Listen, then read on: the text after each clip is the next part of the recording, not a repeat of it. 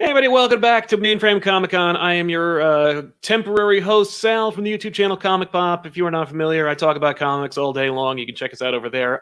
I'm about to be talking to an incredible creator. You know him, you love him. It's Ron Mars, the creator of Kyle Rayner and operator of so many incredible things that I know you know and you enjoy. Ron, thanks for being here, man. No problem, Sal. Thanks for stepping into the breach, doing the hard work. No, man, you back-ended it by doing all the hard work, by being here and being wanted, you know. So yeah, man, I mean we could talk a little bit about your bibliography, but like I don't know, I mean there's so much credit to your name that you have worked on over the years. There's so much coming out. I know you've got a Kickstarter, well, I don't want to call it a Kickstarter, but a upcoming project that we got to talk about right now because we got to get some eyes on it. What are you working on right now? The current Kickstarter, because it is a Kickstarter, is Dreadstar Returns, which is Jim Starlin's return to drawing, and I am the editor on that book for Ominous Press, which essentially means that Jim turns in his pages and I go, that looks great, keep doing that, and we send them off to get them lettered, and then they go back to Jim to be colored and all that. So that's what is taking up a chunk of my space, and in addition to writing various and sundry things. But the Kickstarter's been, it's been hugely satisfying, really, because I'm in this business because of Jim. He's the one that suggested I write comics. He's the one that showed me how, guided me into Marvel, and so kind of coming full circle like this to be a part of Jim coming back to Dreadstar and coming back to drawing after. Got to be about 4 years now that Jim was not able to draw, and he had an accident with a soda machine, and not putting a dollar bill into a soda machine, but a compressed air soda machine. Okay. That exploded and took out a chunk of his hand, and his drawing days seem to be done. But over the last few years, he's worked himself back into shape, and he's drawing Dreadstar again. That's amazing, and a fantastic tale. You know, you gotta have that be your next project. The overcoming obstacles and whatnot. Just repeated panels of Jim Starlin squeezing a tennis ball to get his drawing hand back into shape. Yeah, it's actually funny. I was literally just going over that the Marvel The End book that he did from back in, I guess, 2006, and he drew that, and he drew these like that 2 double-page splashes of everyone in the Marvel universe ever, and I'm like, and I remember remarking to my friends, like, it must have taken days, weeks to do this, and I'm sure I'm sure he was like, I don't want to draw another damn character ever again after this. Well, we had talked about because last year we did a collected edition of all of Jim's Dreadstar stuff. We did 3 omnibus volumes that collected all the Dreadstar stuff that Jim wrote and drew or just wrote, about 1,500 pages, and I think that sort of got his juices flowing again, and wanting to tell more Dreadstar stories. And we had talked about, well, who's the right guy to draw these things? Because at that point, a year ago, there was no thought that Jim would even draw it. And then finally, towards the end of last year, he called me up and said, "Well, I've been drawing that story. I've got about He was already working on it. Yeah, I mean, he didn't tell anybody. He didn't tell me. And so he said, "Here, I'll send them to you." And a PDF popped into my inbox of these really gorgeous Jim Starlin pencils, and I said, "Well, I guess we found our artist, didn't we?" Yeah, that's amazing, man. Now, as a comic book veteran, as a writer who's been working on books for, I want to say 30 years, 25 years? 30 years. 30 years. I haven't had a real job in about 30 years. So, and this is a real job, man. I got to tell you, like, no, I got the fake job. My job is talking about what you guys actually do. And let me tell you, like, the world of comics from where you started and where we are now, is it as drastically different as I'm about to ask if it is or not? Like, yeah. Oh, yeah. It feels like it. In every way, in the way we sell them, the way we make them, the way they're distributed. When I started in the business, my first gig was co-writing a Silver Surfer annual with Jim Starlin in 1990, and you know, everything was done by hand. Pages got shipped back and forth in the mail. I sent scripts in via fax or maybe FedEx. Mm. I didn't finish a script and attach it to an email and send it off, No. or put it in a Dropbox none of that stuff existed. So the way we make comics is completely different, and a lot of the ways that we sell comics are the same. You go to your local comic shop every Wednesday, get your stuff. But now there are so many other venues. I mean, you can walk into virtually any box store and find comics. You can walk into Barnes and Noble and find a huge graphic novel section. That didn't exist when I started. That's true. And obviously, digital distribution was in no way even a spark in anybody's mind. So, and I think the kind of comics, the kind of stories we're telling in comics is vastly different, vastly improved. And the audience that we're selling to is vastly improved. It's a much wider, more diverse audience than comics have ever had. That's very true. And having delved into the Kickstarter experience, I can imagine that it's not unlike every other form of, I don't want to say disposable, but let's say serialized media that people can consume: DVDs, shows, movies, animation, even. But like literally, it's become a kind of a la carte system where it used to be you'd be like, all right, we got to cast as wide net possible. At least that's how it seemed. Like we got to try to and appeal to the largest amount of people, and the more niche you got, the more you kind of like lost it, or at least lost your negotiating footing. Right. And now you're kind of like, well, I mean, I really want to tell a story about this particular instance of the human condition. I guess I'll just kickstart it and see if there's an audience, and if that's the case, boom, I'll just sell it to that audience specifically. Well, the gatekeepers are much different and much fewer. Right. When I started, you worked for Marvel or DC or maybe Dark Horse. Yeah. Image didn't even exist at that point. That's true. There were a lot fewer options to do your comic.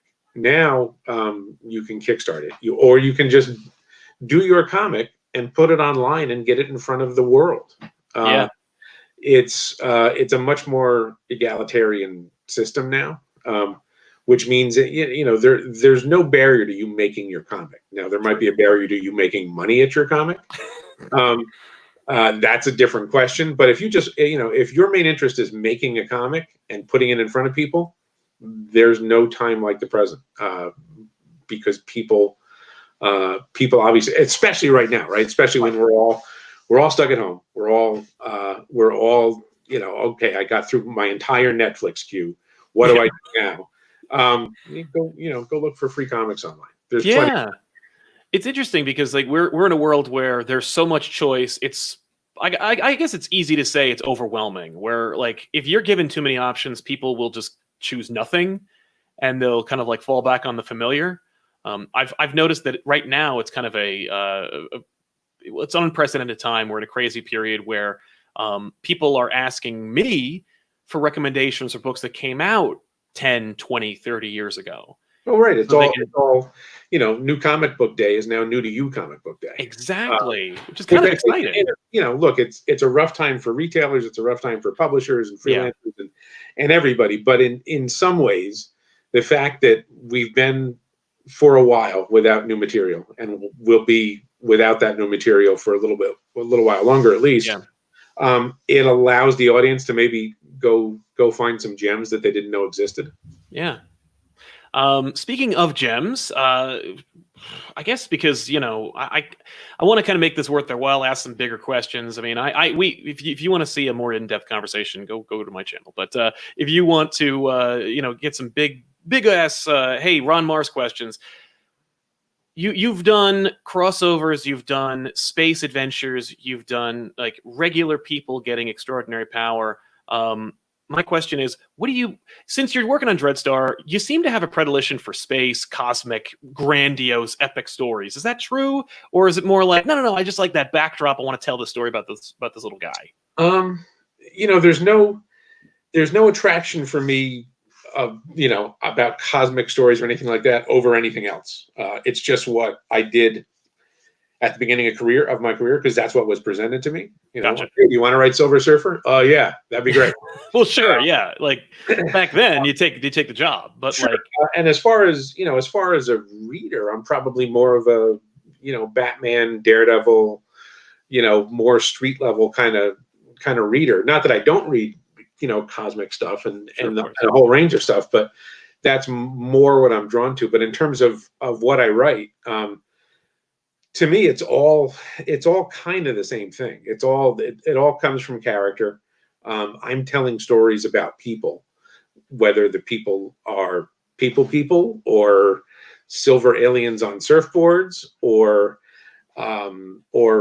talking animals or whatever it is. You're still mining characters for stories. So Yeah. I don't approach a cosmic story any different than a horror story or a fantasy story. They're all sort of the same thing for me, but I stretch different muscles when I work on them. So that's one of the reasons I've tried to do a bunch of different things in my career, is because I don't want to just write the same kind of story all the time. Right. You don't want to get typecast, but and I assume that there's I don't want to say, yeah, there's kind of a continuity to your work though, where it's like you watch how one kind of feeds into the next, and it's kind of it's not so much being, I don't want to say typecast, but it's more like it's a beautiful kind of like river of content where it goes from here to here to here. Well, I hope that's my voice coming through in some ways. Yeah. And I'm certainly not the one to judge that. I'm far too close to the work to actually see the forest for the trees. True. But I do what I do because that's how I know how to do it. I don't try to put on a different hat every time I take on a new gig. Yeah. I just do what I know how to do. Visually, narratively, it's all kind of, this is how I, this is how I, these are the tools I have, and this is what I know how to do with them. Right. Right. When you approach a new project, what are some things that attract you to it? When you're like, you at this point have your options at this, you're like, I could do this, I could do that, I want to do what makes you excited now in today's Ron Mars career? Like, I'll, just whether it's going to be fun. Like what I did Turok last year for Dynamite. yeah. And that was, hey, dinosaurs. Everybody loves dinosaurs, or at Right. least I did, and I do. So that to me that's going to be fun. There are dinosaurs in it. There are going to be dinosaurs eating cavalry soldiers. That's what I want to do. It's really, look, this is a job, and you treat it like a job, but it's all like, how do you find your way into the story? Yeah. And you could hand 10 different writers the same story, and we would all approach it slightly differently, which is, I guess, which is good. I mean, ultimately, that's why publishers are hiring, me versus somebody else versus somebody else versus somebody else. So I pick the jobs like, what seems like it's going to be fun to sit down and do 10 or 12 hours a day, 7 days a week. Right. Because this job still requires long hours and a lot of me time in this room. Mm-hmm. It's not a bad room. It's a dope room. I'm very jealous of your Superman. I think is that a bank or a cookie jar? That is neither. It's just the statue. That is just a bust. The bank is up there next to the cookie jar. Okay. The Warner Brothers stores were, if you were a DC freelancer in the 90s, the Warner Brothers stores are very good because you got the employee discount. Oh, so, really? Nice. Oh yeah. All you had to do was show up with a DC paycheck and you got the discount. That's cool. That was a good thing. So yeah, for me, it's just like, how am I going to have fun doing this, and can I find my way in the story? Right. Like, can I find something to hang on to in the story, and make my way through the story. And sometimes you don't. Sometimes you get, an issue or two into something and you go, man, I don't, where am I? How did I get here? So it's not, you don't always make the right choice, but I think most of the time, and I've been doing this long enough, hopefully most of the time, that you figure out how you want to carve that particular block of marble into the statue that you're going for. Sure. Out of the Mount Rushmore of your influence on these characters, what would you say? Like, who would you put in your Mount Rushmore? Who's your like, these are my characters? So as far as I'm concerned. Well, I mean, ultimately, that's two different answers. One is your creator-owned characters that Naturally you made up, that you created, and you still own, and they're your thing, and that they're a little different. In terms of other things, Silver Surfer, Green Lantern, Witchblade, I think are probably at least 3 on the Mount Rushmore, because I did those the longest. I did 5 years on Silver Surfer, 7 years on Green Lantern, and probably close to 10 on Witchblade. Yeah. So the ones that you find out are the right fit, the ones that you feel like are that comfortable pair of jeans and a hoodie. You tend to stick around as long as you can. And now runs that long are not very common in comics anymore. No. But I love doing stuff that had that amount of time to it, because you could tell all sorts of different stories if you knew you had sort of an open-ended commitment. Right. Ron, I think we're just about wrapping up. So I want to say thank you so much, not only for being here today, but also for your contribution to the medium, for your incredible insight, and for your creativity. You've influenced this medium in incredible, fantastic ways, and we are indebted to you for that. And of course, we do appreciate you being here on this show and at this con. And we look forward to seeing more of you. Where can they go? Where can they see more of Ron Mars? Let me see. RonMars.com. ominouspress.com, and my Twitter is just @RonMars. Nice. Easy enough. Thanks a lot, Ron. Thanks, Todd. It's a pleasure. All right. What's up, everyone? So this guy just came to my house and he's like, hey, I'll trade you an Amazing Spider-Man number 121 for all your toilet paper, all your food, and your Nintendo Switch.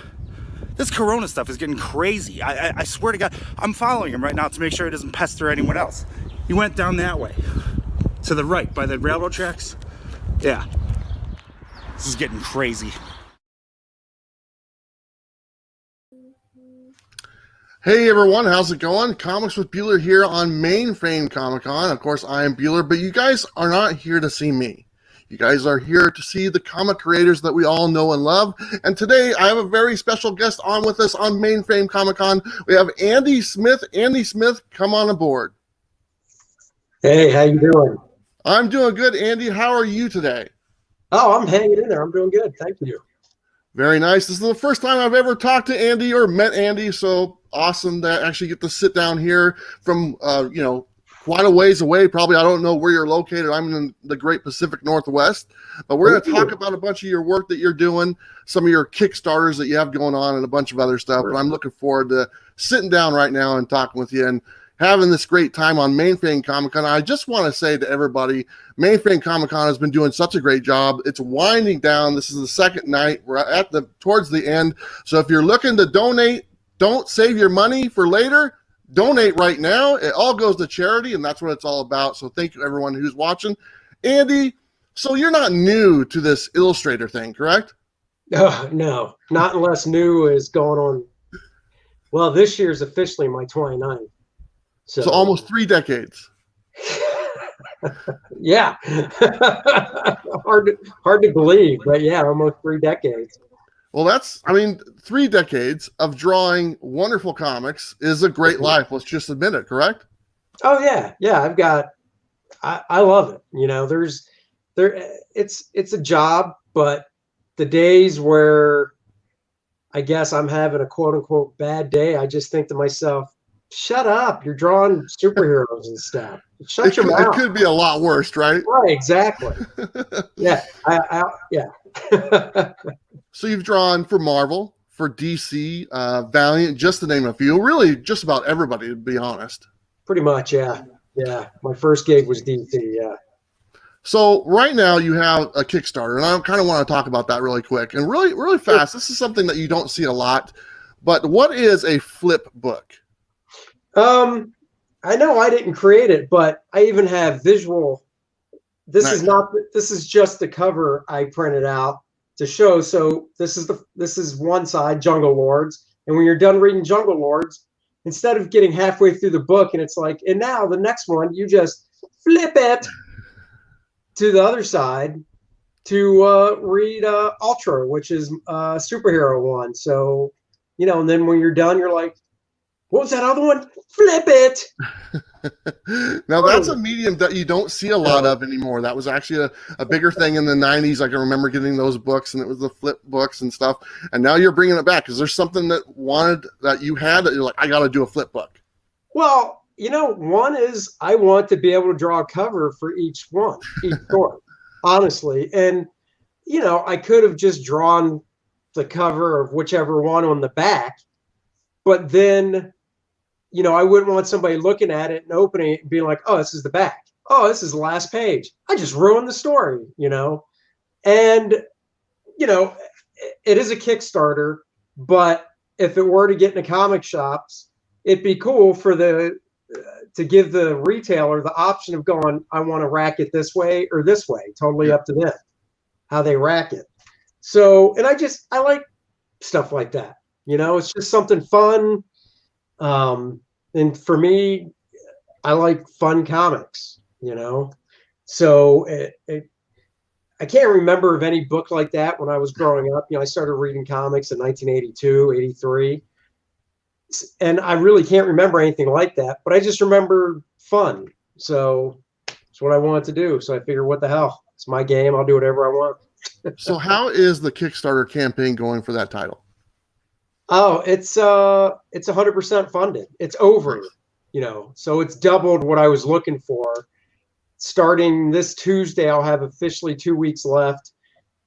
So, it's already made its goal, and on my side, the work is done. I just, I have a colorist I'm working with. So once it got funded, I was like, well, I guess it's okay to send him the rest of the stuff. So I sent him the rest of the stuff and said, get cranking on it. It's, I'm adding a new stretch goal to it. I sent out an update today, and one of the covers, there's a variant cover for the Ultra side by my buddy Bart Sears. And,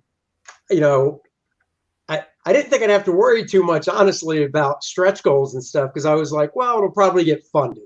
I set a pretty modest goal, and going into it, I really just thought it'll meet that, and maybe $100, $200 more. But it went past it, so I was like, oh, I got to do some stretch goals. So I hit up my buddy Bart again, and I was like, hey, man, how about a Jungle Lords pinup for the inside? So kind of like old school comics, too, with the Marvel Masterworks pinup. Right in the centerfold of the book where the staples are is where I'm going to put Bart's 2-page spread pinup. So if somebody were to be like, I want to yank that out, they can just pry the staples up and take it out. And, there won't be story pages on the back side of it. So it's not going to be anything integral. It'll be, I'm not having ads in the book or anything, but I'm having sketchbook pages and stuff. So it'll probably be something like that. So it definitely won't be, well, if I take this out, there's a story page on the back of it. So nothing like that. So you're most well known for your artwork, but you didn't stop there on this book, correct? You decided to not only do the artwork, but are you not the author of the book? Yeah, for Ultra, the superhero side, I wrote the whole thing. And then there's a 2-page origin story that's kind of like the way DC did their 2-page origins after 52.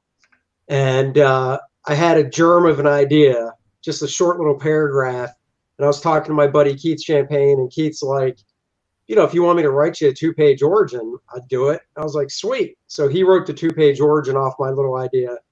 And then the Jungle Lord side is actually an idea that I had that I fleshed out with a buddy of mine in town that is a comic book fan, but he's not a, known creator or anything. He's actually a high school teacher.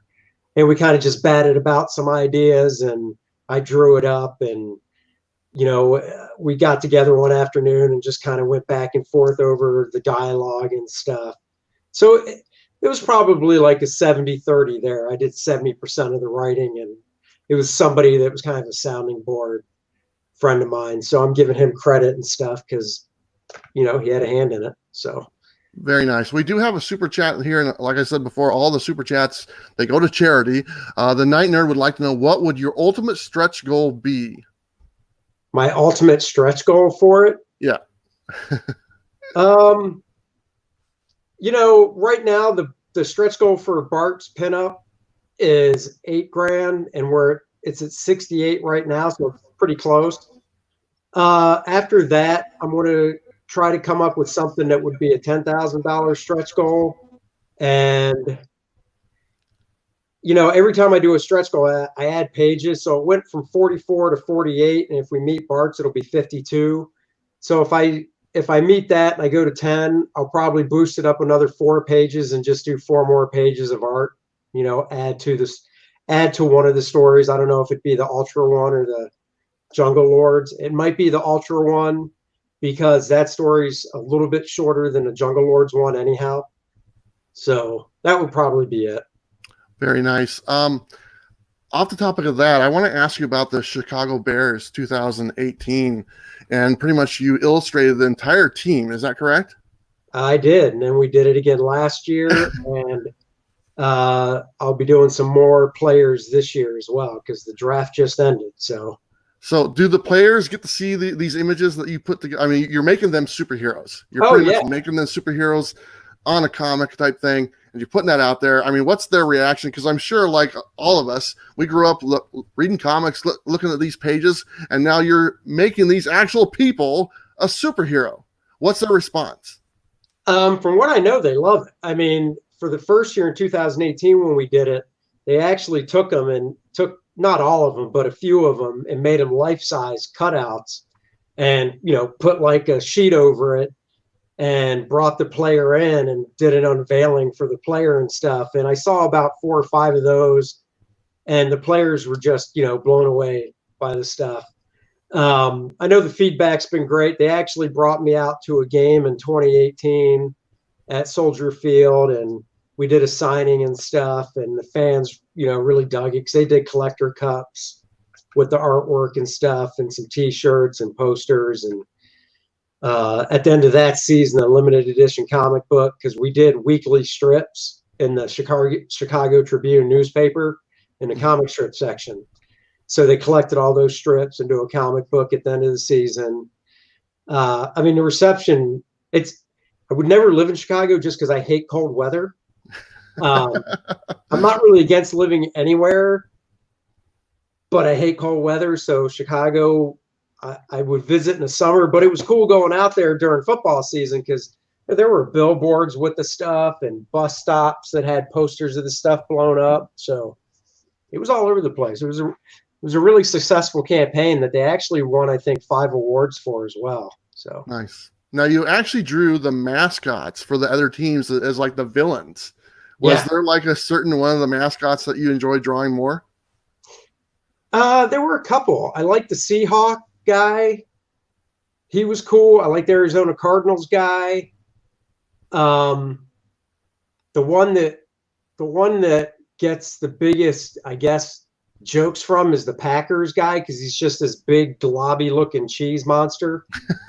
It's just this big gloopy, and there's drips coming off of him and stuff, and there's like stink lines coming off, and he's colored yellow, and the stink is colored like a greenish, because of the Packers colors. So he's always one to get a good laugh, but I'd have to go Seattle and Arizona. And of course, I'm a Cowboys fan, and I got to draw the Cowboys. So that was cool. So that actually brings us, there's another super chat in here from Night Nerd that said, are there any other sports teams you would like to draw for? I mean, any of them, really. It was fun to do, and I'd love to branch out and do more. We did do a Panther for the Panthers, because when they went to the playoffs in 2018, we had to forecast out looking at the whole roster of who they could possibly play. And I had to draw opponents for every team, because we had no idea. And it's not like when it comes down, there's enough time to do it. So we had to have them all in the can. And since I live in Charlotte, the Panthers would be cool. I did a shot of Cam Newton a few years ago when they went to the Super Bowl that was shown on the local news here. you know, I'm a big football guy, so football is my game, but I'd be glad to do, you know, any sport really. Now you also do commissions, correct? Oh yeah. Oh yeah. I have to ask, what is the strangest commission you've been asked to do? Be honest. I mean, it's later in the evening. We can get away with some stuff right now.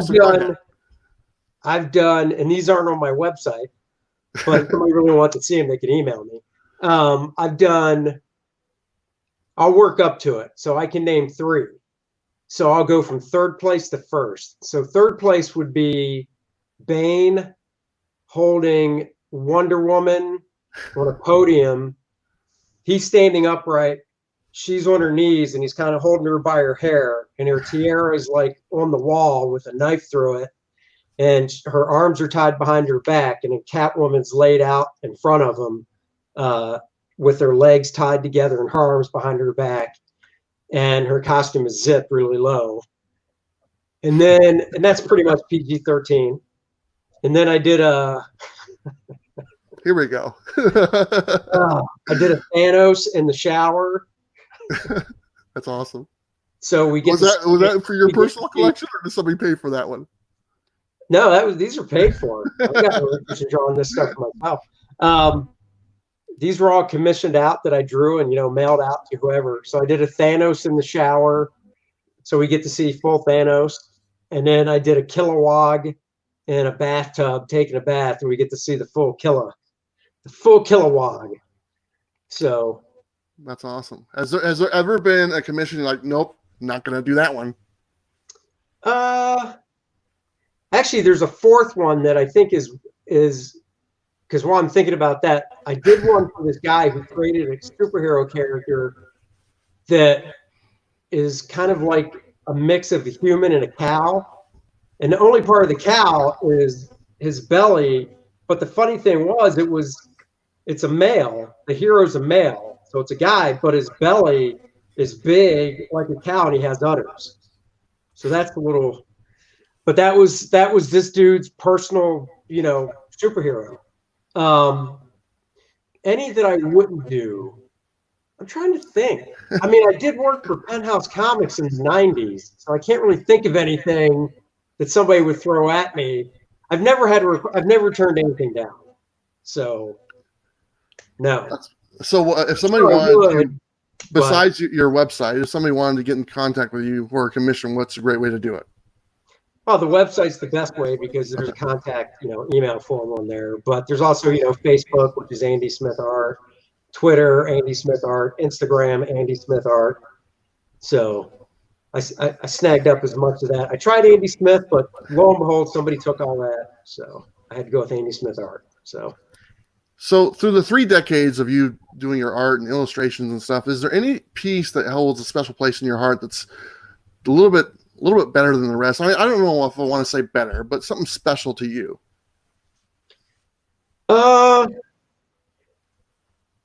Without talking about Jungle Lords and Ultra, my Kickstarter, because that'll probably be it, but it's not out yet, so I won't go that route.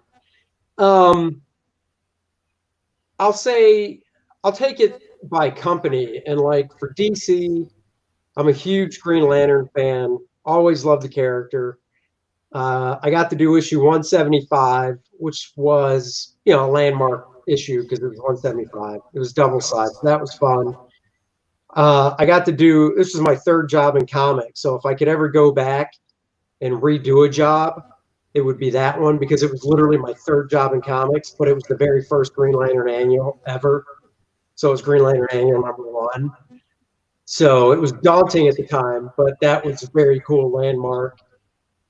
And other than that, probably the first how-to book I wrote, Drawing Dynamic Comics, which came out in 2000, just because it was right at the cusp of, it was right before the big boom, you could say, of all the how to draw comic books that came out in the early 2000s. You know, I wrote it in 97, 98. It came out in 2000, and it was like right around 2001 and up that it was just like every company was putting out a how to draw comics type book. But up until I put mine out, there was probably only a handful out there. And the most notable was how to draw comics the Marvel way. So, that's still something that I get emails about from people saying they bought it. I got one recently from somebody that said they got it when they were 12. And, if you ask me, I go, oh, that's not 5-6 years ago. But I mean, the book came out 20 years ago. So that person's 32 now, and they're an artist for a living. And they said that they have my book and they still look at it and whatnot. They do animation stuff for a living. And I've had other people, young artists tell me that as well. So that's just the ultimate of cool. So, like I said at the beginning, you've been doing this for quite a while, and over the last, let's just say 30 years, for the time that you've been involved, the industry has changed quite a bit. I mean, Kickstarter is a huge thing right now to get books out there. Is there anything that has surprised you from when you first started? Yeah, I mean, I think that you nailed it with the crowdfunding with Kickstarter and Indiegogo and stuff. It's really, and just, sounding like an old guy, but just the internet in itself. I mean, internet obviously has been around. I got my first computer and email and all that in like 96.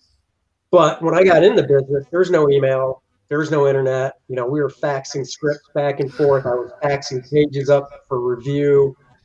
So I think it's just so easy. There's no excuse and no reason to not get something out there if you really want to do it. You can create a blog for free.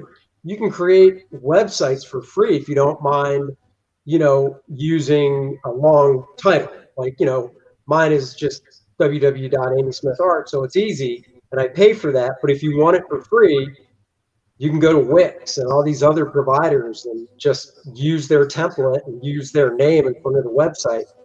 And Facebook. I've told people before, create a Facebook page for your creation. And once you get a few, if it's a weekly strip or a daily strip, or even if it's a comic book, once you get it done, just start posting on social media and just start putting it out there and stuff. It's so much easier to get seen and get your stuff out there than it was, when I got into business. When I got into business to get into comics, it was do your sample pages, either try to get an appointment at Marvel in DC and go up to New York and meet face to face, which is what I did, or it was mail, because there's no email, mail your samples into the editor and try and track down the phone number and follow up with a phone call. It was so much harder. That I think today it's a lot easier to get your stuff out there. Now, that being said, it's a double-edged sword because it's so much easier. There's so much stuff out there. Yeah. So.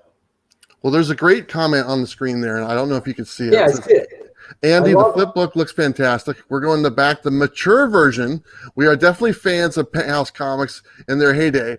I was a fan of Penthouse. I didn't know about the comics, but looks like you got some fans out there, my friend. Yeah, no, it's funny because I did originally there was 2 versions of the book, but the only difference was in the Ultra version, there was a page swap, where in the regular edition, it's definitely, I should say the book itself, even the regular edition, is definitely 15 and up because of language. And in the regular Ultra story, regular edition, there's the page of 2 of the female characters in lingerie that might be a little see-through. But that's it. Nothing bad. But on that same page, I was able to swap out the top panel and do a mature Penthouse version, we'll say, for that one page. So I did an alternate version of the book at a higher level, limited to 50 copies, and it sold out like that. And then people asked me if I would just, on the Jungle Lord side of the story, if I could do something with them. And I was like, I mean, they're in the jungle. There's technically no reason that they would wear loincloths. I mean, the only reason they did it on TV, Tarzan never really did in the books. He just did on TV because it's TV. So I went through every page and did patches to everything. So now the Jungle Lords are running around in their birthday suits throughout the whole story. And that's the mature version of the book. So the whole book is at a different pledge level. and stuff, and it seems to be doing well. So Very nice. So I'm going to go back even further in the history because I like talking about the past a little bit. I love it. So, you know, you got your artwork, you find that you have this ability to translate your thoughts in your head to a piece of paper and they look fantastic. Eventually a publisher picks up on it and you're able to put your artwork out there. The transition from just doing artwork and matching that up with a writer's story, did you have any, was that difficult at all? Not really, because I think part of it's because I went to the Joe Kubert School of Cartoon and Graphic Art from '88 to '91, and I was lucky enough to have Joe in my second and third year. And Joe is just, I mean, obviously for me, he's just a god among comic artists, and just was one of the nicest people you could ever meet. So I had him for storytelling for 2 years, once a week, 2.5 hours a class. And he really just pounds that into your head about how to tell a story. So when I started working at Marvel, it was the plot method, which I don't know anybody does anymore. And plot method is literally just, page 1, and it's a block of text, not broken into panels, just the description of what happens on the page, with some slight dialogue indications, just so the artist knows, oh, is this dude happy? Is he angry? Whatever. And you got to break it down into panels and everything. And that's how I started in the business. So it really wasn't that difficult at all. And a funny story is, fast forward to, I think it was around 2006, 2007, I did a couple issues of X-Men Forever. And when I got the gig, the editor was like, hey, Chris Claremont's writing a book. And he's like, now, I just want to let you know, Chris writes plot style, the old school plot style. I hope you're comfortable with that. I was like, yeah, man, I'm good. I haven't done it, in years, but that's how I prefer to work. That's how I was taught, to work from. So no worries. And then I found out after I did it, and I never actually talked to Chris. We just messaged on Facebook privately. But he said he was just thrilled with the 2 issues and, just loved the stuff. So that was, cool. Yay. Hey, there's another question from Chris Barrett real fast. Andy, any stories of Joe Kubert that you would mind sharing? Joe had, when I pictured Joe, I pictured jeans and a button-up shirt of some sort, tucked in. That was like his attire. And, when I went to the school, like I said, it was '88. So he was born in 26. So he was like, 62 at the time when I went, 62, 63. And that dude just had a killer crushing handshake. And it's I'm right-handed. And, if I go in for the handshake and it's just like, dude, I got to draw that. And I would tell him, because it was, he's that type of guy where you see him and you're, hey, hey, Joe, good morning, handshake. And I would always joke with him, be like, Joe, I got to work with this. Is this how you take your competition out? Another thing he would do too, when you're walking down the halls, the Kubert School is in the old Dover High School, Dover, New Jersey High School. So it was in fact, his kids went to that high school before he bought it. And you'd be walking down the hall, and if it wasn't the handshake, he'd also be like, my boy. And he'd give you that pat as he's walking down the hall. Pat, I'm not joking, dude. That pat would just slam you into a locker. So you're walking down the hall, and you're like, hey, Joe, what's up? And he's like, hey, my boy, pat, into a locker. You're like, dude, come on. Because he was, you saw pictures of Joe, and the pictures in the brochure that I got from the Kubert School in the early '80s, because I knew from middle school this is where I had to go. And the brochure just showed this, this larger than life guy sitting behind his desk, and not obese or anything like that, but he had some weight on him, right? And when I went through the school, you could tell he was doing racquetball. He said he was, and he would really try to beat in your head too. Look. You're sitting on your ass for 12 hours a day. You've got to be physical and do some exercise. So I think at some point from whenever that picture was taken to when I met him, that's where that came about. He was slimmed down and he was in shape. And he was just he was just a presence of a guy. Another story is there's a friend of mine in class, and we had to do a cover for just any comic book. The assignment was just make up a cover, you know, and it could be DC, Marvel, could be your own thing, didn't matter. And this guy liked to do underground comic stuff. And underground comic stuff in the 80s, he had the perfect styles, Art Crumb looking type stuff.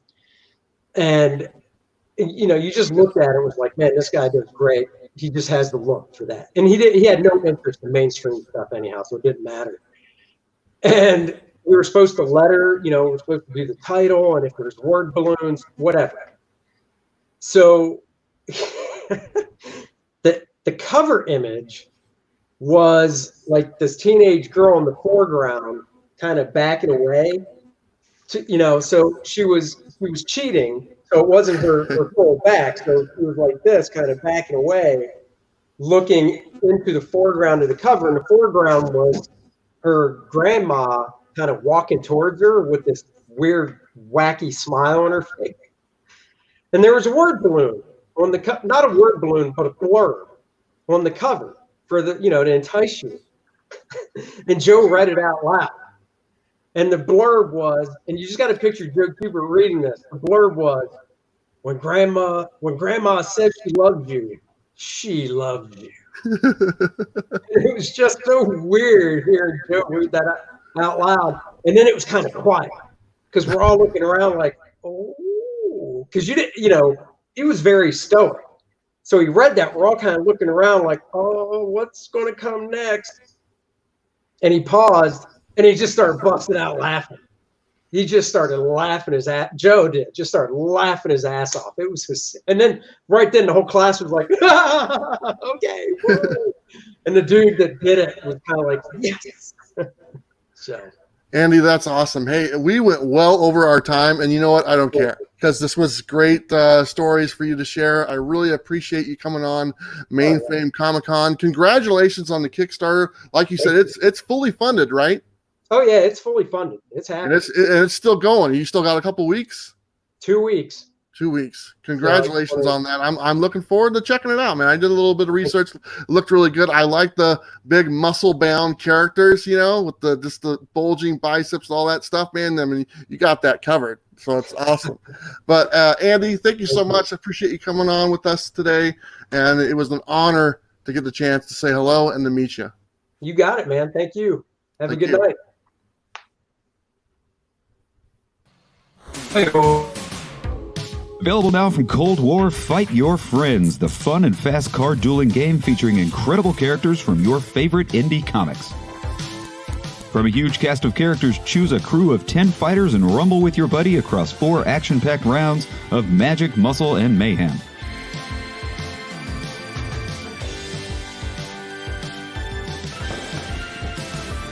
Fight Your Friends. All you need is 10 cards, 10 minutes, and 1 friend. Hey there, from Philadelphia. Hey everybody, it's Amber from Miami Beach. Hey guys, Steven here from Team Comic Con Africa. Hello, from Philadelphia. Hello from Boston. Hello and much love from Seattle. Hello from Manchester. Hello from New York. Hey from New York. Hi everyone from New York City. Hello from Chicago. What's up from Miami? Hello from Chicago. Hey from New York. Saying hello from Seattle. Hey from New York. Greetings from Los Angeles. Hey guys, it's Lance with Reed Pop. Just want to remind you that we're all fans too here at Reed Pop, and we miss you guys. We're super excited that as soon as we can to start building awesome shows for you again, whether it's New York Comic Con, Emerald City Comic Con, PAX, Star Wars Celebration. We're ready to go. We'll see you soon, I hope. What is this? The Wednesday show cut me off in between with a bumper? Look, man, I was just going to play the bumper for the sake of having a bumper in between the content, but you came on and you're all like, "Hi-yo," and I was like, "What?" So I feel like you cut me off. I feel like I'm hosting the Wednesday show. I was excited to talk to my friends. Give me a break. I'm excited to talk to anybody. I've been spending this entire weekend watching my friends talk to celebrities and legendary comic book creators, and I'm sitting in the backstage saying, why can't I talk to anybody? And then I got to talk to Ron Marsh for like a half hour because he showed up early, and it was really freaking cool. Yeah, during the Robot Chicken panel, I was chatting with Breckin Meyer behind the scenes most of the time. I told them to wrap it up, and he told me that he was the boss of the chat and that I needed to wrap it up. Yeah. I almost dropped him from the stream just to be funny, but he was a funny guy. How are you guys? We got another panelist coming to join the group. One of the best. Seawood. Seawood 19. Oh my God! Too many. Stutter. Too many clickers. How's everybody doing? Bueller, you killed it on that interview, man. Nice to talk to you again. How you doing? I'm doing good. Seawood, how are you doing, man? Oh man, I'm just sitting here trying to get as much content cut up and re-uploaded so it's easier for our viewers out there to get to. So hopefully my computer doesn't completely crash, but I'm doing good, man. Thank you. Now, let me just say, okay, I mean, these guys came to me, or Chad came to me, and so my segment on this is just really simple. It's like I show up for 15, 20 minutes, and I do my thing, and that's really easy to do. I can do that any day of the week. These guys right here, all these guys, and all the guys behind the scenes putting this together, this is not an easy task. Bueller, these guys have done a fantastic job. Yeah, those guys Congratulations up there, on Chad two great nights of just entertaining content that you guys are bringing to YouTube, and a virtual Comic-Con has come to life because of your guys' efforts. So my hat's off to all you gentlemen. Congratulations. Hey, thank you so much. In addition to the 2 nights that we've done on Mainframe Comic-Con, we went from, what was it, 4 o'clock to midnight on Friday? Yeah. Kickoff night. The kickoff night, I had a hangover before it was even over. It was classic Comic Core. At the end of it, just totally went off the rails, and that is just more for Carson to cut out. And starting to kind of good at editing, maybe. But yeah, it's been a lot of work, and hopefully it has paid off for everyone. It seems like everyone's been having fun this weekend, so I hope that is the perception is reality. And John knocked it out of the park with that Donnie Cates interview. I mean, hands down, the best Donnie Cates interview ever done. I think the best point I made all weekend was just going, bye-bye. Yeah, I was sending Instagram photos out there. Look at the set. I'm making it nice for Donnie to look at. Forget he doesn't. He sees a spinning wheel for like 10 minutes. That's it. What are you gonna do? I was sending Jason Cantu messages beforehand, and I was like, "Look, we want you to lightly blow the guests. Don't fanboy out crazily. You know, people are going to want to get at him in the super chats and ask questions. Let's make sure we facilitate the chat." And I think that he ended up doing a really, really great job when he thought he was going to have support. Yeah, that was a challenge. It was a challenging situation, and hats off to Jason because he had to rise up and manage all that, and that was awesome. He killed it. But yeah, very, very funny, Bueller. Chad, what's going on, Chad? Comics Club says, speaking of hats, where's your Comics with Bueller hat? Is Adidas paying you? Advertise for yourself, not them. I've never had a Bueller hat made yet, but it's something I need to. I've always worn an Adidas hat. Ever since I've worn a hat on the show, it's always been Adidas. I thought so. Yep. Yeah, I think that the one thing that this con is missing, I heard Chris Barrett talk about it in the chat earlier, is merchandise and things to actually physically buy. I kind of feel like my ass is sore from all weekend, but my arms aren't sore from carrying around bags of crap. So at least that's going. I got that going for me. I was telling Jason I missed the cosplay side. So we put a little 40-minute cosplay segment together last night with Kachung and Delphia at the end of our late show. But I missed the cosplay. I always enjoy the effort, the work, the pretty ladies, the just the fun of it. The cosplay is awesome. Are we all looking at John? Is that what we're doing, Chad? I'm looking the wrong way. I'm staring off into the distance like an underwear ad. Riveting entertainment, guys. But all I know is, you know what else is riveting?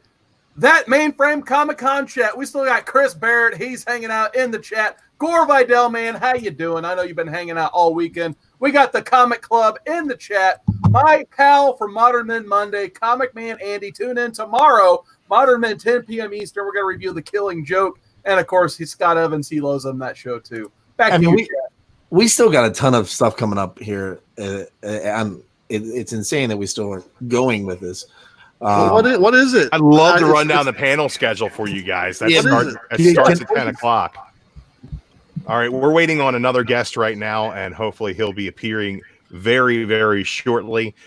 He's due at 9:30, and we got 9:24 on the clock right now, so he's got some time to show up. But at 10 o'clock Eastern Standard Time, we have a panel about how to kickstart your comic book, and we've got some really, really killer guests who are going to be a part of that panel, who are familiar with the process, including Jason Inman and Ashley Victoria Robinson, as well as Christy Shin and Charlie Stickney. So I know you guys are familiar with the projects that they work on. There's some really awesome creators that are going to tell you guys how you can get started with kickstarting your own comic book.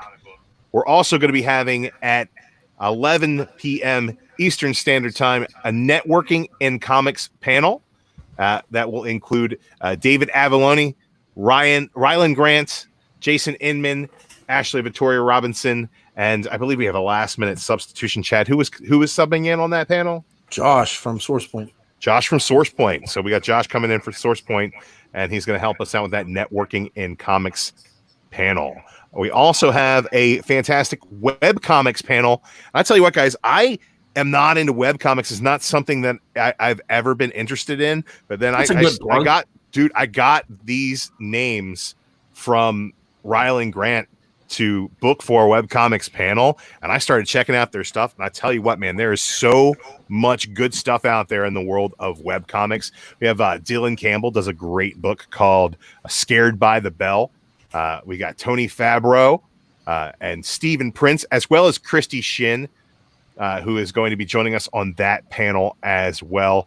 Very, very excited to have all these really great artists come together and show us some information on how we can succeed in webcomics, how we can network in comics, and also how we can get things started with our own Kickstarters as well. So really excited to roll into the panel schedule. Can I just give a quick thanks to everybody? And then I gotta bounce. But you do what you want to do, Bouncy. Huge thanks to all the guests. Huge thanks to Chuck Loda Comics, and honestly, Alec and Drew don't get enough credit in this entire thing. No respect. I think we got an appropriate amount of credit. But they you keep guys, pointing at us now. you guys definitely stepped up. Kat Wren for doing the Friday show, and then and moderating, and John and Jason for doing that the late night crew. That was fun, man. You guys had a blast. Greg Rucka and Matt Fraction. Yeah, that was awesome. Can I also almost Donnie Cates? Can I give a quick thank you as well? Yeah, sure. I want to thank our other moderators in the chat, especially Chris Barrett, who unsurprisingly has been in the chat all weekend moderating like a champ. So thank you guys for helping us out while we were back here. And big shout outs to Jason Cantu, Comics Misexplained. That dude, he was not here for a little bit now because he went to another show to do a show that he has planned weekly, and he has been on here like 24/7 in that chat, letting people know super chats are important, letting people know how they can get their questions answered, and taking care of anybody who's been a problem. It's been really, really great working with Jason, and I know talking to him off air, that Sal Crivelli appearance would not have happened without his help, and he got him together last minute after we had a big miscommunication. The absolute MVP for me this weekend is Jason Cantu. He's had my back all weekend long. Great dude. And then also Bueller and Legend, you guys, everybody that has joined us. I know we still have some other people coming up, right? Shout out to TiVo for coming on and killing it this afternoon with Bart Sears and Stephanie Phillips. That was great. Shout out to Robert Meyer Burnett, who has been a wonderful asset for both sides of this thing, the celebrity and the comic side, all weekend long. shout out to Reggie Collects for the job he did with Brittany and CGC and bringing on Clayton Crane to talk to us. And you know what? Shout out right now to Simple Man and Bolo. We had a technical difficulty that we could not resolve, and the train had to keep rolling. And they were supposed to be in on the Mad Cave Studios project, but unfortunately, we could not make that happen. I'll take all responsibility for that miscommunication. That's on us, guys. We are so sorry, and thank you so much for all the promotion that you've given us going into this weekend. Those guys were an asset, and we are sorry we couldn't feature them this week. And John, your interview with Donnie Cates was, I mean, it was everything. It was epic. Yeah. At least John didn't give him a ring and try to kiss his feet. Yeah, I grabbed like 3 screen grabs, and I've already posted them on Instagram. So it looked like you interviewed him. Yeah. Real quick, I just want to give a shout out to Chad. Your living room has never looked better. Oh, I just want to give a shout out to the chat right now. Who's going to be a shout out to me? Yeah. Hey, so one behind the scenes, I think Alec is the only one that saw it. When the Robot Chicken crew came on, right? Did you see that they were all what they were saying in the chat? Yeah. They were going to come to my house and do a purge. Yeah. Because that's why they were wearing the masks. Yep. They were like, we're going to go to Chad's house and purge. As funny as that panel was on air, it was just as funny behind the scenes. They were chatting in the private chat the whole time. Those guys are unbelievable. And then also the kids in the hall at the end of the video when they were picking up the props and saying, "Oh my god, I was losing my mind." They just kept on showing stuff. They were like, "Oh, and this inspired me. I found this picture in a dumpster in 1930." This is one of my prized possessions. We've got good shout out to the Hero Initiative. Yeah, big shout out to the Hero Initiative. If you guys have not yet given this weekend to the Hero Initiative, go to mainframecomiccon.com, hit that donate button, or stay here and send us a super chat if there's anything that you want to get through to the people who are on screen. It is the easiest way to get the attention of anybody who's talking. It flashes up, it's a bright color, and we will put it in front of their face and do our best to make sure that anybody who's on screen answers any super chats, man. Any guesstimates on how much we raised, Chad? Do we have any sort of tally information yet? I'm still working on the super chats and the donations through the PayPal account. I could probably have some by the end of the night. We will have something by the end of the night. We will come back for a panel much like this with as many people as are still alive at 1 a.m. to close this thing out tonight, guys. So at 1 a.m. Eastern Standard Time, hey, if you're a West Coaster, I ain't so late. Yeah, might be able to stop like by. Pre-bedtime. Yeah. But hey, guys, I got to go. Have a good one. All right. Bye, Chad. We are waiting right now on our next guest, and I don't want to shout him out because I haven't heard from him yet. So if he doesn't show, I don't want to blow his spot. Well, you can keep hanging out and chatting. Yeah, I just want to keep hanging out and chatting. It's funny because this is what we're so used to doing, but this last 3 days have been so off the books for what we usually do. That right? Like, oh, right, we used to do this. I tell you guys, this has been a roller coaster of emotions all weekend for me, just because of how much I threw myself into this project and in how many ways. Just basically being home alone with no job to go to. I'm a restaurant worker, a bartender, front of the house worker, and it's unfortunately my job no longer exists. So in this social climate of social distancing, you can't go to a bar and get a beer, so I can't pour it for you. And my daughter is quarantined right now at her mother's house, and it's just like I didn't want to sit here and drink my face off and play video games. So I decided, though this is a project, I said to Chad, I'm not doing anything. Yeah. Tell me what you need me to do. Conversation with him. Right? And he gave me some stuff to do, and I kept putting more and more and more and more on my plate because I just wanted this. I felt like the more I was involved, the more I could ensure that this didn't become the Fire Fest of comic books. And I just felt like there were so many pie in the sky ideas thrown out there that somebody needed to come in here and say, yeah, we can go on vacation, not going to the moon. And I felt like I needed to do this. And I feel like we can do this again, and we can do this better, because every bit of this con so far that I feel like, oh, we could have done that better. Oh, we could have done that better. Oh, we could have done that better, has inspired me so much that like I hope I never go back to work. I'd rather do this for free. Yeah, I mean, certainly for the time that the crunch time we took to put this together, I think we killed it, but it certainly has been a learning opportunity. And if we get the chance to do it again, it's going to just be that much better for it. So who was everyone's favorite guest? Let's go round robin real quick. I think my favorite guest was Vinny, the Horror King, on Friday night. Talking to him, talking to a professional wrestler in that capacity was really fun. He's from Rhode Island. What's up, Rhode Island? And I saw his TV debut match where he got gored to absolute shit by Rhino, and he was so tickled by the fact that I saw that. Carson?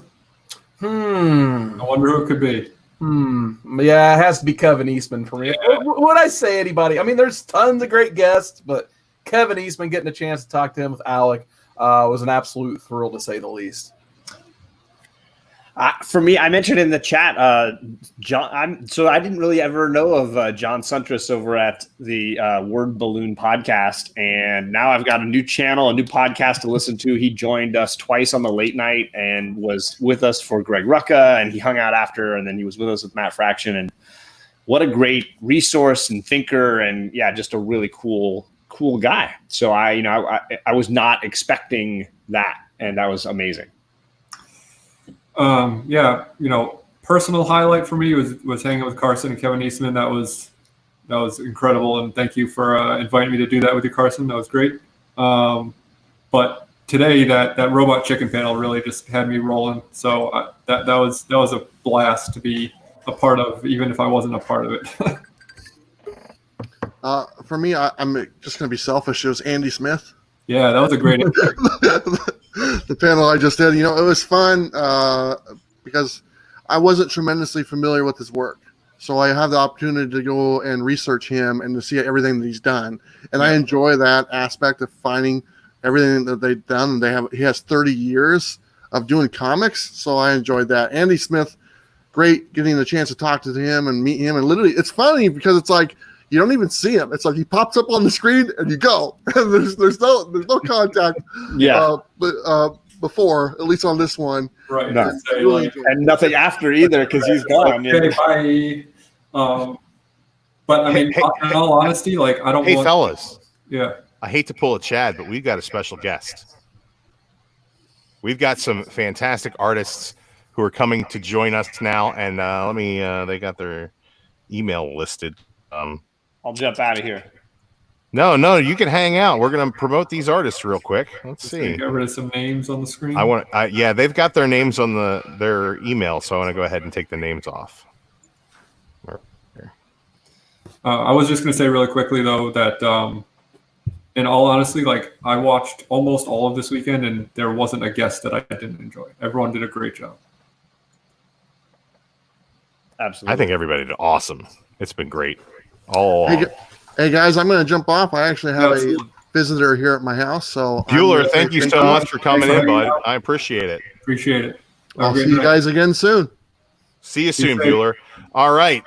This is where'd they go? Where'd they go? They might have left to come back and fix it. The Donald phase. We'll call that the phase-on. It's the phase-on. I pulled the phase-on. Yeah. I tell you what. We look like we have somebody else who is ready backstage. She just turned her camera on. She's going to be on a panel in just a minute. And we're going to bring her on to chat real quick while we see if our other artist guests are going to be able to log back in. Christy Shin. Hey, how's it going, guys? Oh, I'm looking at the right direction because you guys got me this way. I know. Yeah, you're over here. Reverses everything. How you guys doing? Hi, how's it going over there? Great. How are you? Oh, it's actually warm and sunny. I actually went for a walk, and mask on. obviously, but it was real nice. It's definitely a change in the weather, definitely a good thing in general. And it's just been I've been resting today. Like even though you think, oh, you're an artist, you get to sit around and you draw all day, and like yeah, but I mean it is a job. I got to go and rest sometimes. So today is kind of my off day, save for panels today, just because I just want to keep mentally fresh on stuff. Yeah. That's awesome. We're very excited to have you on 2 separate panels tonight. Mm-hmm. You're going to be talking to us about webcomics, and you're also going to be talking to us about Kickstarter as well, which is going to be awesome. I'm excited I'm excited to talk. Yeah, definitely. And thanks for having me on here. It's been fun. I mean, it's definitely keeps your skills sharp in terms of talking with people about not talking to anybody lately. Well, I mean, the thing is that like in like our kind of wherever you are in the world, self-imposed quarantine or solitude or whatever, we kind of realize even one of my buddies, we were talking and it's like, man, I'm a loner, but man, I kind of want human interaction now. Like this is okay, but it's like, actually hanging out physically with your friends, I don't think is going to be replaced. It's just better than nothing. I'm a loner, but not a hermit. And this has made me realize that. Yeah. Well, guys, we've got Brett and Kayla Woodside backstage.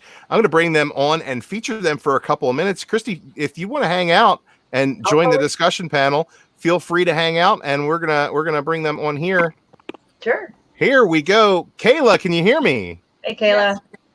Awesome, Kayla. I thought we were having some trouble getting you on the stream there. I'm so sorry. Brett, how are you doing? Pretty good. How you doing? Good. You guys are here to show us some of your art and let us know how we can get into purchasing some of that or maybe get some commissions from you. Guys, I'm going to put you on the big screen while we interrogate you nice and deep and hard real quick. Show us some of the stuff that you guys have been working on. Love the Han Solo cosplay. Oh, yeah. It's the subtle cosplay. Yeah, there you go. Not with the authentic blasters. It's less low key that way. Here's a piece that I did recently. Oh, that's beautiful. That's gorgeous. Yeah. Oh wow. Phoenix. What are the dimensions on that one? This one is 8 by 24. 8 by 24. That's Just awesome. a print of it. But I always start painting the same way. Little thumbnail sketches. I don't know if you see that. Oh, very cool. Oh, beautiful. Oh wow, that is really lovely. Oh, and we got the child hanging out as well. Old child action, yeah. Yeah, I did 2 the child prints for Acme Archives, and this one I was told was the first ever like officially approved, licensed Baby Yoda, well the child like print, official print. That's dope. And I did that one next. I don't know if you can see that one. But... That's amazing. Now, do you guys have an online store where we can find this stuff, or is there a way that we can get in touch with you? Yeah, woodsideillustrations.com.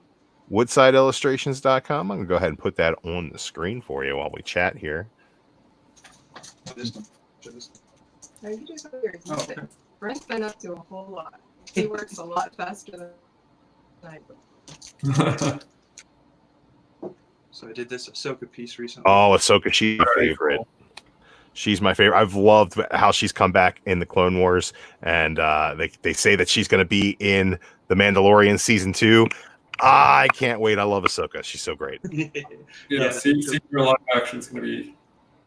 What's that? I'm sorry. So seeing her in live action, if she is in season 2 of The Mandalorian, is going to be so cool. Yeah, for sure. That Woodside Illustration or Woodside Illustrations? They both go to the same site. Oh, sweet. Well, means I can misspell it. As long as you don't do it with a Z. That's true.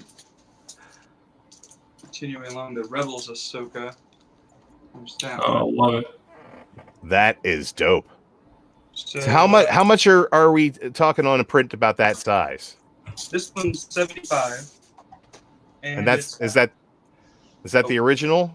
Oh no, this is just a print. Just a print. Okay. There is a Palpatine peeking out from behind the Easter eggs. That's really cool. Now, are those prints signed, numbered, anything like that? Yeah, this one's a limited edition one. I think that one's out of 250. Yeah, I think that's right. That is insane. See Such that great cat work. right about there. That's so cool. I did.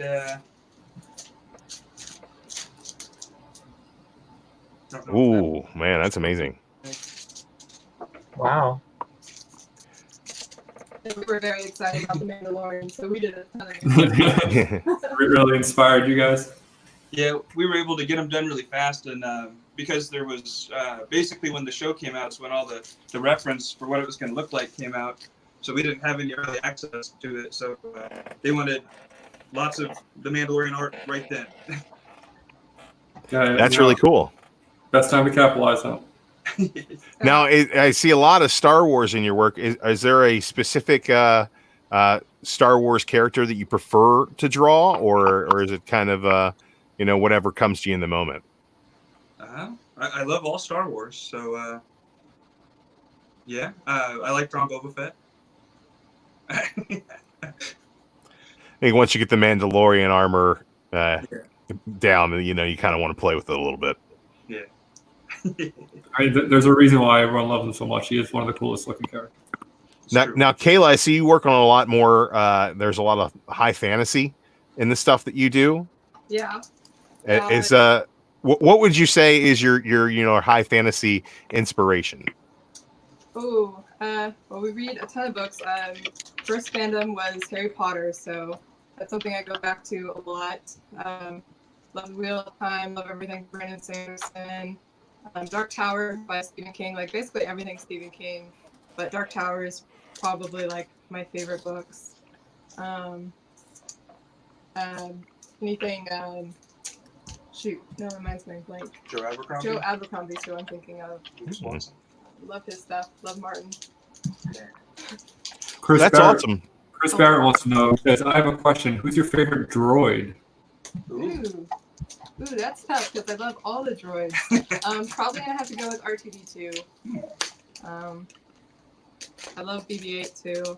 Chopper actually is probably up there. Chopper's great. Chopper's awesome. But might have to stick with R2D2 for a Yeah, minute. R2 is can never be dethroned because of nostalgia and everything. But K2SO for me I'm a is K2SO guy too. Yeah, Alan Tudyk, you can't go wrong. Now, Kayla, you said you were inspired a lot by books, which is awesome because you're a visual artist, and it seems like you were inspired by the written word, which to me, and you also mentioned some artists as well, but to me, the ability to take your imagination from the written word and be inspired to create that's truly impressive. I dig that. Yeah, we listen to like audiobooks while we paint, so it's just like a constant stream of like really cool visuals going through my head, and then I'm like, oh god, I really want to paint that.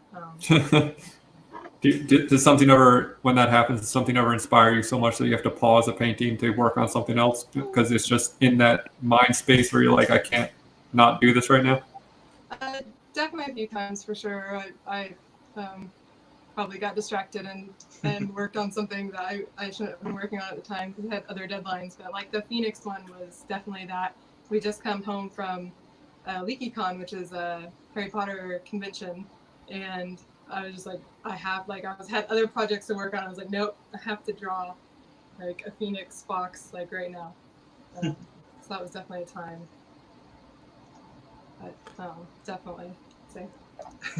In this COVID-19 era of self-quarantine and social distancing, all the conventions are canceled. How's this impacting you guys? Are you mainstays at conventions, or is this not impacting you as much due to your commission work or professional work you have going on at the moment? We do a lot of conventions, and yeah, so that's really impacted us for sure. But our fans have been really great and been supporting us online, and we're still here. That's the important thing. We're getting a lot of art done, so that's nice. Yeah. So a theme that we've seen over this weekend with artists is that a big part of why we wanted to do this was to help artists get their name out, get some extra work, and everyone has been saying, well, my commission list is totally booked. Not everyone, but that's been a common theme. How are you guys doing with that? Are you available for commissions if someone wants to get something? I got 2 or 3 things in the works, but I'm finishing up a really big project that I've actually been working on for 2 years. Way too long, but yeah, I'm about to have availability. it's an oil painting of it's a massive oil painting of the Stark family. Oh wow! But how she imagined the Stark family looks as Right. Not the HBO likenesses. Yeah. So it's like 4 feet. It's like the biggest oil painting I've done. But then the characters are like really tiny in it, and so that was probably a mistake. But yeah, it's been trying, but I've almost defeated it. So. So that's a commissioned oil painting. Yeah. Are you going to be printing prints of that? Potentially, yeah. Yeah, I'd like to see that. Yeah. Is that your? Oh, sorry. Go ahead. No, please. Oh, she's been posting steps on her Facebook and Instagram. If you want to see like the process. And what is that? That's amazing. What's the Instagram? It's Kayla Woodside Art. Kayla Woodside Art. Yeah. All right. I'll get that posted up. Is oil your main medium, or do you work in different mediums depending on the job? Yeah, it depends on the job. I do a lot of digital work, and that's what I would say most with.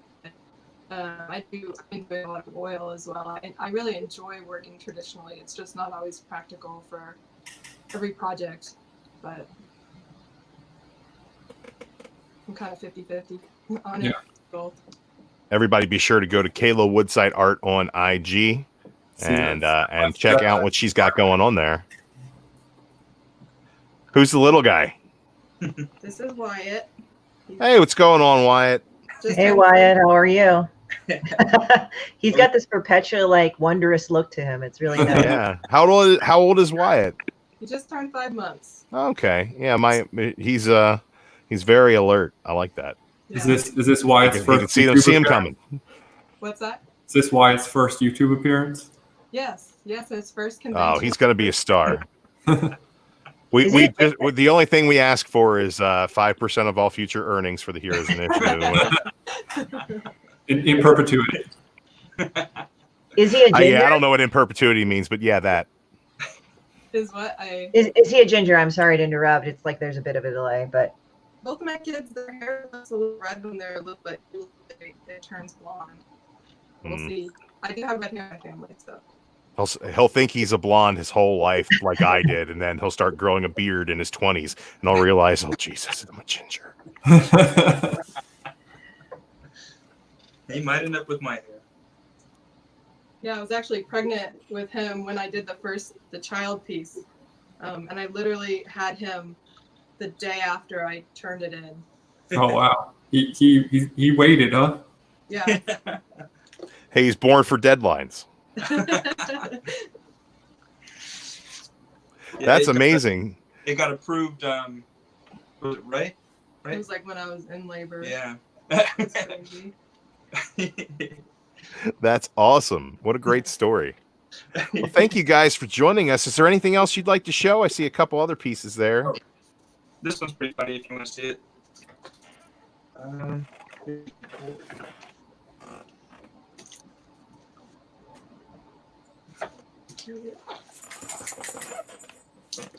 So, I guess yell at me if you can't see it. I'll try to figure out how to get it on there.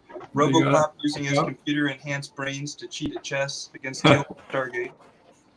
Spock playing first edition Dungeons and Dragons. That's awesome. 9,000 on the wall behind him as the Dungeon Master. Stallone as Dredd, confused by the Rubik's Cube. Caprica 6 from Battlestar, whispering in Agent Smith's ear from the Matrix with the Wayland Yutani logo on his mug. That's awesome. Kingdom Come Superman holding Clark Kent's broken glasses.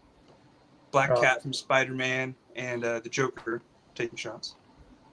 Was that Conan? Yeah, Conan using a Klingon dagger and drinking electric. Oh, we got a little bit of lag there. Yeah. No, that's not your fault. I blame the internets. There. Chewbacca drawing Godzilla with a Stormtrooper topper on his pencil. That's awesome. Because he's not wearing his bandolier. And Marv from Sin City and the Crow drinking Jack. Very cool. There they are. And Garfield. And Garfield's chilling. And of course, it's kind of a Stargate in the background and the mines of Moria inside. Oh, wow. And it's kind of got an element of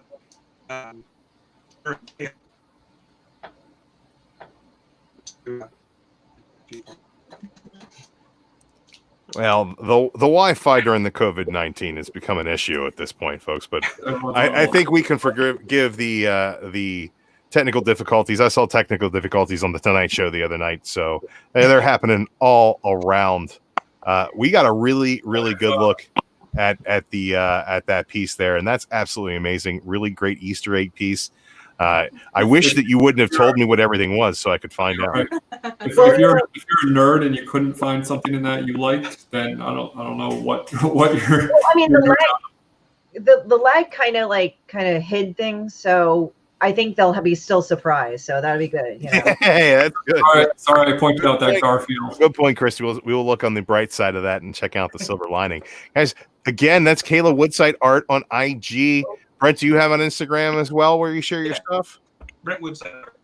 So just take the Kayla out and put the Brent in, and you'll be good to go there, gang. Woodside Illustration is the website. You see that ticking across the screen right there. Brent, Kayla, Wyatt, thank you guys so much for joining us and being a part of Mainframe Comic-Con. We have to get going on to some of our other creator panels for the evening. We really appreciate you guys coming on and showing your stuff, and hopefully we can definitely send some people your way and move some of that beautiful art. Thank you again so much for coming by. For doing this. Thank you very much. Oh, we appreciate y'all. Good to meet you. Pleasure. All right, gang. We are going to be moving on to our creator panels right about now. So we've got about 4 minutes. We're going to play a quick bumper, and then we're going to talk about some Kickstarter things. We got a couple people coming in now. Oh, looks like we had David Schrader, but he jumped out. Resetting something, but we'll have him in just a moment. Hey, man, we're going to have a panel very shortly. While we wait for that to come together, I just want to bring everybody else up. I'm on the big screen, and I look terrible. There we go. People framing my ugly face. I'm on a beautiful sandwich. I'm beautiful. Look, this has been one of the greatest experiences of my life, putting this con together and raising this money for the Hero Initiative. And we really appreciate everybody who is still watching. There's still a whole lot more content to come.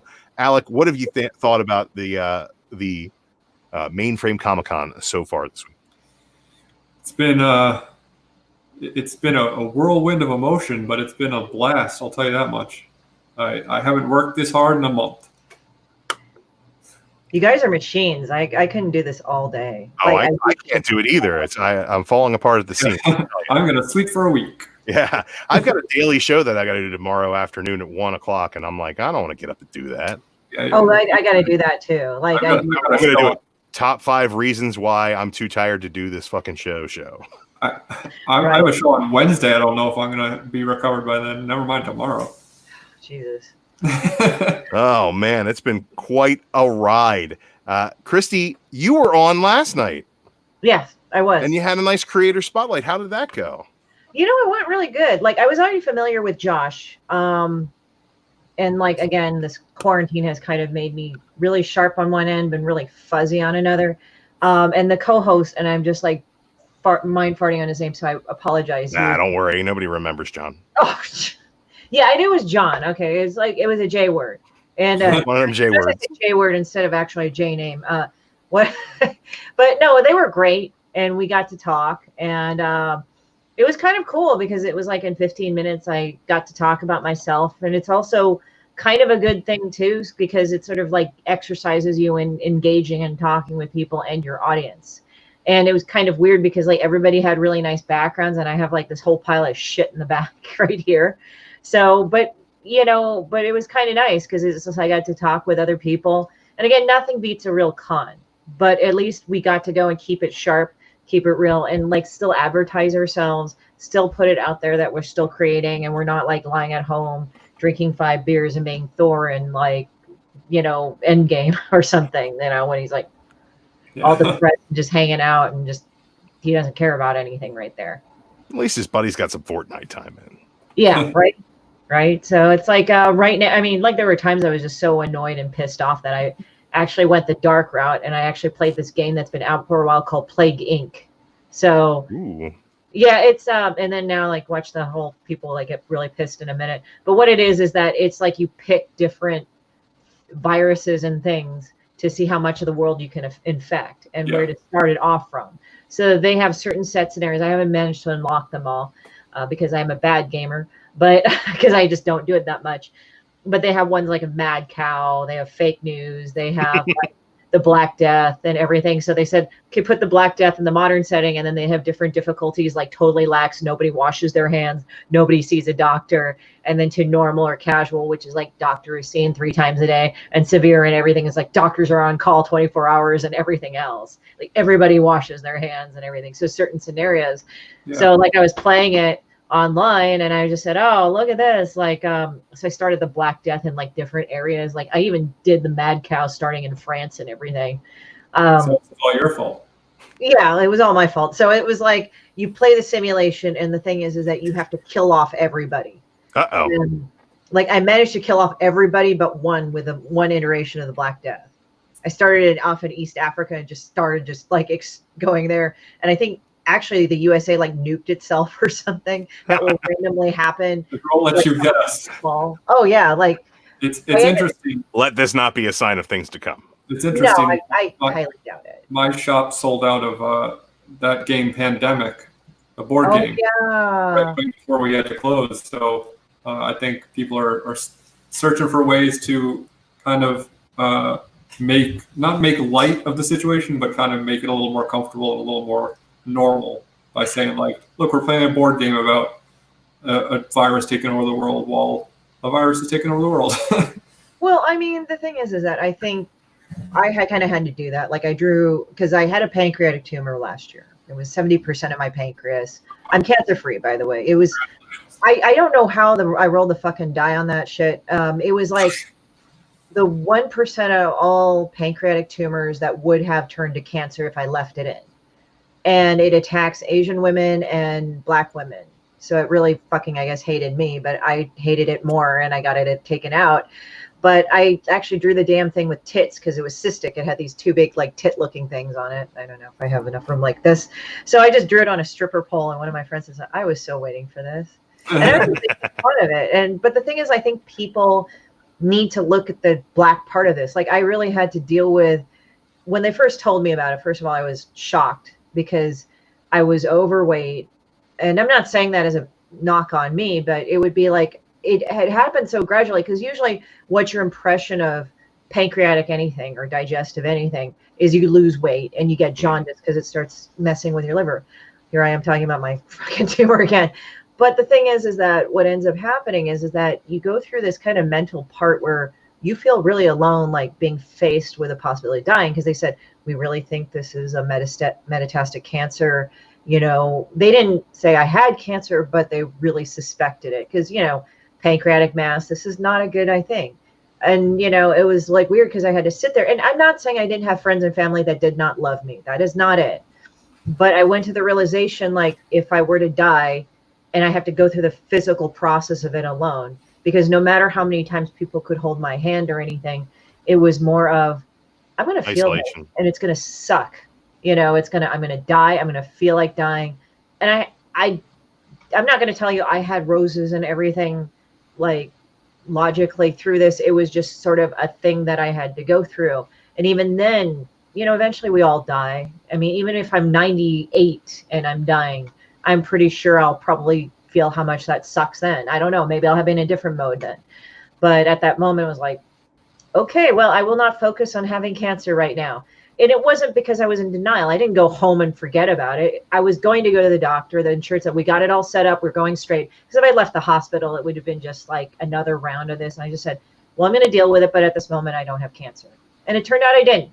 And they even said, oh, you're going to be diabetic, after they said, oh, we're going to have to remove it. But chances are you'll be diabetic. and I focused on not being diabetic. And that kind of just, I don't know, because there's an eternal debate about like mind over matter. And, Power of positivity. yeah. And could you do me a favor and go to bed tonight thinking that there is no way that Drew's destitute? There's no way he doesn't have billions of dollars in his bank account. And maybe that kind of magic will work for me. Well, I think what I've been realizing with this is that because like you get in this eternal question, why do some people die? Why do some people don't?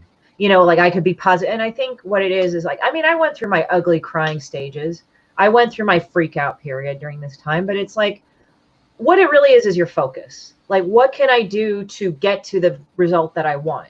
And I think that's what people don't remember or forget. They say, oh, well, it attracts itself. It's like, well, okay, but the very practical aspect of it, I'm a very practical person, is like, let me focus like on being rich, or let me focus on what I want. And all of a sudden you'll kind of start to see things that could possibly be opportunities and go with them. And a lot of it is following your gut. And I'm not trying to be like, oh, I'm very practical. Like with this whole thing, I've been researching everything I could about how to deal with this. And I'm not saying I go to these websites or something, but like I literally go to scientific websites and look it up.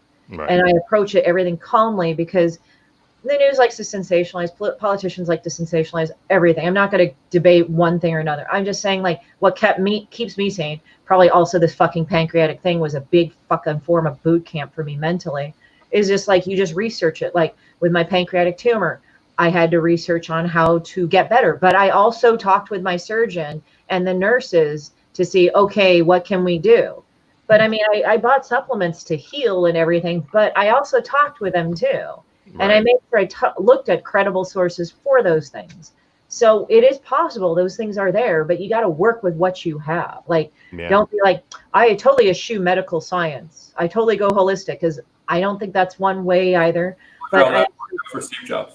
But there's another thing. There's a point to holistic science and maintenance. So I think why not fight both of them and do both at the same time? That way you win, or you have a much bigger chance of winning. Right. I think this has really taught us that, you know, trauma has a way of preparing you for future situations, and that is the bright side of your initial trauma, is that now you are calm and cool-headed in this situation. But here's a calm and cool-headed situation we need to move into, is we've got a panel, and I've got a full panel waiting. And Christy, you're on the panel, so we're going to go ahead and kick off this panel. I'm going to play a bumper right here, and we're going to come back with everybody ready to rock, gang.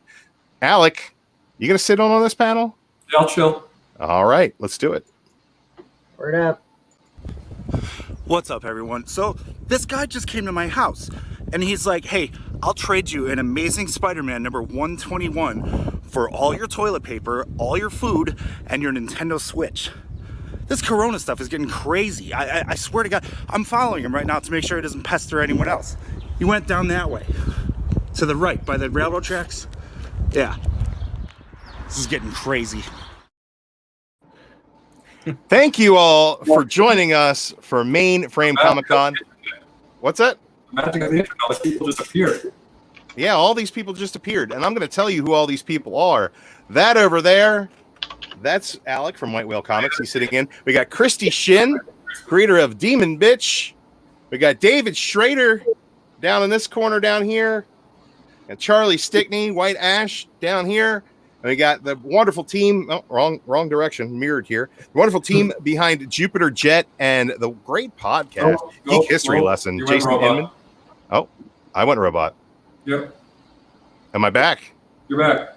You're back. Hey, Jason Inman and Ashley Victoria Robinson, thank you all so much for joining us for this conversation on how to kickstart your comic. Everybody here has had some really, really great experiences publishing their book. I can't wait to hear about it.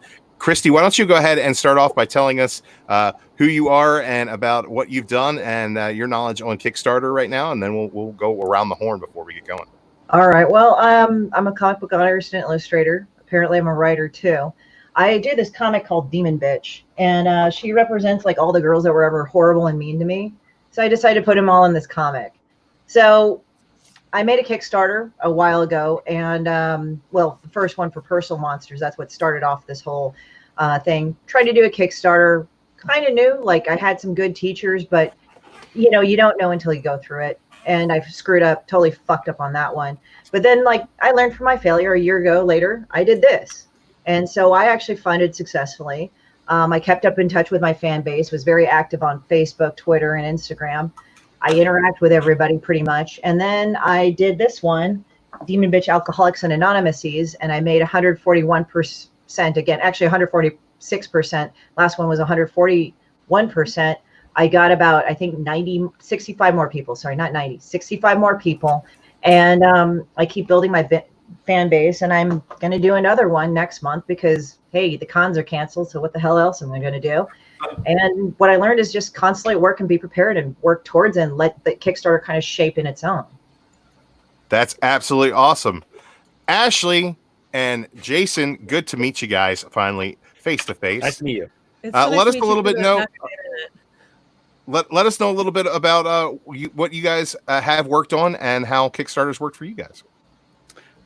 So I'm Jason Inman. This is my wife, Ashley Victoria Robinson, also my co-writer, and we've kickstarted 3 books on Kickstarter: Juberjet 1, Juberjet 2, which is not published yet, and then Science, the Elements of Dark Energy. So we all go for like all ages. We also go for, as you can tell, an original graphic novel type form. We don't like the little tiny story size. We like big story sizes, like we like large spoons, not tiny spoons. If you were to judge our comics in terms of utensils, I think it's interesting.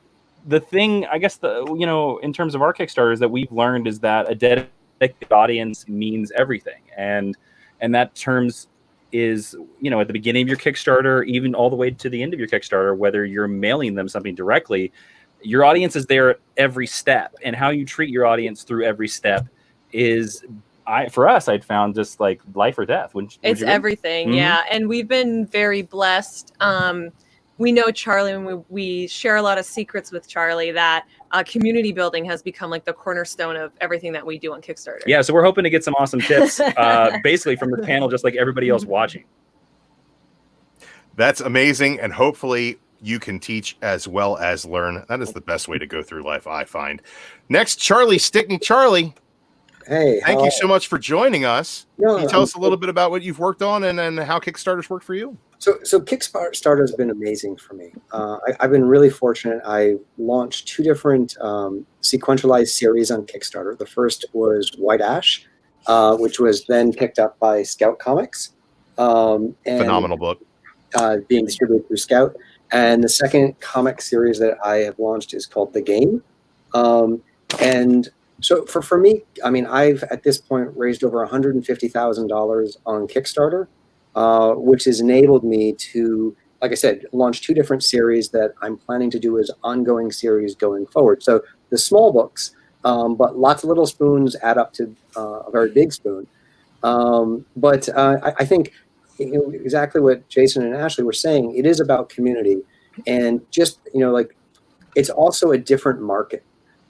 People think, if you kickstart, you can't be published, or if you publish, you can't kickstart, but you have to start looking at these things as all separate revenue streams and separate audiences, and realize while there is some overlap, it's about how you can put these things together in synergy to create a bigger brand, a bigger fan base, and hopefully one continues to dovetail into the other. And overall, you're going to build a stronger brand and have more people find your books. I think that's a wonderful point there. And honestly, I believe that I buy comics mostly at this point in my life based on creative teams, more than character or story arc or anything else. And I know that if I find an artist or a writer that I have faith in, if I pick up their next project, that's definitely something that I'm going to be buying moving forward. It's great to build a fan base and source from there. David Schrader, thank you so much for joining us. Hi, guys. How you doing? We are doing fantastic. It's been a really long weekend so Yeah, far. We are I've been still watching a lot chugging of this along. stuff. It's great.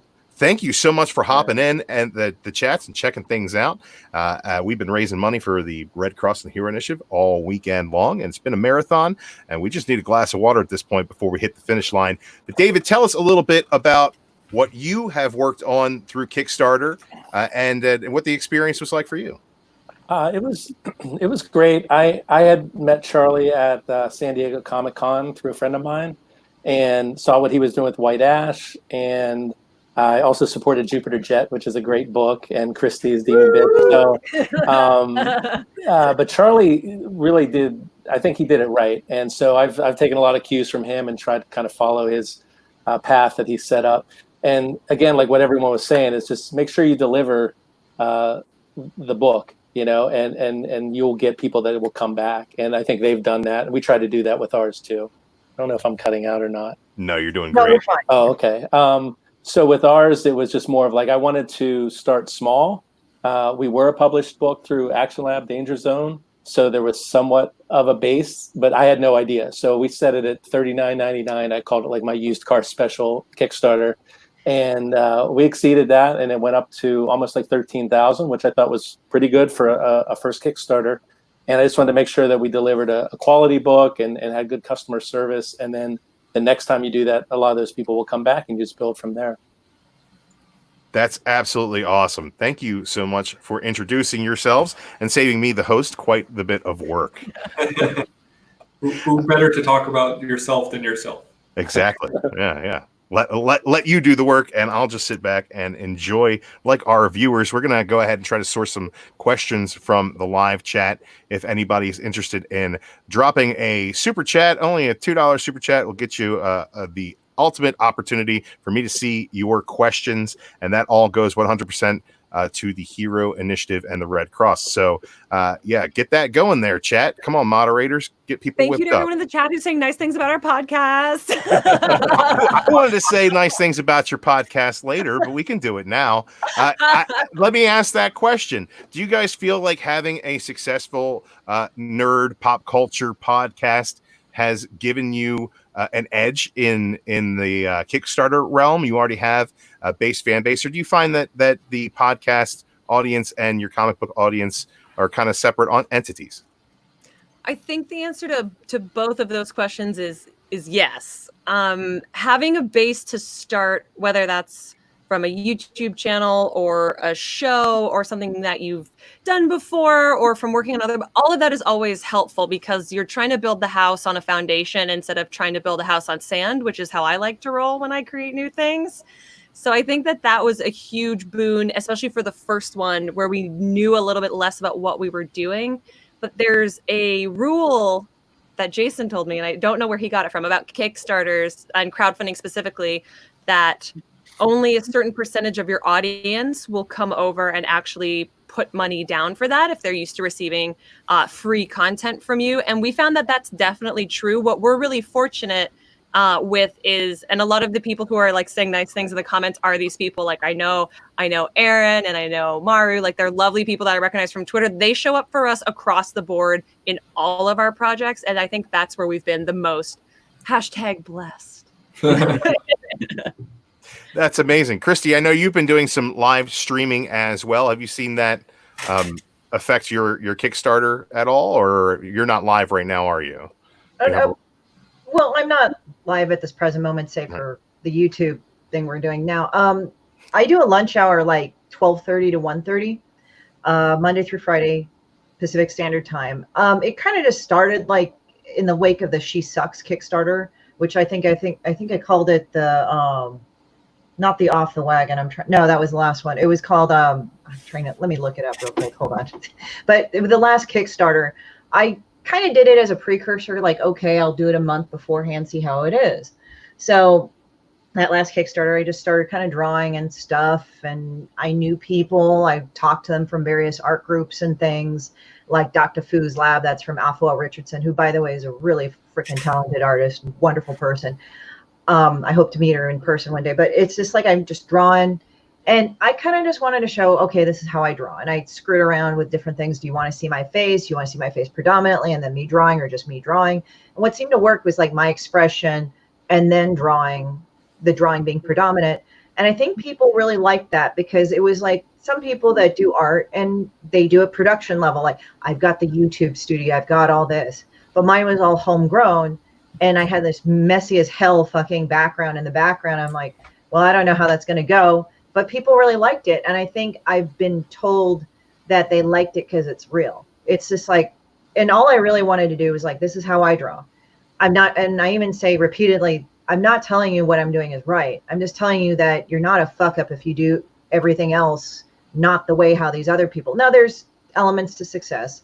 There's elements to things. You have to show your things clearly. You have to kind of have a good format, but you don't need to have everything need a production value. Actually, a lot of people, they love the influencers and YouTubers and all that. And there's to a point where like you do need to look really professional, but I've noticed a lot of people just really resonate with you on a very personal level and really want to give regardless of whatever, because you're there, you're just there, you're just like everybody else, and you're just giving advice, and they look up to you because they say, you know, you're doing well, you're living the dream. How do I do it? And I tell people like, end all, like, yeah, there's some things that you can take, but not one person is like the holy grail or the holy Bible of everything. You know, right. Predominantly it's about you, and you can't make it about anybody else, or else people are going to pick up on that. Well, speaking of you, Christy, there's a fantastic member of the chat who put in a comment here, and it says, Christy Shin writes, "White Ash is rad," and I absolutely agree. And Charlie is probably the most successful Kickstarter that I know of, honestly. What do you do as far as how are you cultivating these people to support you? What are your grassroots movements that you're putting into play in order to get the books funded? I think there's a couple of things. I think first, what Ashley and Jason said is really true. You need to have some kind of base to start with. I like to say you need a kickstart. You know, you need something to kickstart your Kickstarter, right? So for your first time that you're out there, you need to make sure that there's going to be an audience that shows up on day one. You can't just go to Kickstarter, put a project up, and hope people will come. Doesn't matter if you're Jim Lee. Well, maybe if you're Jim Lee. But that backpack did really well. Yeah, it's true. But like he was able to marshal his fan base. You need to bring something with you. Once you have that first Kickstarter going, after that, honestly, it's about delivering a good product that people like. I mean, that goes a long way. If people like your book, they're going to want to come back for more. Making sure you deliver on time, being good with communication. And then one of the things that I've found is the more Kickstarters that you do, the easier it is to do Kickstarters. And that's because like I look at all my metrics, where my backers are coming from. And that's something that Kickstarter lets you do. So I have different links for every single referral. Like I know how many people came from Twitter, how many people came from Facebook. I know how many people came from my previous campaigns.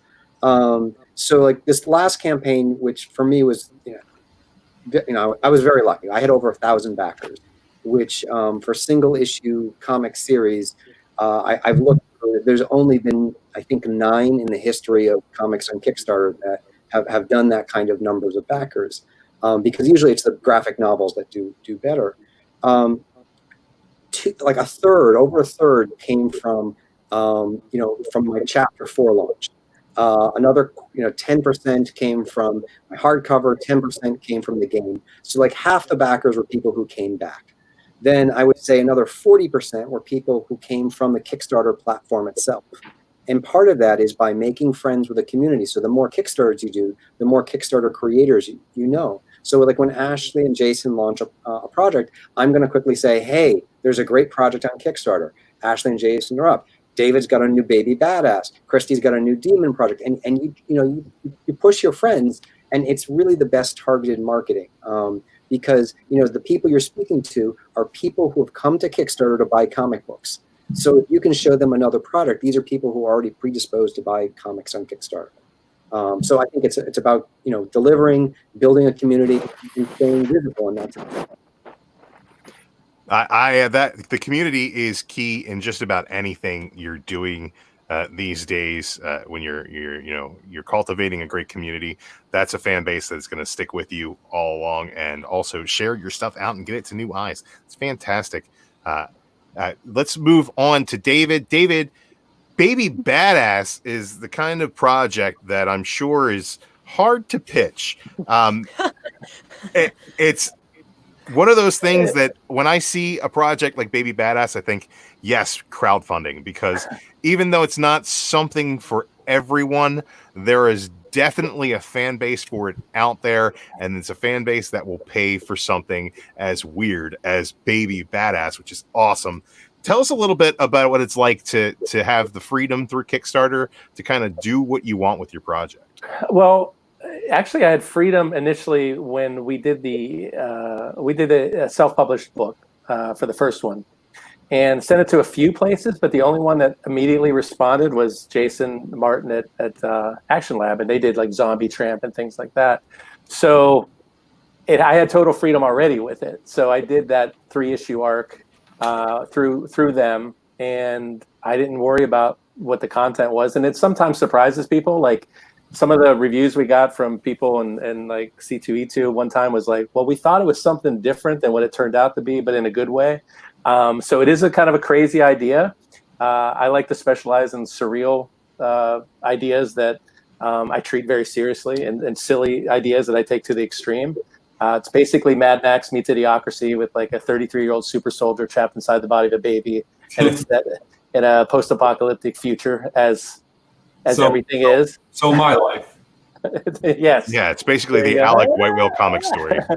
So I already had that, and there was already some people that came along when we did the Kickstarter. But as Charlie said before, it's a whole new audience, and there's an audience out there. You need to say this is not for kids. It's not crazy though. I see stuff on Kickstarter that is, definitely veers more towards like adult material and things like that. That's not this. But it sometimes doesn't help to have some of that Venn diagram overlay with just that sweet spot. And, for instance, we had a Mendoza cover, and there was his fans that lined up to get that. And I think that helped in initial Kickstarter and it doesn't have to be a Dan Mendoza cover, but it can be maybe some artists that you really like, or that's the target audience that you're looking for. Get a couple of those variant covers, and you'll see their fans come in. And it's a good way to build like a little goodwill and to get a base. And then if you deliver, then they'll come back. So that's what I've found. And so when we did the Kickstarter,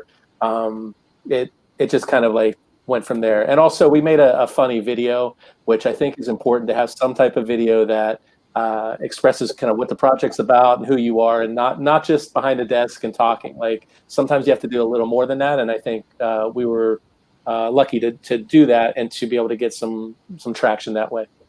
Well, with freedom not being an issue there, and Kickstarter kind of, you're absolutely right. Not the raciest or weirdest thing out there. We just talked to Andy Smith not long ago, and one of his tiers is he'll go back through the book and draw in wieners and boobs if you give him more money. It's the strangest, coolest idea I think I've ever heard in my life.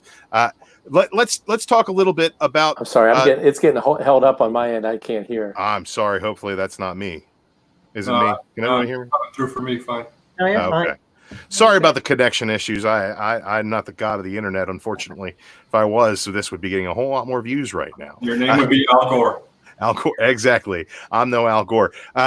Let's talk a little bit about tiers and offers for these people. Let's talk about the nuts and bolts of Kickstarter. What would you guys say?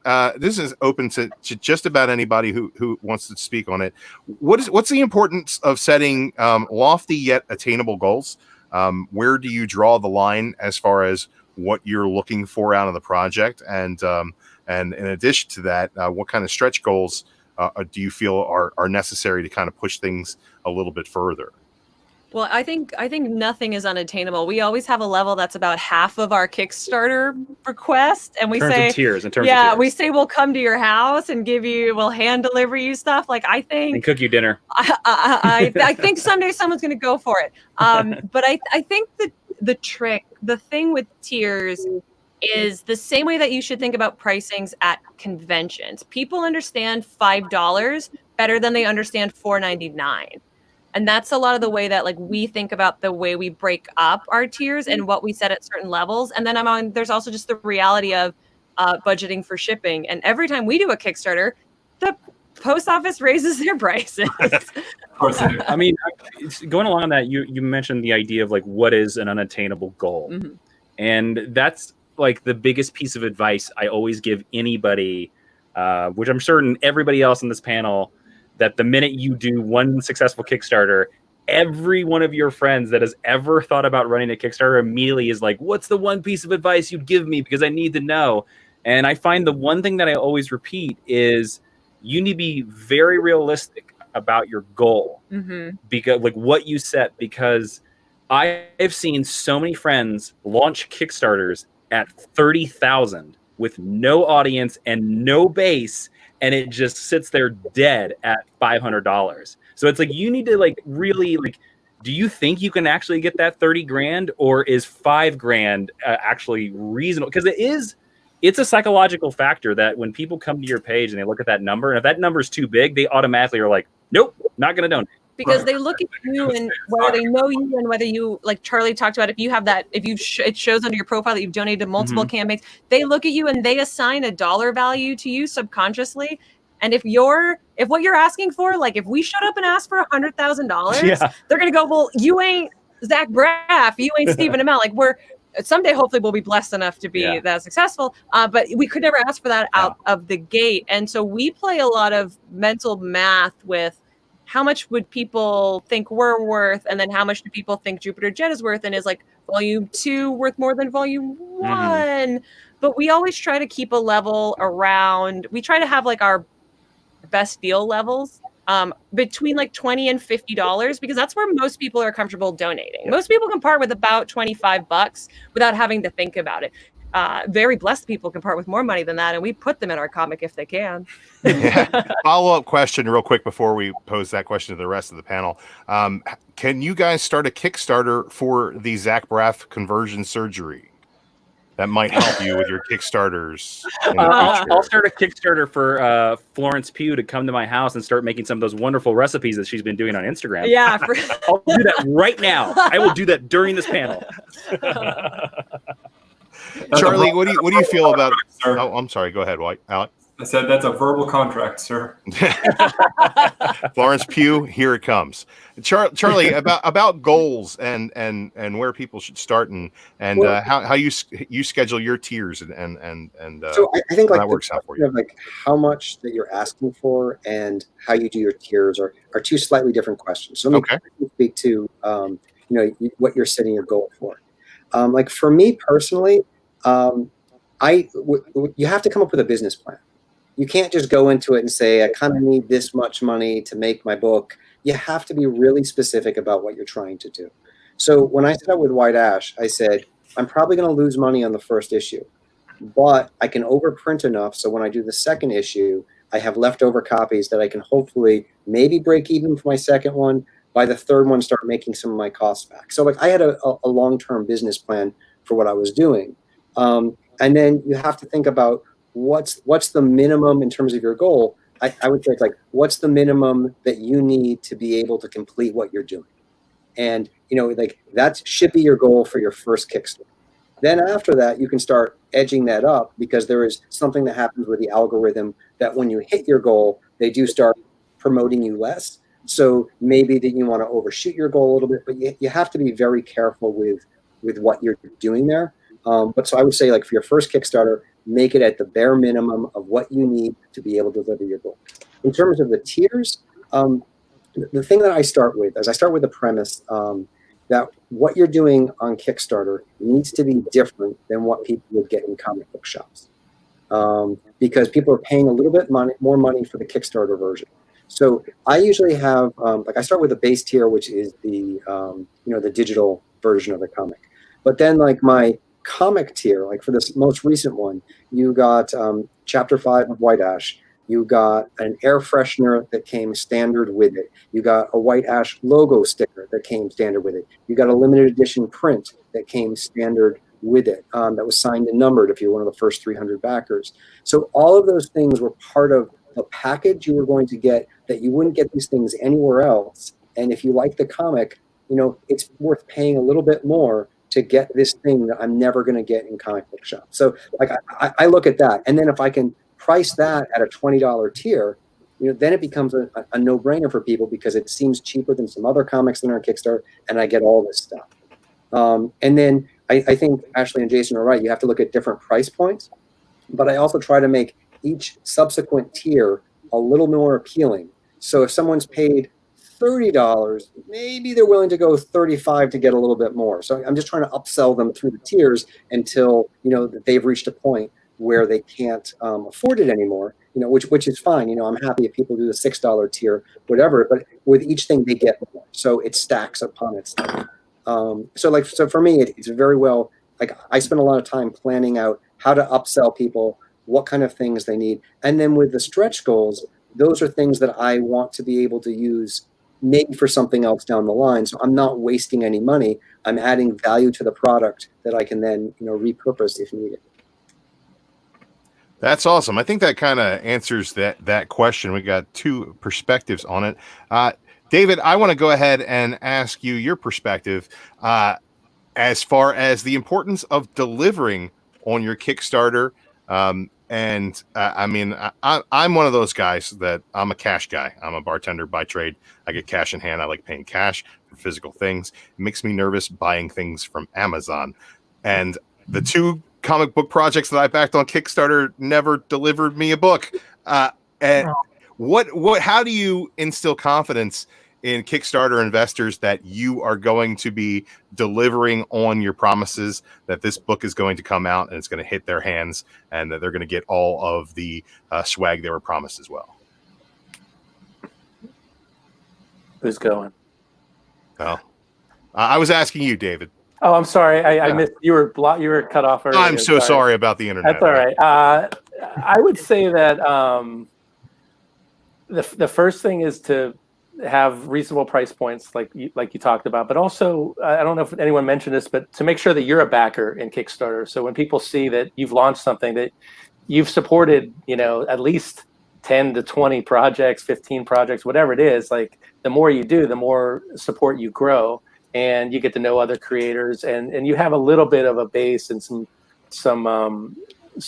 built-in PR where they'll talk about it too. So support Kickstarters before you launch your own Kickstarter. I see sometimes where it's like they've backed zero and they're asking for $50,000 or some insane amount, and it's like you can't just blow in here. Like there's a little bit of a process that happens with Kickstarter, and I found the community to be great. And one other quick thing is. After I had sent my projects out, I got an email from a guy, and he was kind of upset. He was like, yeah, the corner was bent and this and that and all that. And he was very defensive right away. And I was like, oh no, I'm really sorry. We'll make sure that we send this out, and I'll send you an extra book and all this other stuff. And he's like, wow, thank you so much for responding and great customer service. And I think some people have been burned before by not getting books or people ghosting or whatever. But if just like a regular business, if you do the right thing and you treat your customers right, they'll come back and they'll tell other people. And I think that's a really smart way to do it, and not just try to get in and get out. I think transparency is a huge part of that as well, because Jason is the person who is always reminding me that ultimately it is a customer service job, because things will be delayed. Things will happen. If you're working with a publisher, they will move your book around, and sometimes they'll tell you and sometimes they won't. So you're dealing with a lot of balls, but those people came and gave you their money because they trusted you. And if you just tell them, like right now, our last Kickstarter campaign ended and we had certain dates, and because of the pandemic, we're having to be very transparent with this is what we know, this is what we don't know. We're going to get you at least the digital copy sooner than anyone else in the world. So there's that. And I find that for the most part, our audience is very receptive to that. And if they have questions, you just have to be as polite as possible. It's better to tell them something than nothing. Yeah. I'll be fair. The poor experiences I had with Kickstarter were quite some time ago, and I think that the whole culture of crowdfunding has changed a lot in that time. Alec, you had some questions? Yeah, I was just gonna say, I know someone who funded something and it was delivered years later. Oh yeah. So I should just hold my breath. You never know. It might show up in your door one day. Hey man, the one it was $15. I'll forget all about it. I'm not even dropping names on who burned me. I do have a couple of questions. A question from the chat from Heroinberg, who says, has anyone tried Indiegogo? 4 advantages: flexible funding, even if you don't make goal, lower percentage, quote, in demand after campaign deadline, different audience than Kickstarter to reach a different crowd. I think the fees are a bit higher. It's more forgiving. I haven't personally gone through Indiegogo. I know people that have. I'm not going to say which one's better for the other. I think what works well for you. For me, I kind of like Kickstarter because it kind of does that competitive thing to me. It's like all or nothing. So it kind of pushes me to my goal, but I put it in a way that ensure that I get to that goal. Like for me, my first Kickstarter for She Sucks was like 2,500. I reached 3,500 roughly. So I said, okay, I know I can make this much. So my next goal for this one that I just did was 3,500. I reached about 5,000. So it's like I always try to set the bar a little bit higher to what I know I can get. And hopefully exceed that. Yeah, and then you can just go and do that. And it's kind of funny because like when they were setting tiers, like, yeah, you got to do it convention style in a way, but also not ghosting people. Like one of my friends like that I'd already talked to on Facebook, because a lot of funding I get from Facebook, even though Facebook sometimes mutes me and I'm like, well, that worked anyway. That's my thing to Facebook. But the thing is that what ends up happening is that I've had comments of people saying, legit, I am so glad that I contributed because you actually talk to people. Like I put up updates, like while it's going on, and every day I'll say, okay, like this is what I'm doing every day. I might stop for a day or two, so to give people a break. But then as I'm fulfilling it, I'll probably update as I go. And if it's been a while, like with this pandemic, I waited a couple weeks because I didn't know how the situation was going to be. I didn't know if I could, what mailing service I could use, because even though technically you could still go to the post office, you don't want to wait there in line with this mask on and possibly be infected, possibly be a vector. So you're like, I have no idea, but I found other solutions which were great. So I like alerted the backers and everything, hey, I'm doing this. And then I'm also sending it out like per day as I go. And people have been totally cool about it. And I've even put in a pre-thing like, this is what I've had for experience with each vendor. So the only time that would ever happen is that if the world turns zombie apocalypse or something, and maybe that would happen, or vendors screw up or whatever. But this is what my track record has been with these vendors. This is what their track record has been with me. So I'm 100% transparent in front. And, you know, that's just what you got to do in that case. It's just people just want communication. You don't have to do it all the time, but do it often enough. Like don't do it to know that you're still with them, still holding their hand. Yeah, like it's like, oh, okay, don't do it down the road where oh, I'm sorry, what? I said still holding your hand, not literally nowadays because that's not allowed anymore, but you know what I mean. Oh, she froze. I think I just realized my headphones were not plugged in, so maybe I'm clearer now. I think there are two specific differences between Kickstarter and Indiegogo. And the biggest one is, yes, Indiegogo has flexible funding, but then you're you're banking on the person who's doing the project is going to have the wherewithal to understand how, if the goal doesn't reach, if it doesn't reach its goal, they still get the money, but can they still make the book? So, Kickstarter ensures that you're going to get a certain level of funding. So if you've budgeted it right, you should be able to make the book. So I think that gives you a higher percentage chance of getting your comic book from Kickstarter if it reaches its goal. As a creator, you have a much better chance of getting, you'll get something from Indiegogo. And then the other thing, without getting into, more of the politics behind it, is at this point, there has become there's a different ideology kind of that's associated with Kickstarter and with Indiegogo. And a lot of, a higher percentage of the books that are on Indiegogo are of a certain ilk. And, I'll just Comicsgate has a lot of books that are on Indiegogo. Kickstarter doesn't have that same, there is some crossover, but often if a project's on Indiegogo, people think, oh, it must be a Comicsgate book. So that's something you have to take into account. If that's going to help your brand, maybe go there. If it's not going to help your brand, then maybe don't. And to me, Kickstarter is the name brand. It has a much bigger audience. I mean, in terms of people that go to Kickstarter on a daily basis. One question I had for you guys is, when you launch your Kickstarter, what percentage of the creation of the book is done? Do you have it fully written and drawn, and then you're just waiting to print it? Or are you still in the midst of illustrating it or writing it when you launch, because there's going to be a certain amount of time frame between when it's funded and when you need to ship the book? For me, it's 99 to 100%, because sometimes I'll have fan art from other people for the book, but I'll wait on them. But I know they always deliver. But for the most part, it's I know how big the book is. I know how much it's going to be. Put it through. I would say, yeah, if you're not all the way done, be damn close to being done, because again, we've seen people that the art, it's in the process, and then you get the book 2 years later, or you never get it. Like, people want to see that too, and I think that's gonna benefit you if you say, hey, the art is done, or it's we're 98% done, like Christy said. Be close to being done. I mean, you can have varying covers or some other stuff that you're saving, but for the most part, the project should be close to done, and maybe just needs printed. So we're the outliers here because we usually have 10 to 20 pages done, and that's it. But that's pretty good. Of a graphic novel, and then we launched the Kickstarter. And on our second Kickstarter, which wasn't Jupiter Jet Science, we did the Kickstarter primarily to be like, well, we'll do the first 15 pages, which we did. And if it didn't fund, we were like, we'll just move on to the next project, and we'll, sit that on a shelf. That's going to be kind of my follow-up question was, if you do kind of create this whole project and spend all this time finishing a work, and then it didn't get funded, what kind of disappointment that would be versus something like what you were just talking about, where you do 15, 20 pages of a graphic novel and it doesn't get funded, and you can just say, well, no big deal, I can do the next. Is that, obviously that's a risk you guys are willing to take, those of you who finish a book.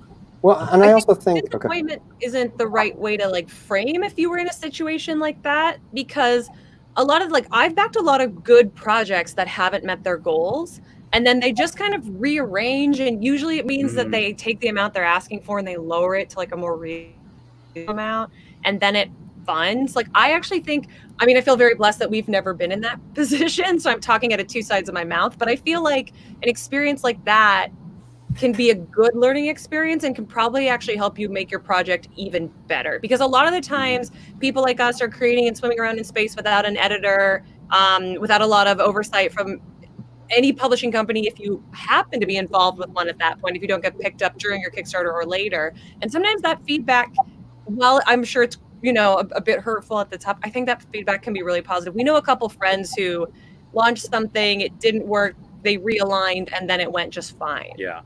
Have you guys found that successful Kickstarters have given you a bit of clout when dealing with other publishers?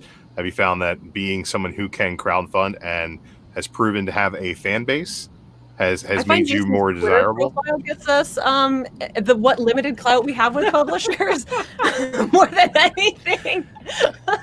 That's a really crummy answer, but I'm going to be honest. In my experience, no. And I know that's not the answer that people are looking for, and maybe other people have had different experiences. But I don't find we've always had to reach out to publishers.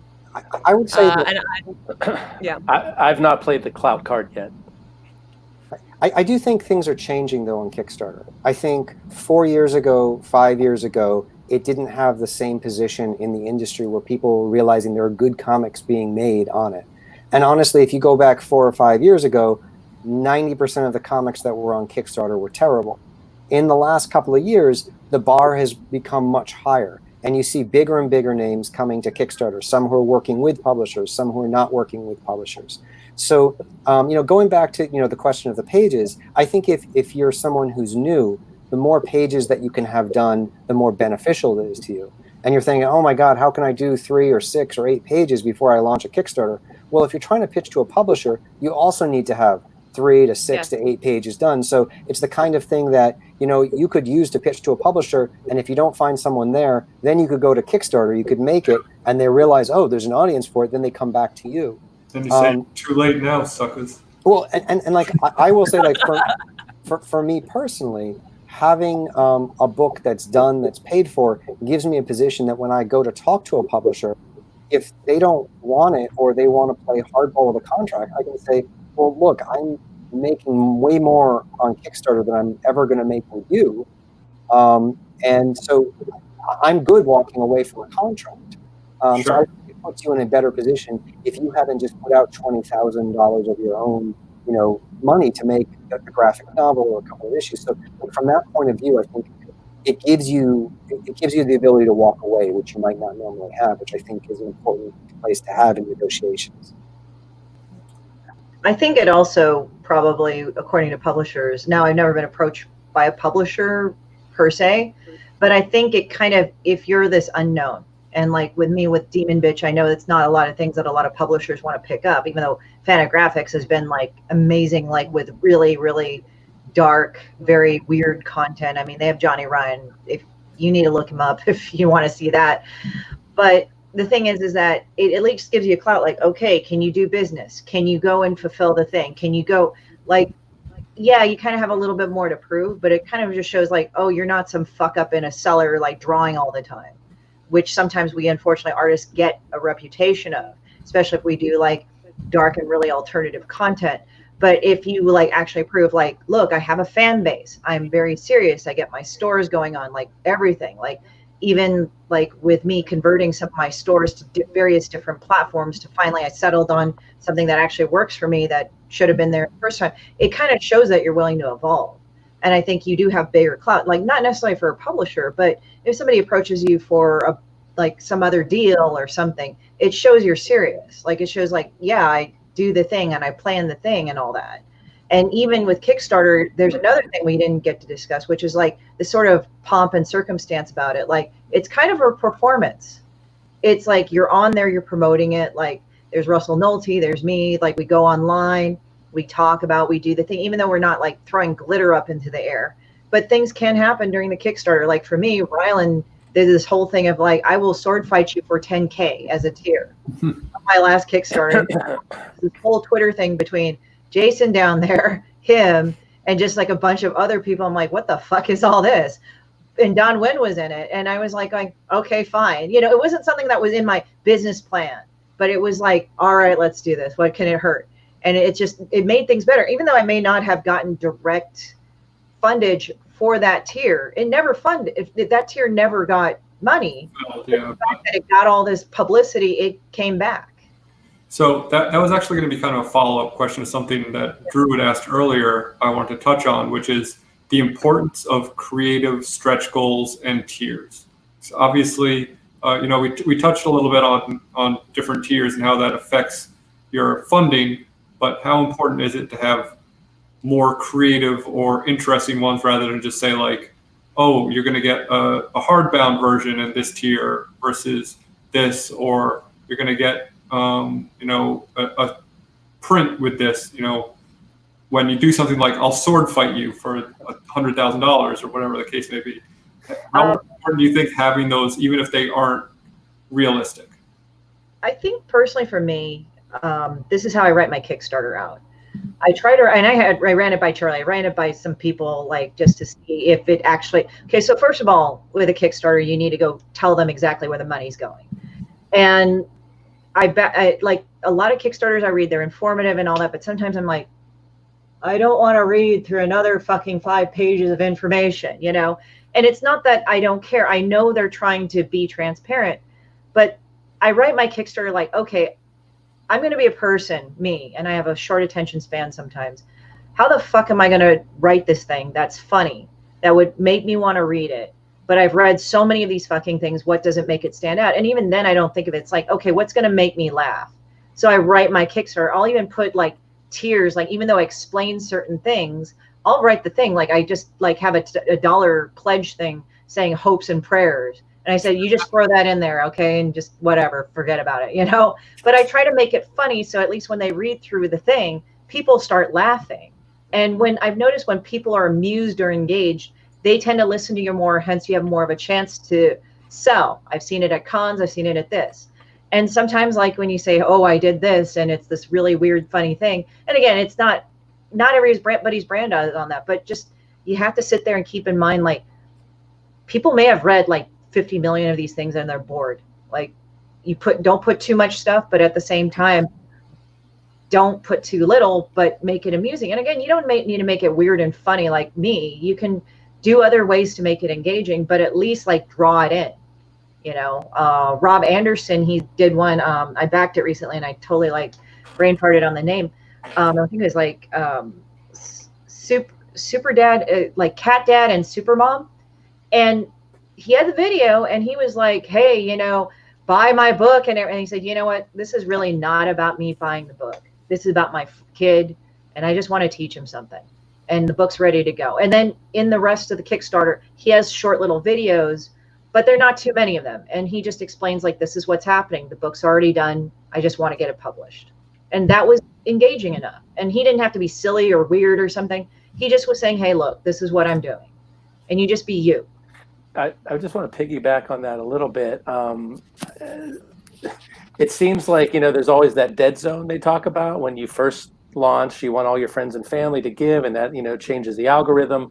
And then, if you have a 30-day Kickstarter, there's going to be a couple of weeks where there's not a lot of action. So you're continually having to, go back to people, go on social media, try to promote it. But people can kind of tune out after a while. They've either given in the beginning or they're going to give at the end. So what I've been told is to try to have something in between that can be some kind of a little event or something. For instance, we had the girl that played Joey in the video would have lunch with you, with the baby. And it was just some silly thing that we shot a little video for and we were able to put out. So you have something new that you can add. So have a tier that you can add that's like a little bit of a stretch goal, or a new tier that you're adding towards the end or in the middle, just to kind of keep it going, or have a shorter gestation period. I've seen Kickstarters now where they're 15 days. And I think that might even be the best call, because you got weeks where it's just like beating a dead horse sometimes to try to get people to pay attention or give money. Do you think that 15 days, that shorter period, kind of gives people a sense of urgency? Yeah, because they're either going to give in the beginning, they're going to give at the end, and if it's short, you kind of like are overlapping those two things, where you just don't have this huge thing where people kind of tune you out and there's other Kickstarters going on or they've already seen it. So have some things to do, but I'm leaning towards thinking maybe shorter windows are better, but I don't know what the numbers are for that. Yeah. Guys, we got just a few minutes left. I would like to give you all a chance to plug any projects that you might have in the pipe, any Kickstarters that you got live right now or that you're planning on launching, anything that you're working on. Let's start with Christy and go around the horn real quick. Well, right now, I'm actually finishing up artwork for the Demon Bitch Shitty Tarot. So I'm planning, the soft date right now is mid-May, and I'm doing another Kickstarter. So I have like a few artists lined up for the Oracle card. It's a Lenormand style deck. I know it's not tarot, but she's too stupid to realize that. So it's just, I thought it would be kind of fun. The campaign is going to be called I Told You So. And oh, I love saying that. Oh yeah, and like in light of the current situation, like everybody's banding that about I told you so. So I think people will resonate with that. And I've got 2 pin designs that will be used as stretch goals, as well as an art book that I have out. And I think it's going to be kind of a weird post-apocalyptic feel to it with very black humor. And I think people need that right now. I think they need to laugh at death at this point. So I'm looking at the soft release date of next May.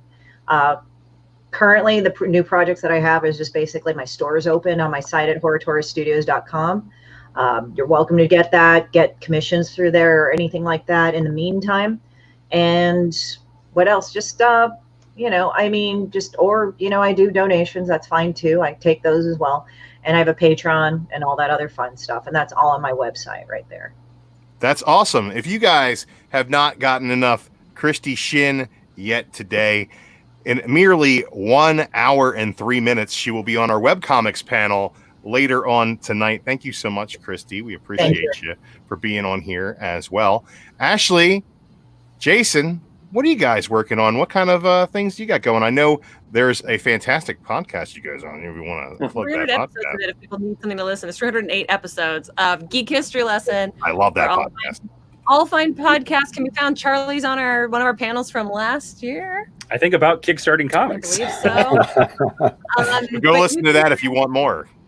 You can get Jupiter Jet Volume 1 Ringo nominated.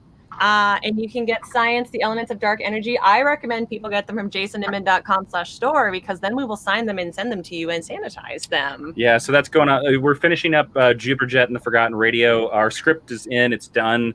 The last issue, I think, has like about 8 pages left. So that hopefully ships in sometime in fall, if the printing presses come back up. And then I'm planning on running a Kickstarter later this year for another comic that I'm working on called Super Best Friend. And you can follow Jason on Twitter and Instagram at Jawin, Jawin. That's also the YouTube channel and the Patreon. You can find me on Twitter and Instagram at Ashley V. Robinson. The V is very important. I don't want to fight Ashley Robinson, the WNBA player, for SEO. And if you have please whole series called Pump because I'm in a finale and I want residuals from it. Thank you. Hey, you don't want to fight her for SEO or fight her in real life either. 6 foot tall and beautiful, so I would like to be her friend. If she wants to hang out, I'm at Ashley Robinson. I mean, Ashley is good at the fundamentals, so I just will say that. And if you guys can't wait for the next episode of Geek History Lesson, you can find more Ashley and Jason coming up in 2 minutes on our next panel, Networking Comics. So they're going to be sticking around. Charlie, what have you been working on, man? And what is coming out soon? And where can we find you? Well, first, I want to say that you should definitely follow everyone else on this panel. I think they're all fantastic people. I know them all personally, and they do wonderful comics. So start right there. You can find me at Charles Stickney on Twitter. I couldn't get Charlie. Someone else had it, and one day I will wrestle it back. What I have got currently, White Ash #4 is out from Scout Comics, and Scout Comics is actually has restarted distribution. And they are going to be shipping to retailers, or if you want to buy directly from their store, you put your store's name in on the memo line, and they will send half the proceeds of that sale to the store, just like you bought it in their shop. I have a bunch of Kickstarters coming out later this year. There's going to be some more White Ash. A couple issues of The Game is going to come out. There's going to be a White Ash spin-off series that will probably be hitting around August called Galarian. And but first, I'm going to be doing. I have a new series coming out with this company called Immortal Studios, and it's. I can't get too much into it, but the book is incredible. It's about kung fu, about finding the hero within, and I'm really excited. I've been working with them for about 4 months now, and I can't wait for everyone to see that book when it comes out. You had me at kung fu. Every time kung fu. Authentic kung fu. There's actually a Shaolin master who's. It can be really cheesy Walmart style kung fu. I'm still in. But I'm down for authentic kung fu. That sounds awesome. David, we look forward to more Baby Badass. What do you got going on, man? There probably won't be. Well, Baby Badass Returns was the Kickstarter, and then the full volume 2 will be out in 2021 probably. But I have 2 Kickstarters coming out. One was with Peter Murrieta. It's called Henchman, Rafael Garcia Henchman, and he's a great showrunner, writer. But this is his first comic, and I was lucky enough to kind of co-write it with him. That'll be Kickstarted. We have an anthology with Clay Adams, who runs Fried Comics. It's called Nightmare Theater, and it's a horror anthology. Charlie and I think Christy and some others are going to be part of it. It's going to be great. And finally, one called Cannibals on Mars with Tony Donnelly, who did Albert Einstein Time Mason. So a couple Kickstarters coming up this year, and then next year, hopefully, there'll be some cons again. I brought my banner out. I'm the only one who brought a banner because it's like a con. So you weren't the only one who brought your banner all weekend. Don't worry. I paid for this thing. I was like, no, that's perfect. We want to make sure we show that off. That's amazing. And I'm at the Baby Badass on Twitter and Instagram, and Schraderopolis, the same thing. That's absolutely amazing. And I tell everybody, I had no idea what Baby Badass was until somebody gave me David Schrader's name on an email list. And to tell you guys, you'll never be the same. It is right up my alley. I thought it was absolutely amazing. I absolutely loved it. Not to poo-poo anybody else's projects. Demon Bitch was really cool. Check that out. I love these the are podcast. These are all great projects. White Ash was one of my favorite books that's been coming out recently. So excited about all of your projects. Very excited to meet all of you guys. Thank you so very much for showing up for Mainframe Comic-Con. We got another panel coming up right away for you, gang. Thank you so much. And some of the same faces will be showing up on the next iteration. So we'll see y'all in just a minute. Chicago Comics is the premier comic and collectible shop located in the heart of the Windy City. Founded in 1991, Chicago Comics brings a large and comprehensive comic book selection to collectors of all ages. Chicago Comics specializes in small press and hard-to-find indie comic titles and carries almost all available superhero titles and tons of merchandise.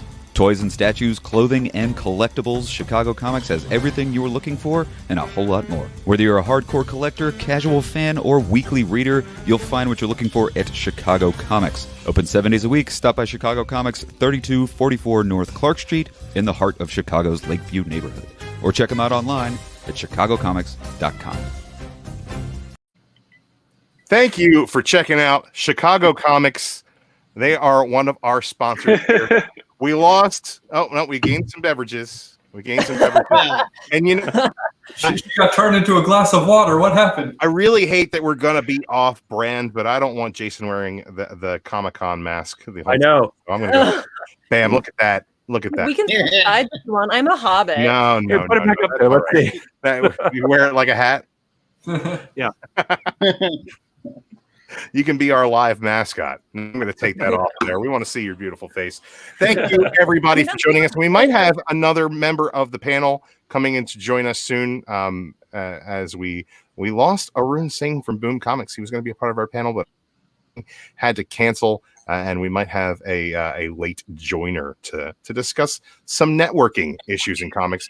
Not the networking issues we've been experiencing on online Comic-Con all weekend long. Oh, let me tell you, it's been fun. But right now, I want to go around the horn again and introduce all of the members of our panels and talk about the projects you guys have been working on and how you got into comics first and what networking has done for you and how making friends in the industry has been beneficial. So, Jason and Ashley, we've been talking to you for the last hour, and I'm excited to get some more information from you guys. We know you worked on Jupiter Jet and Science and the podcast as well, Geek History Left.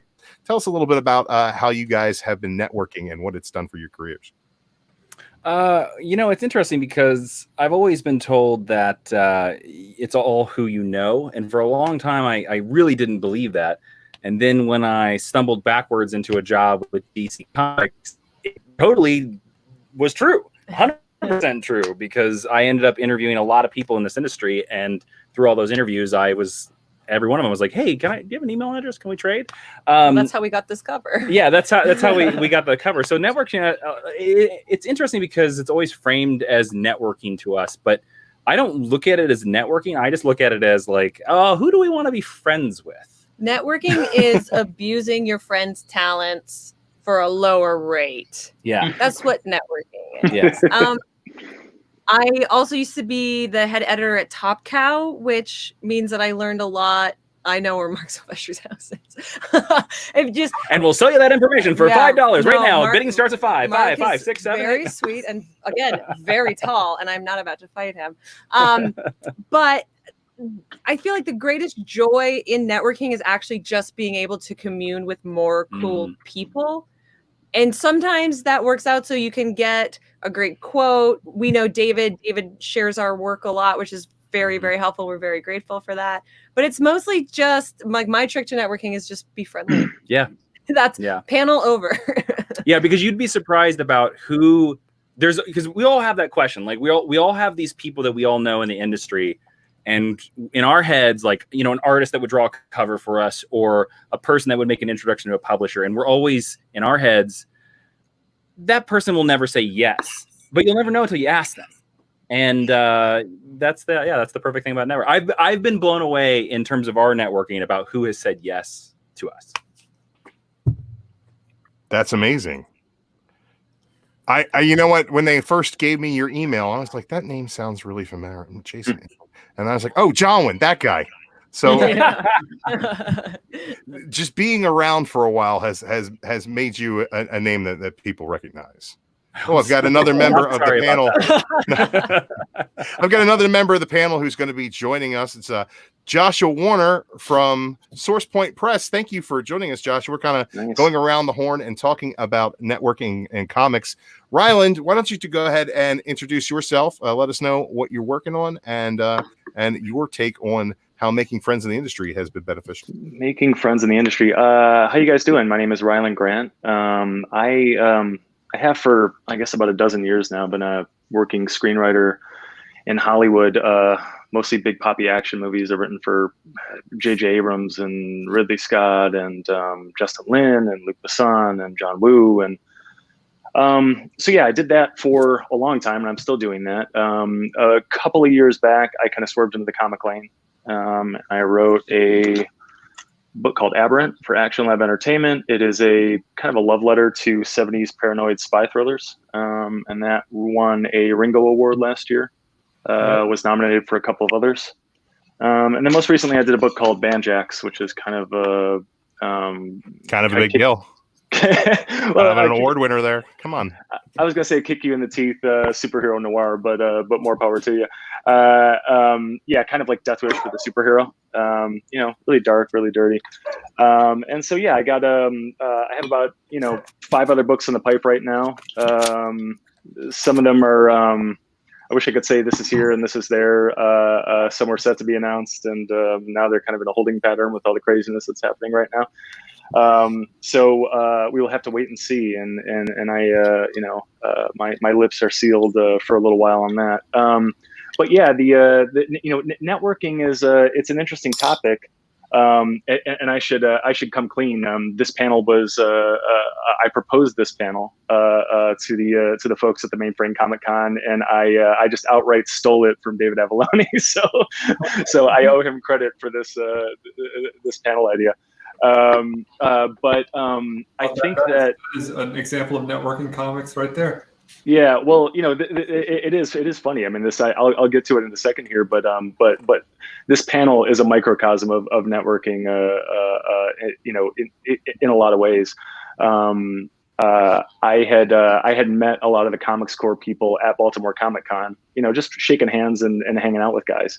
And they were all great, and they were great to me, and they promoted the hell out of my books, and I mean, I fell in love with you guys down there. Unofficial mascot. Sorry, Jason, you were wearing the mask, but I fell in love with you guys down there, and we very much became friends, and so we left there friends, and I left there, thinking I would do anything for you guys, and so when you guys were putting this together, it was all hands on deck. I mean, what you guys have done, it's just a titanic undertaking, and I'm so impressed and so proud of you guys. I don't want that to sound I don't want to minimize what you guys did, but it's awesome. I'm in awe. And but I just Chad called me and said, "Hey, do you think you can help out a little bit?" And I vowed that to the degree my 3-year-old, my precocious 3-year-old would allow me, I would help. And how I helped mainly was with kind of booking some of the comic talent and reaching out. And I think David Avalone and I have been friends for years, and we help each other every chance we get. And then Ashley and Jason ending up on this panel and in the con is an interesting story, because to show you kind of the power of networking. Like we don't actually know each other. But we know do on Twitter. Yeah, we know of each other because we are so because we have made ourselves part of the community. And so to me, networking is about making yourself part of the community. You see, comics is an ecosystem, right? It all kind of runs on itself and feeds on itself, and everybody plays a key role. I mean, we all need each other, right? And so the readers, they want books to read. The publishers need to give the reader books. The publishers need people like us to provide those books, right? We need the publishers to get our books seen. And then and it goes on and on. I mean, onto the Comic Core people. You guys do great podcasts. Jason and Ashley do a great podcast. They need guests. You guys need guests. I need forums. I need a stage on which to kind of shout from the rooftops about my comics. The cons need us to get people in the door. We need the cons to promote our material. The cons need us to put on panels like this. And so, again, we all need each other. And so networking in comics, in my opinion, is about, it's about being of service. It's about finding where you fit in, to the ecosystem. It's not really about figuring out, the biggest misconception. I think that probably, one of 2 people that tunes into the networking panel thinks that we're going to give them the secret to, cornering a boom executive at a bar after a con, having a 5-minute conversation and nailing a job out of it. If that is your take on this, you are going to fail. You're going to fall flat on your face, and you're that person's going to think you're crazy and that you're an idiot. It is not about that. Again, networking is about being of service. It's about putting yourself in the middle of this this ecosystem and really kind of just fueling it. I mean, it's about doing things for people. And so I think it's, it's about doing stuff like this, doing cons, doing panels. I run panels at cons all the time. It's about, helping your publisher, promote your books as much as you can. It's about helping the shops out, doing signings, everything you do to prop them up. I mean, that's why we're here, right? We're here to help out comic shops. This con that we're at right now as a whole, it shows you the power of this ecosystem. I mean, there are people in need, and we have all banded together to kind of like lift everyone up. We all have realized that we live or we die together based on this. And that is the power of kind of, this networking thing. And I think the most important thing is just being a champion for everyone around you. That's what Jason was talking about. We know each other on Twitter, because even though we haven't physically met, we haven't shaken hands. Game recognizes game, and I see them. I see them every chance they get. They are helping a friend, and they're helping one of us. And we have a lot of mutual friends who, and literally everyone that I talk to about Jason and Ashley say, those are great people. They're one of us. And so I think that if you put the work in, right, all of the opportunity will come. That boom executive will find you. You don't need to corner that person at a bar. Game recognizes game. So if you are out there and you are in the mix and you are doing everything you can to be a productive and valuable member of this community, people will rally around you. I try to be the loudest and proudest champion of all, of all of my friends' books, everything they're doing. If there's a Kickstarter, it gets retweeted.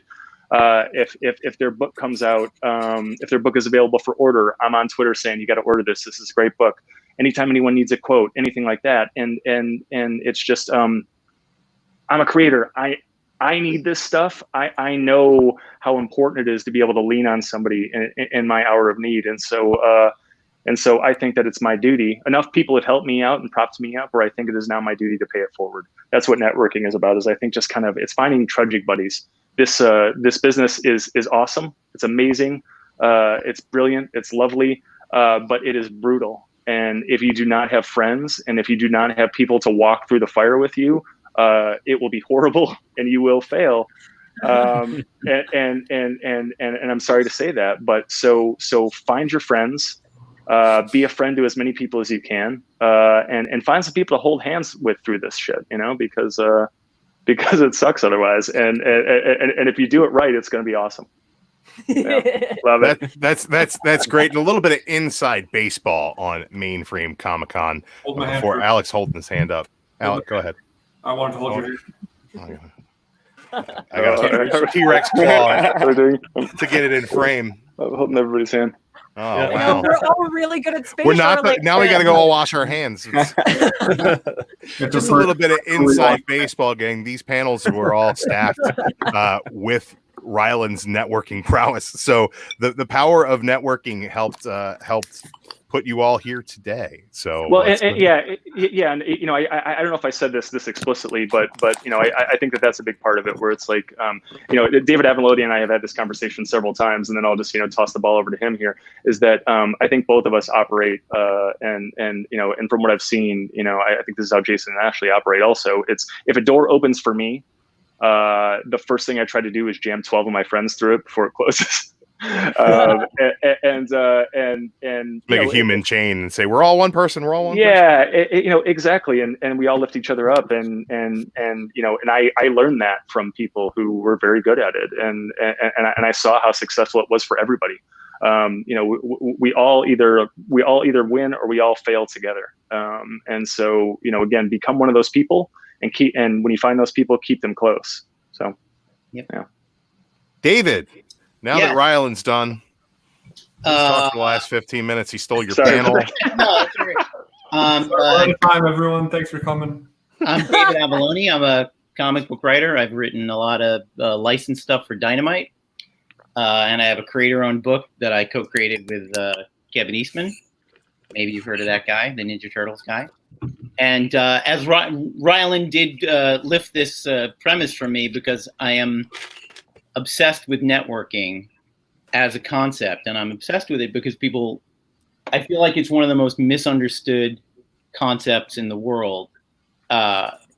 People engage in networking by meeting people with dollar signs in their eyes, and that is the you are doomed to failure when you do that.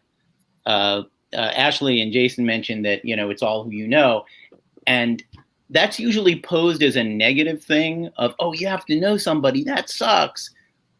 It's not that hard to actually know people if you go to cons, if you follow people's work, especially in the 21st century with Twitter, with Instagram, with all that. It's not that hard to have contact with people in the comic book industry, to go to their panels, to meet them at their table and say, hi, I love your work. And it's about, networking is actually about making friends and doing things for your friends and not doing it with your hat in your hand and your hand out. I worked with Kevin because I was introduced to him at a Comic-Con bar after a signing. And he sat down next to me. And the last thought in my mind, literally, was, oh my God, it's Kevin Eastman. We're going to do a comic together. Never would have occurred to me that that would ever happen. And I think the first hour of our first conversation, we talked about World War II comics from the 1970s, because we're both children of that era and we both love that stuff. That's another hint about networking. You know who doesn't want to talk about the Ninja Turtles? Kevin Eastman. Talk to people about what they're interested in. What's your favorite comic, dude? What do you like? What do you want to make? What are you interested in? What's your favorite music? I think I got the job at Dynamite. I was introduced by a friend to Joe Rybant, who's the senior editor over there. I think we were in a bar at San Diego, and we talked about movies we both liked and movies we both hated. And, we felt each other out for, what do you like? What do you think is good? What do you think is bad? And at the end of that conversation, he asked me, hey, would you be interested in writing stuff for us? And I said, yes, of course I would. And he said, I'll go back to New York and see if we have anything lying around for you, that you might be able to take up. And if you approach people with respect and with friendship, I always joke when I'm talking about networking, look at the first scene in The Godfather. The guy shows up and he says, I want you to kill people for money. And that's very disappointing to Don Vito. But if you ask me for a favor as a friend, then maybe I'll kill a guy for money for you. And I think, as ridiculous as that is as a metaphor, it is about being friends and helping people out. I always like to paraphrase the Kennedy thing. Ask not what comics can do for you, ask what you can do for comics. And being part of that community, making friends, that's the whole ball game. I can't remember the first time I met Ashley and Jason, probably, I think, at a signing. It was the Love is Love signing. Yeah. A golden apple. That's right. We both had pieces in that book. And I met a lot. That was a great, and again, it's a classic example. That was a charity book that we did out of love and out of empathy for what had happened. But at the signing for that, I met a ton of amazing people. And we were there and we were meeting because we had done something. We had done a freebie to benefit the community. And that's how we met each other and knew each other. And since then, I've seen Ashley and Jason and Ryland. I see these guys all over the place, and it's always great to see friends.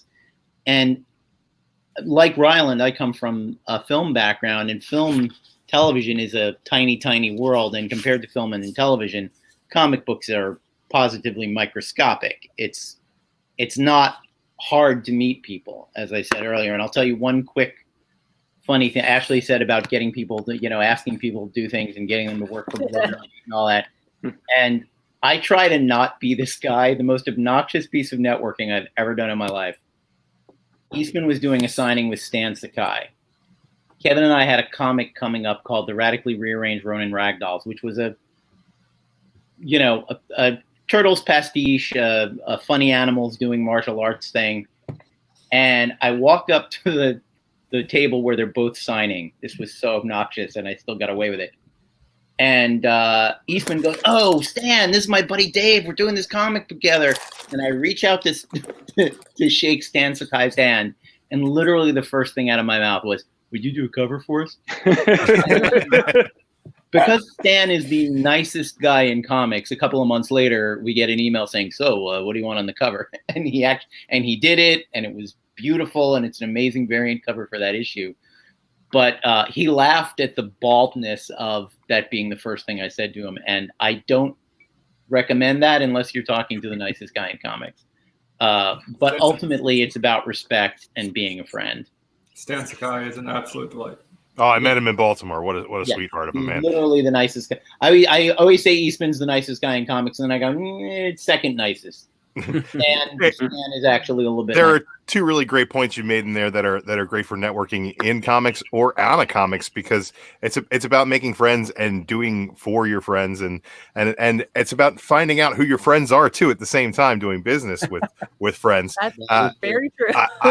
I couldn't tell you how many small YouTube channels I reached out to. Hey, you want to do something for Mainframe Comic Con? We're doing this, we're doing that, and then it gets real quiet until they hear you book Kevin Eastman, and then everybody's like, "I'm available if you need me to take care of Kevin Eastman." Thanks, I think we got that covered. But he's been on the panel for about a half hour now, and this might have been the worst introduction segment I've ever had. We should have just introduced everybody at first. Josh Warner from Source Point Press. Josh, tell us a little bit about who you are, what you do over there at Source Point Press, and your take on networking. You might have a different perspective. Yeah, sure. Well, first, thanks for having me. I'm happy to be thanks here. for coming, man. You guys, I've been watching, of course, and it's been amazing. You've done such a phenomenal job with this whole thing. So I'm Josh. I'm from Source Point Press. I was the co-founder. We founded in 2012. In 2013, we got like a dozen titles out, and then 2015, we brought on our editor-in-chief, and things started to really kind of grow and progress. And from there, we started working with Andy Schmidt of Marvel and IDW and Comics Experience and their Path to Publication program, and we just kind of grew from there. We had our first live action film hit theaters last year, almost exactly a year ago, and we have 2 animated series in the works now, and we're getting there. It's kind of crazy. It started off something that was in like at my kitchen table, this table right here, and like the trunk of my Ford Focus, and now it's like a fleet of vans and a warehouse and a second warehouse and an office, and it's nuts. And honestly, I mean, this whole thing grew.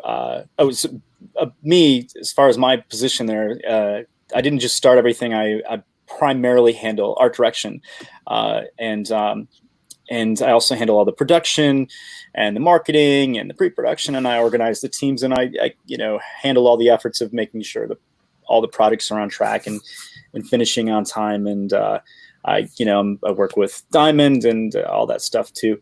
And then we have sister companies. We're like a 3-headed Hydra thing going on. We've got our gaming division, which is Deepwater Games, and then we have like our artist collective where we do just big special prints and gallery stuff and other products and things like that, and merchandise, and that's our N3. And then we have Source Point Press, where we do all the books, comics, and graphic novels. And honestly, networking was everything. We started this thing off as just out of passion and love, and we had hopes and we had dreams and everything. But honestly, really, when you have comics, you can do your own thing and you can grind away, and it's great. But to get outside of your own echo chamber and to be part of the community, you have to at some point be accepted. You have to kind of. There is a little bit of gatekeeping, kind of going to be let in, and networking is such a big part of that. I think honestly, people ask all the time. They're like, "Wow, you guys to me, you came out of nowhere. Like I never heard of you, and the next thing you know, you're in all these stores, and I'm seeing your stuff everywhere, and I saw your movie and all this stuff." And I said, "Well, I'm so glad that you heard of us now, but we didn't come out of nowhere. We were just, grinding away in the background and touring like a punk rock band, doing as many conventions as possible." So like last year, we did a total of 76 conventions in 5 different countries. And that meant, like, obviously that's more weekends than there are in a year. So I think the record we're holding right now is being in 5 conventions in one weekend, which for us, being as small as we are, is a logistical nightmare. I mean, just keeping track of inventory, let alone like banners and which vehicles are we taking where and how are we getting all these pallets to all these different countries and stuff. I can't keep track of one email address for this con. I don't know. I know, right? Yeah, you throw Vans in the mix and I'm screwed. So it's like he's not emailing 800 people. So like without networking and friendship and other people to like give us advice and help us out and let us know about pitfalls. I mean, that's a big thing. When you run into a problem, it could be with a factory or a manufacturer or a creator, and you just give somebody else a heads up. Be like, hey, that didn't work out for me and here's why. What you do is up to you, but just a little, bit of advice. Here's something you should maybe look out for. And that kind of thing has helped us so much. Honestly, the comic community as a whole is absolutely lovely and wonderful and accepting and incredible. And it has its own little drama and its own little mini issues and struggles. But overall, I mean, I love everybody so much. Almost getting everybody. a lot of love in the chat for Floppy Cop and Workhorn. Right on, yeah. Floppy Cop is so much fun. Economics and Comics gave it an award for the 2019 Best Comic Series of the Year, and not even like in a genre, just in general, which blew the creators and us away. So that was really cool. Workhorns is a ton of fun. Hell yes. Workhorns, by the way, which is a spinoff of the Franklin and Ghost comic series that we do, may or may not be appearing in that animated series that was announced by IGN. The Franklin and Ghost animated series, which is we're super stoked about. Just our cast alone, we're really excited about. Billy Bob Thornton is voicing Ghost, and Franklin is voiced by Sean Schemmel, who plays Goku, famously. And our villain is played by Christopher Sabat, who plays Vegeta and Piccolo and All Might and all these phenomenal characters. And then our female lead is was the Veronica Taylor, the voice of Ash Ketchum in the original Pokemon run. Nice. So we have this awesome all-star cast. Really excited. Workhorns is in that same universe. Kind of cool. That's amazing. Now, Yeah, I'd like little steps, getting there. That's awesome. It's exciting to see something go from, being nothing to being a company to producing actual comics, and to have those comics then become an animated property. It's got to be a dream come true. That's amazing. I got a question for the panel, kind of more geared towards the online and the social distancing that we're doing these days. I know it's got to be easy when you're at a con to walk up to somebody who's at a table across from you, that you're a fan of their work, and say, hey, I'm a fan of your comic and I like the t-shirt you got on. Let's talk. Let's have beers after the show. It's for me, when I go to a con, I want to get books. I want to get things signed. I want to meet creators and talk. But most of all, I'm looking for other nerds to, hit the karaoke bar after hours. And without the ability to network at conventions, what would you guys say is the most important thing about networking online, and maybe even about fostering a community of creatives in an online space? I think the most important thing actually goes the same for online as in real life, and it's be a normal human person. That is a struggle for some of us. I know, it's a struggle for me. Jason threw me into the fire in front of Mark Russell, and I think I screamed in his face because I was not emotionally prepared to meet somebody that excellent. By the way, my favorite networking thing I do is I know exactly like who Ashley likes and dislikes in the comic book community. And Ashley has a hard time putting names to faces. If I've never talked to you. So I love to throw Ashley into the bus and like, oh yeah, here's my friend, Jim Chung. Oh, have you met Art Adams? Oh, here you get him. And then watch her face go, blah. Jim Chung is a very embarrassing story that he brings up to this day. So thank you for that. But if you can comport yourself like a normal human being, and it's harder on the internet because there's no tone. Right. People will help you. That's what emojis are for, right? Right. Or like Not reading for everybody's some emoji literate. thing. Eggplant, right? You said it, not me. But Rylan also touched on this. You'd be surprised if you just ask for help as simply as possible, who will step up to the plate and help you, because, and it's something that David said, comics is only like 800 people working regularly. It is like a teeny tiny community. And because so many people had help, they are willing to, and I joked about like working for friends and family prices, but like you'd be shocked who, like, we had a cover by Nicola Scott that she just gave us out of the goodness of her heart because she's a lovely actual queen of the Amazons.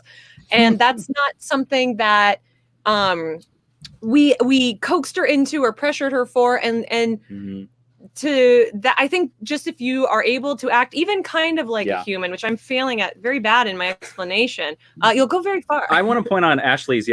Ashley's asking for help is an excellent way, is a perfect icebreaker. Because if you write a very nice, very professional email to, I would say, I would bet 90% of the comic book community would respond back to you, at least with a sentence. And I've been blown away by some of the people that I've done exactly what Ashley's done. I've been like, I love your book. I stopped by your table very briefly at this. I'm certain you don't remember me. No big deal. But I've always wanted to ask you this. And I usually always get a response. And I think it's because I think it's the thing that we're all looking for on the internet. If you respond like a normal human and not like a wacko, we want to talk to you. Well, and if what you say shows that you have read, understand, and want to seriously interact with the work and with the creator, I can tell. I'm a podcast whore. I will let anyone interview me. I will do anything because I'm trying to end. Comic book companies do not promote work very well, so you do your best to get it out there and get seen and get heard. And I can tell so easily when someone has read it and when someone looked at 5 covers, and they're going to make me do all the talking rather than have a pretty good question about what they read. And again, cool. I'm a blabbermouth. I'll talk for an hour and you can sit there and listen if you didn't actually read the book. But it goes back to what I said about respect. And also, I think when you're in this place where we're all trapped in only the online world, and I know I do this with Ashley and Jason a lot, with Rylan, you follow people on the social media. When Ashley and Jason have a Kickstarter, even if I'm broke, I throw $5 at it and I retweet it a bunch of times. And I make sure people know that it's out there and that good people have this work that they should buy and they should support. Same with Ryland. And you do that for all of your friends. You do that for everyone that you respect and you think is worthwhile. And they'll see you being part of their community. I mean, I'm a relatively new guy at this. Like Ryland, I was in movies exclusively up until about 5-6 years ago and started from scratch. And it really wasn't that hard to meet people, to shake their hands. We won't be doing the handshaking part for a while. But fist bumps. Exactly. Fist bumps, waves. Come with unique waves. Jerry Duggan was an early adopter of the fist bump. He has been fist bumping at cons for a really long time, and I just want to give him a shout out for being ahead of the curve on being the germaphobe. But yeah, it's so easy to be a good and supportive member of the community, even if it's just online. Even if you're just liking people's posts with their new art, and you say, "Hey, man, the new artist looks amazing," that you're a voice lifting everybody up, and you can absolutely do that on the internet. You do not need cons to lift up your fellow creators that you love and respect. So true. Like, great example of this is, so I meet people at conventions every weekend throughout the year, all over the place, and I'm really bad at putting names with faces. I'll remember the face, and I won't remember them until I see their work. I remember their work, but I don't remember their face. But I started noticing, like, there would be people who come up to me and they're talking like we know each other, and they're noticing the blankness in my eyes, and I'm cringing inside, going, "Oh, damn it!" And then they just say their Twitter handle to me, and I go, "Oh!" And then we like hug because I know people from like an avatar this big and their Twitter handle, and like people become friends in a way that you don't even really realize sometimes until later when it comes into play, and you start realizing, wow, we've been supporting each other for a while. We both mutually respect each other's work, and yet we haven't collaborated. And then sometimes meeting once seals the deal. Sometimes you never have to meet at all. Like we publish so many different creators, and there are still a handful that I've never met in person, which is weird with all the traveling we do, but I feel like I have. I forget sometimes if I have or not, because the online community is so strong, and they show up. They show up in other ways. And it's something about that online presence that's important to remember too. Is just from a publisher's perspective. I don't publish people based on talents alone, or I look at like their skill set, obviously, but I'm more interested in their reliability and their drive. I'm more impressed with what you've done and what you've been out there pushing and working than your amazing Marvel sample pages that you show me at these portfolio reviews over and over.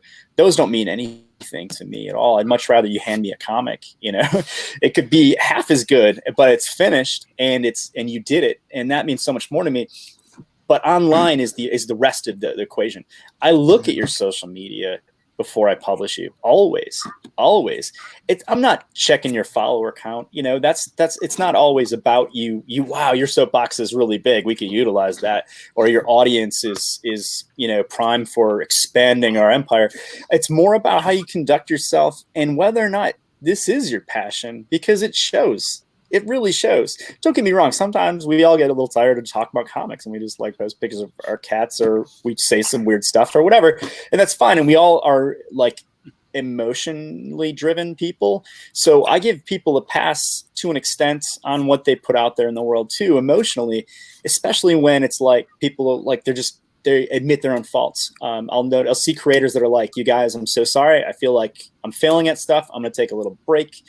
And I've been too down and negative about the work or whatever, the process. I know I owe people things. I'd much rather see that than see them go off on some crazy rant out of nowhere and go, oh my, like, what can we expect when we give them a bigger stage and we attract more people to what they're doing and saying? I'd much rather have it be genuine and honest, faults included, than to have somebody who just gets pent up and then uses social media as an outlet and then gets pent up and uses an outlet.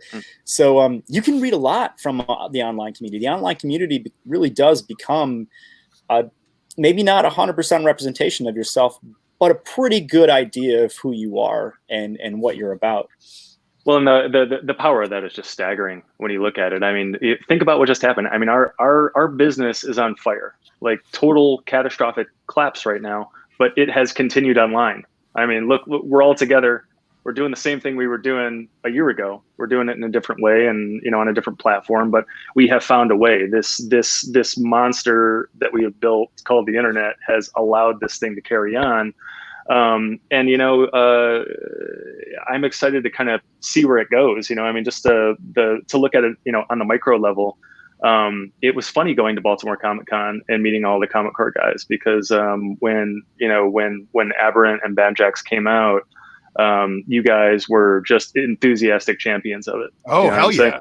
You saw it, and like Abalone said, like, you read the books, you understood the books. It's like as a creator, I don't want to speak for everybody, but for me at least, and I think for you guys, like I'm trying to do something very specific with these books. I'm trying to say something. And for some people, it's, 50 yards over their head, or they give it the surface read or whatever. But it is so clear when somebody gets it, and to hear you guys go on your shows and speak to your audience and say, wow, he was trying to do this and it was fucking awesome. That's why I do this. You know what I'm saying? And so you guys really prop me up. I got a book at a small publisher, and the publisher I'm trying to get, an inch in everywhere. And this book, Aberrant was Aberrant was optioned for TV by Tony Krantz, the guy that did 24. It was optioned 2 weeks before the second issue hit newsstands. We're developing it right now, but it got into hands because shows like yours were shouting from the fucking rooftops that it was awesome. And that was how they found it. And so I am just so thankful for that. So thankful for that, that assistance, that love. And again, I just, I try to, pay it back as much as possible. So every time you guys, have a show or something like that, I'm retweeting. Every time I can send you guys guests, I'm sending you guests. And all of that happened on the internet. And so the thing is, like, we had built this relationship over the course of a year or two, me and all you guys. And so it was like, we go to Baltimore, we see each other for the first time. And it was like, I was seeing a brother that I hadn't seen in 10 years or something like that. It was just like, we didn't know each other, but we knew each other. And that was awesome. And then Baltimore was awesome, so that's funny. It's like, I'm still wrestling with this idea of like internet friends, I mean, I tell you, it's crazy, isn't it? I used to be the guy that, like, I made fun of my friends when they met their girlfriend on the internet or whatever, and it used to be when I go to, yeah, exactly. Now everyone, now literally everyone has coupled online. And so, and I'm the weirdo who, met my wife in college. And so, we are living in a brave new world. And so, to kind of bring it back to your question, it's like, the future of all of this is on the internet. We live and die by the internet. And so, to a certain degree, this situation sucks, but what strikes me is how much we just kind of didn't skip a beat when it happened. Like, we're still, we're still moving onward and upward, and we're finding other places to kind of gather online. This is one of them, but our friend Russell Noelty has a thing called Alt Free Comic Book Day going on next weekend. It's all on Facebook.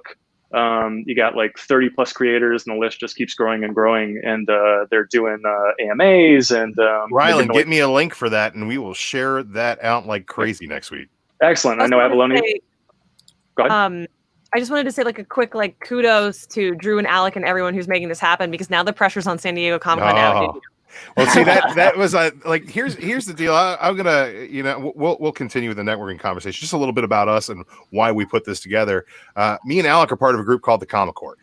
We are YouTubers. Alex got like a little over 1,000 subscribers. I've got like 400 subscribers. I only put content on this channel. I don't even put it on my own channel anymore because I found my tribe online. We're like, everybody's a finger, but you got 5, you're a fist. And we found that it's really easy to lean on each other and help each other.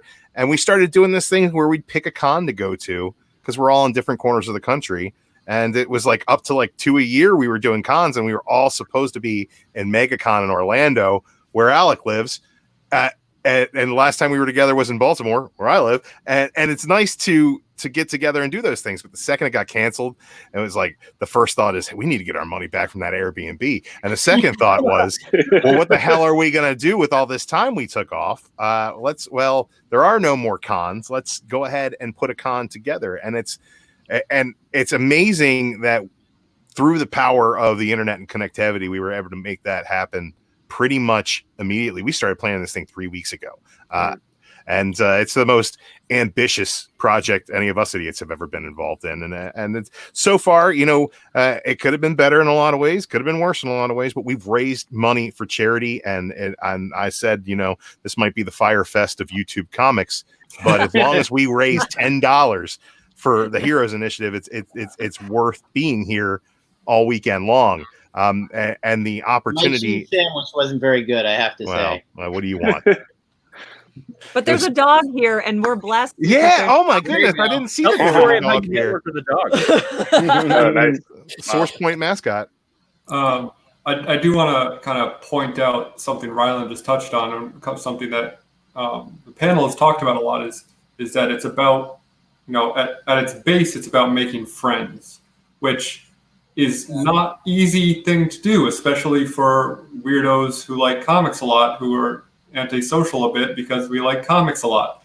But one thing we all have in common is that we love comics. And anyone who's going to put this much heart and soul into a project isn't going to do it in a format that they don't absolutely love. So you always have that first bit of connection, which is the same reason why, this group on YouTube came together, because we all share this common love. And so I think, for those of you who are listening to this and trying to get some advice, I mean, correct me if I'm wrong, but that's kind of the foundation for all of this, is that you can't approach someone like a Stan Sakai, or back in the day when I foolhardily tried to publish a book, I approached Jimmy Palmiotti at a con, and we had a conversation for a while, and I said, hey, can I send you some of my script and get some feedback? And he wrote back to me. I was some jerk in his line, but he took the time to do that because he could tell that I had a passion for comics, and he has a passion for comics. So, miss 100% of the shots you don't take. Wayne Gretzky, Michael Scott, Alec Keating. No, I can tell a story about learning a lesson from networking and missing an opportunity. I had a full-time editing filmmaking job in 2001, and I met a guy at a party, mutual friends, a guy named Joe. We talked about movies for about an hour, and he said, hey, you ever think about writing comic books? And I said, yeah, it's crossed my mind. He said, well, I'm Joe Quesada. I work at Marvel. Here's my email address. Reach out to me. And, he said, I work at Marvel. And I did reach out, and they had a new writer program, and I applied to it. But at the time, how they were doing things is they weren't putting you on books. You had to have a first issue script of a brand new comic. And I was at the time completely unprepared to pull one of those out of thin air. So I got that. David, continue your story. I'm going to take you off the screen here. We got. Yeah, oh, that's amazing. I got the greatest opportunity you could possibly get, and I blew it. And 12 years later, I was lucky enough to get another one.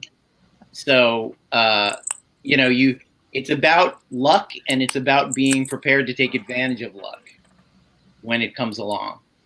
And I also wanted to say hi to my friend Kat, who I see is in the chat room. Kat has the French fries. The chat requested our podcast intern, and we had to answer. But I mean, you talk about luck. I kind of feel like it's also making sure you're in that position to find that luck. Like, you're not going to get lucky sitting at home, hoping. Absolutely. I've always said that luck doesn't exist. It's only the intersection of preparedness and opportunity. And if you are prepared when the opportunity arises, you'll get lucky. But if you are prepared for any opportunity, then luck isn't the situation. Just there's a great quote by lucky the second time. I was prepared. Yeah. I took advantage of it, and now it's been my career for 5 years. But in 2001, I was not prepared to pitch a brand new comic book off the top of my head. And so I was unable to do anything about it. Because honestly, I hadn't thought about it as a career. It was, while trying to build a career in movies, it was just one more giant forbidding stone wall to climb. And I already got this giant forbidding stone wall that I've been climbing the last 30 years over here on the left.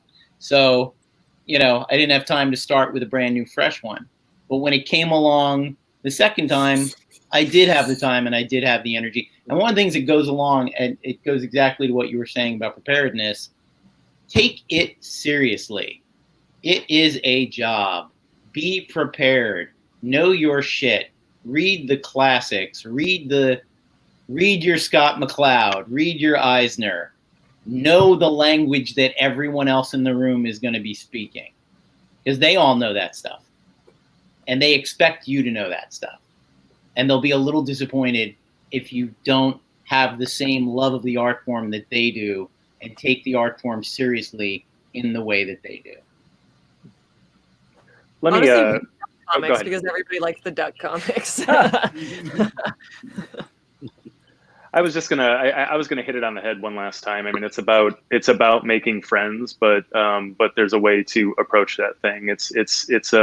It's really about having no expectations of anyone, and really, it's about giving. That's what it's about. It is about. It's not. Avalone said it. It's not what you're going to get out of this community. It is how do I make myself a useful, productive member of this community? What do I have to offer everyone else? And if you can do that, and if you can position yourself as somebody who has, so much to offer this community, everyone will notice, and the publishers will come to you, and people will ask you to be, on con panels, and people will promote your book and buy your book. And I fell in love with Jason and Ashley online. We don't know each other. I just, their presence online. They are very lovable. They're Like your wedding bells. They are a force, very lovable and very pretty, both of them. A force of nature, a force of good online. And so when you do that, you draw people to you, and people want to lift you up, and people want to see you succeed. And I can say the same for Avalone. And I'm falling in love with everybody on this panel. I think that's what it's about. I want to point out someone, Fish Tropic, posted a link to Hero Initiative. Love Fish Tropic. And, Hero Initiative is amazing, and it's a thing to get involved with. You want to be that thing I said about ask not what you can do, what can be done for you, ask what you can do. Hero Initiative is the best place for that. Yeah. The first solo speaking gig I got at a con was at Long Beach Comic Con, and it was given to me by Jim McNaughton. And I'm pretty damn sure I got it because I took care of Russ Heath a couple of times for Hero Initiative. If you don't know what Hero Initiative, they take care of comic book creators, particularly if they've fallen on hard times, if they need help. Talking earlier about 1970s World War II comics, Russ Heath was the Lord God King of that genre in the 70s. And I heard through a friend that Russ passed away a couple of years ago, but he was going through a rough time. He was having health troubles, and he needed assistance, grocery shopping and doing things. And a couple of times I took him out to lunch. I went grocery shopping with him. I looked around his apartment and saw what he needed and ordered it on Amazon and sent it to his place and all that. And I'm not, saying give me a Nobel Prize for that, but it was a very small thing. It didn't take a lot of my time and energy, but it was an easy way to give back and to demonstrate an interest in comics as a community and in the vulnerable members of the community who may or may not have fallen on hard times. Hero Initiative is why we're doing this. The whole impetus behind Mainframe Comic-Con is that we were going to MegaCon in Orlando on behalf of a mission to farm content, yes, but every single cent that we as monetized creators on YouTube earn, whether it be 43 cents from a video that's been up for a year, or whether it be, the portion of a super chat that somebody feels confident enough in our ability to entertain to send to us, goes directly to the Hero Initiative. This week we are splitting that money, or this weekend we are splitting that money with the Red Cross. And if you guys have come to us via the Mainframe Comic-Con website page, mainframecomiccon.com, there is a big button right underneath the live stream. Hit that button. Give them your allowance, because it is the best way to spend it if you are feeling charitable.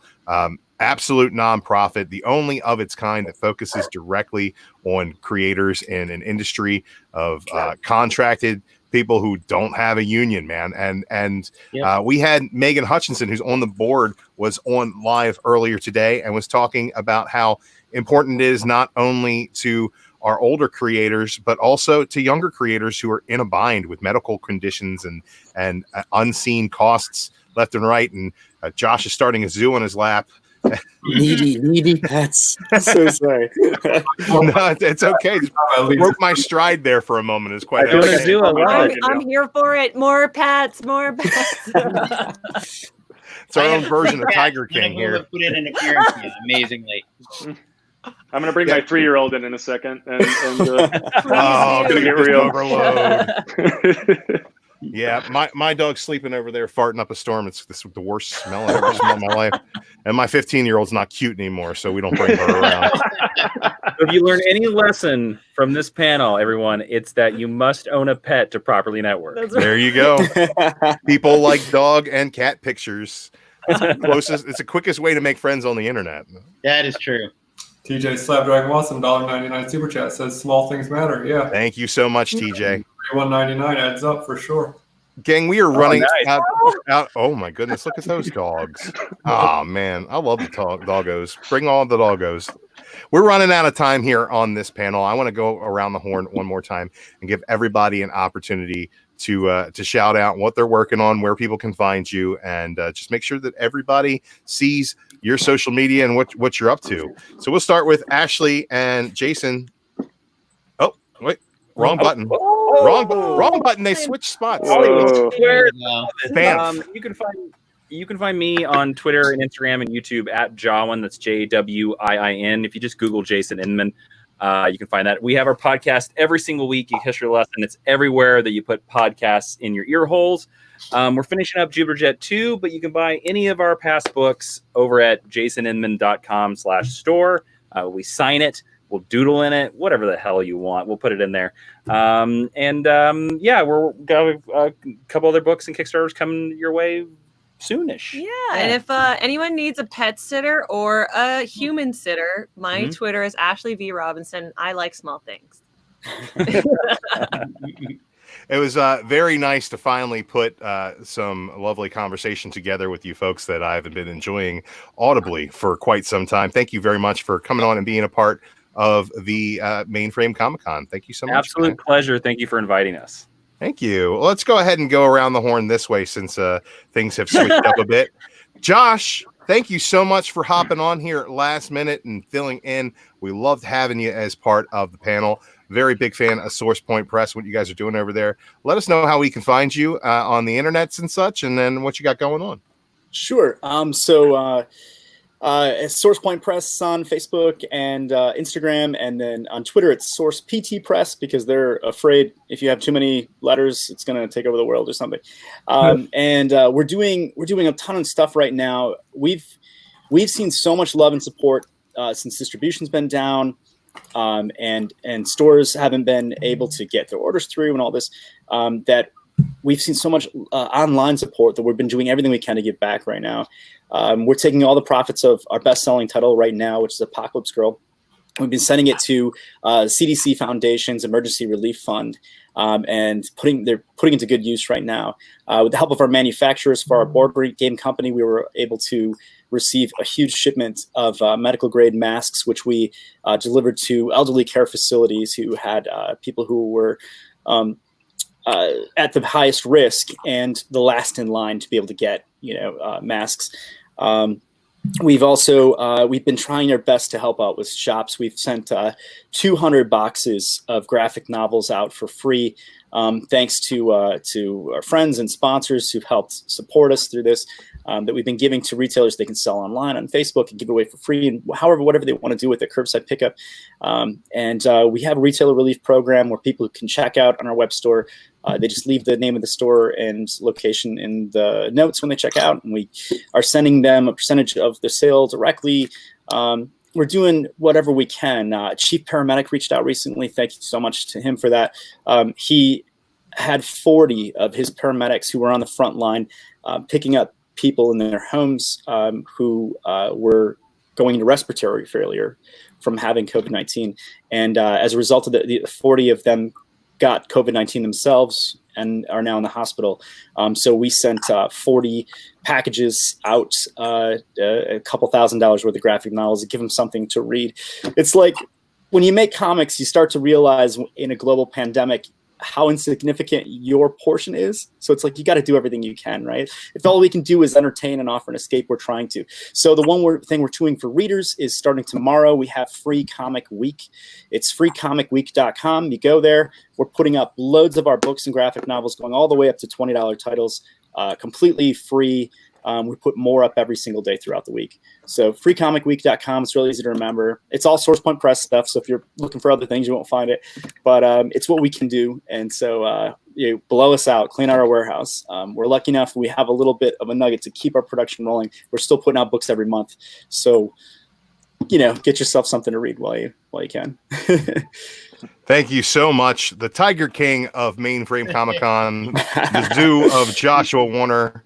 Thanks for coming on, Josh. We really appreciate that. Bet. And I'm telling you what, if you're a fan of networking and comics, and if you're maybe like, I don't know, maybe the art director of Source Point Press, stick around because our next panel is going to be on webcomics. We have some really interesting creators coming up in just a minute, so maybe hang out, do some networking. All right, I hear. Oh, there he is. He's back. Oh my goodness! I'm the only one. Yeah. We've got a cat, and I also hear that And now I'm you've got some essentially ailments. Blofeld, you know. The private chat has let me know that there might be something wrong with you, David. Are you in pain? Oh no, I'm good. Okay. I think Christy wants me to do Pinhead dialogue, I believe. Oh. I got trades out that you can download digitally. I think Dynamite is actually selling the first Elvira trade for the price of one issue, which is beautiful. I have a new Betty Page trade out that I'm again, all available digitally, in which Betty Page investigates the Queen of England being abducted by a UFO, because comic books. And next weekend, I said I'm doing the Alt Free Comic Books Day thing, doing a couple of panels and appearances for that, and we'll be giving away the first chapter of Drawing Blood, and April 29th is when the first Drawing Blood volume trade paperback, which is the thing with Eastman, was supposed to come out. Obviously, that's not happening. So we're going to be selling that exclusively through his website digitally for now. And this is what the Kickstarter cover looked like. And if you're interested, that's kind of it's a little bit of an autobiographical fantasy based very, very, very loosely on Kevin's life. It's about a guy who creates a beloved $1 billion kids franchise and rides the roller coaster of comics fame and fortune and crashes and burns and all of that. So it's good, clean, wholesome fun. That's amazing. And what about the spinoff from Drawing Blood? Oh yes, well when we did Drawing Blood, you create a character that's sort of based on Eastman. You also need to create something that's the Ninja Turtles, and that's the radically rearranged Ronin Ragdolls, who are three mutant cats who fight crime. They're named after Japanese animation directors instead of Renaissance painters, Tezuka Otomo and Miyazaki. And we have the first issue of that, the origin issue of that, will be included with the Drawing Blood trade that will be available for download next weekend. And we have coming up this summer a 40-page Ragdoll special that me and Troy Little did together, which should be fun. That's awesome. We can't wait to get some more Ronin Ragdolls, man. I'm excited about that. Thank you. I will not be out. Look, he's joined the party here. Dogs. Ryland has brought us 90% of our talent for this con. He might as well bring his dog to the party. Yeah, she's available for the next panel if you want to do that. I am only if she's created a celebrated webcomic. Yeah. I mean, she's working on it. She's not there yet, but maybe next year. I know we're eating into the next panel, so I will be quick. I am at Ryland Grant. That next panel is the last panel. They can go as long as they like. They can go as long as it. So it's RYLENDGRANT. I spell it because it's not a real name. My parents just kind of invented it out of thin air, so it confuses some people. My books, the Ringo Award-winning Aberrants. And Banjax, which is on about a dozen 10 best lists last year. They're available at fine comic shops everywhere, and for download online at Amazon and Comixology and all that stuff. So that's me. I just want to congratulate you guys on this again. This is a great con. I'm just in awe of what you guys accomplished with this. And let me put in a plug for the next panel, because it is full of great people. Steve Prince, Tony Fabro, who does 3-Panel Crimes on Instagram, 32,000 followers. It's just absurd. Christy Shin is always fun, and I'm missing one, but it's going to be a hell of a show. So stick around, stay glued to your sets. All right. I would be remiss, Ryland, if I let you go without shouting out our friend Comics Misexplained, and making another plea for a mini series starring the robot from Rocky IV. Well, he is, he's scattered about Banjax, and I owe 4 more issues on Banjax. Who knows? I mean, we're in the middle of an apocalypse. I have like 5 books on hold right now. So I have a feeling that you're not going to see anything from me for like another year or 2, but then like I'm going to have 6 books out at once or something like that. With the way this is going to work, it's going to work that way for everybody. But I owe 4 more issues of Banjax, and that robot will be featured prominently, I promise. So yeah, may we all have a prosperous 2022.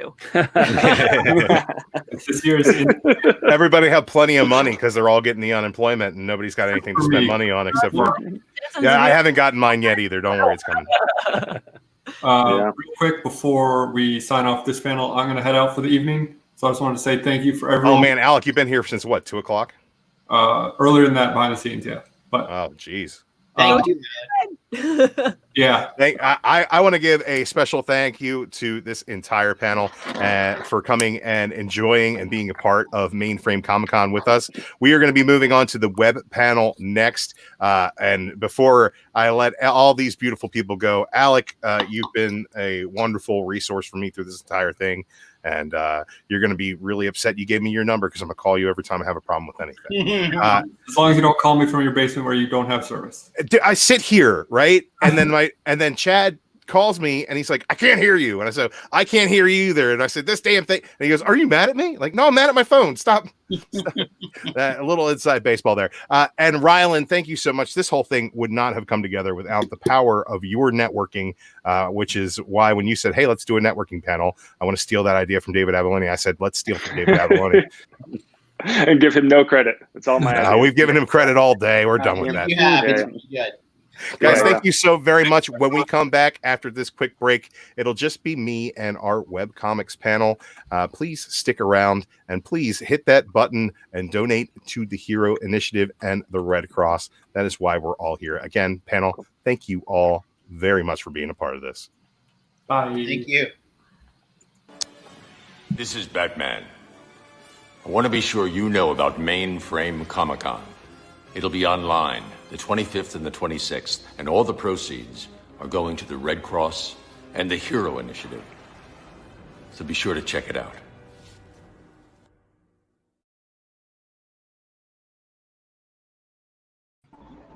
We are back with our web comics panel for Mainframe Comic-Con. I'm so excited to get into this, guys.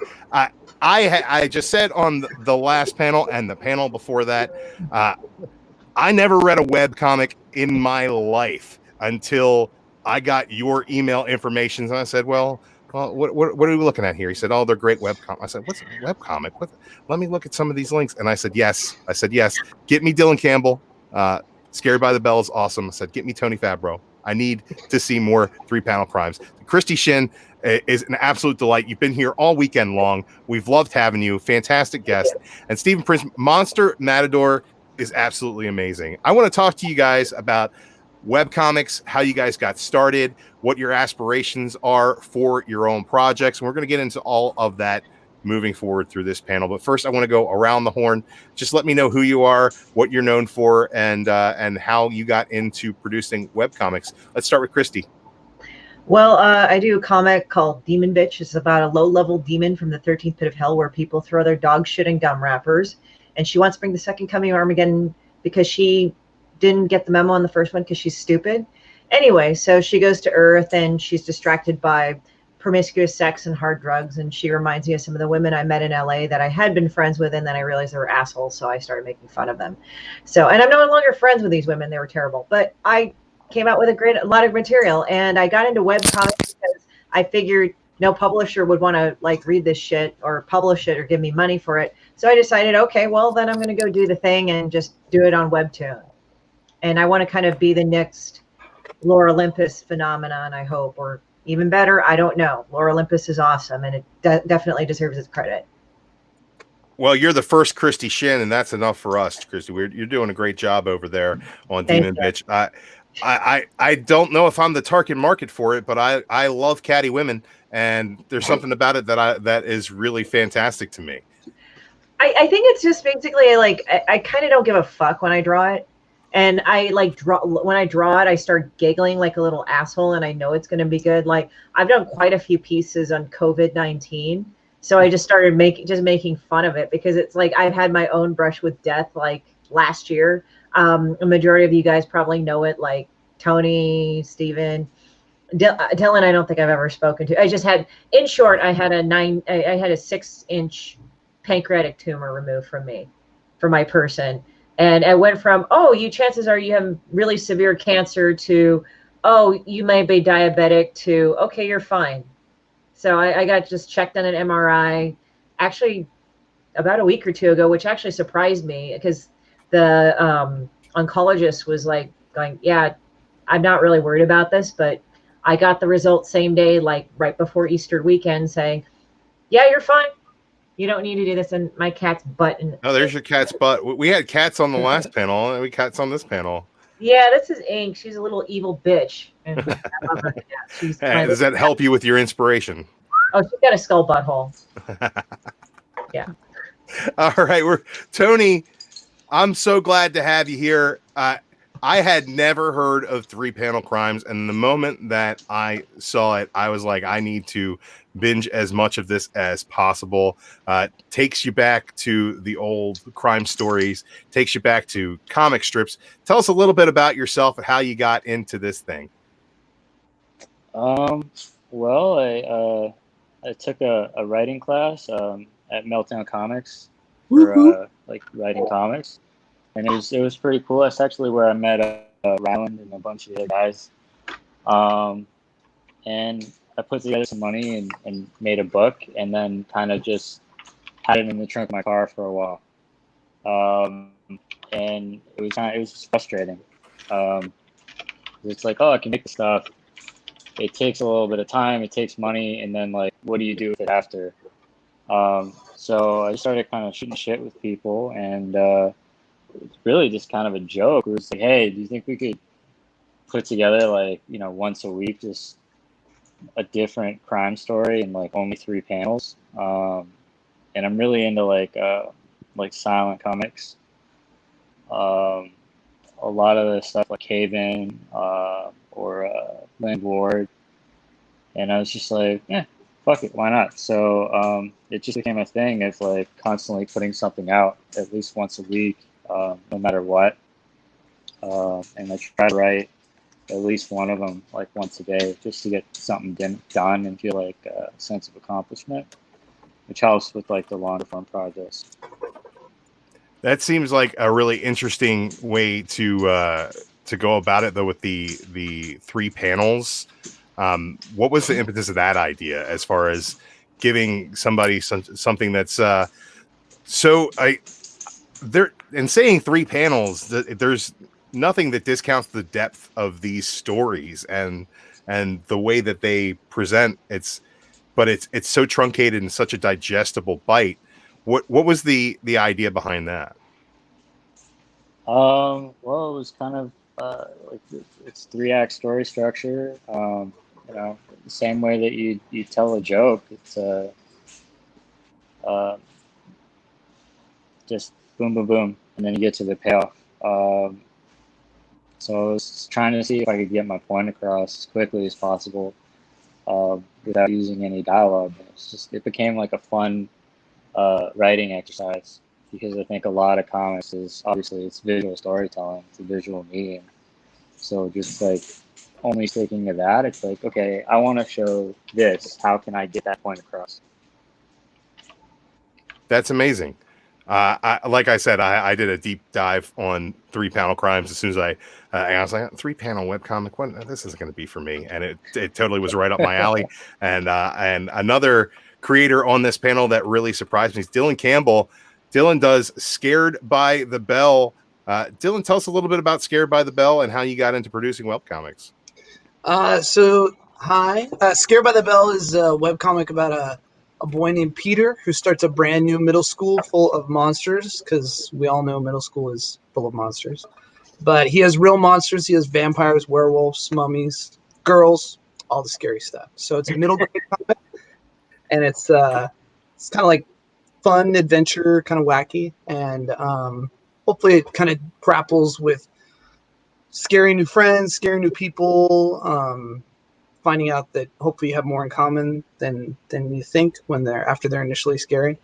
I started doing webcomics. I also took a class at Meltdown Comic. I can't remember if Fabro and I were in a class together. If we just I think knew. my panels this weekend are really the meltdown class of 2012. I think we took the coloring class together. Yeah. Okay. Yeah. So I know. So we. So I took a class with Jim Higgins. Fabro and I took one with Chris Northrup, and I just took the class because I thought I'm not good enough, but I always want to do a comic. I'll just write it, and then I'll hire somebody. I was like DeviantArt or whatever. And I took the class, and he kept showing us all these different kinds of books. And I grew up on Jim Lee's X-Men and Todd McFarlane's Spider-Man and all that. And I was like, I'll never be that good. But then he started showing us all these different books. I'm like, oh wait, I can draw it like that? Oh well, then. And I did my first comic, To Catch a Tooth, about a couple of kids who try and rob the Tooth Fairy because she's always carrying cash. Then they catch their dad, or do they? And I got into webcomics mostly because it's iterative. Like it's a disciplined way to kind of get it out there. But also it's a great way to build an audience. When I first started doing Scared by the Bell, I didn't know how to color. It was all black and white. It was just line art. And then I took classes at Meltdown. I started learning how to color, and then I went back, and you can just repost the images. So I think it's a lot more flexible. It's a lot more forgiving than like, oh, let me have everything figured out, and then let me pay a bunch of money to print, and let me ship it. I mean, I have print copies and stuff now. I've done a couple of Kickstarters, and I do signings and stuff, but the internet and the webcomics is a really fun, accessible way to get it out there and talk to, because you can like comment and see people talking, and it's very interactive and fun. That's awesome. We have the creator of Monster Matador and also Unemployed Ant, Stephen Prince. Stephen Prince, tell us a little bit about your stuff and how you got into webcomics. All right. How I got into it, I basically lost my job because the company went. That's how I got into this. Yeah, I think that's a common theme. And then I was bored. I had nothing to do, so I figured I'd do some comics, and that's where Unemployed Ant came from. It was me basically talking about my experiences being unemployed through the eyes of an ant. And then Monster Matador is a post-apocalyptic tale of a father fighting, trying to make a better future for his daughter by fighting monsters.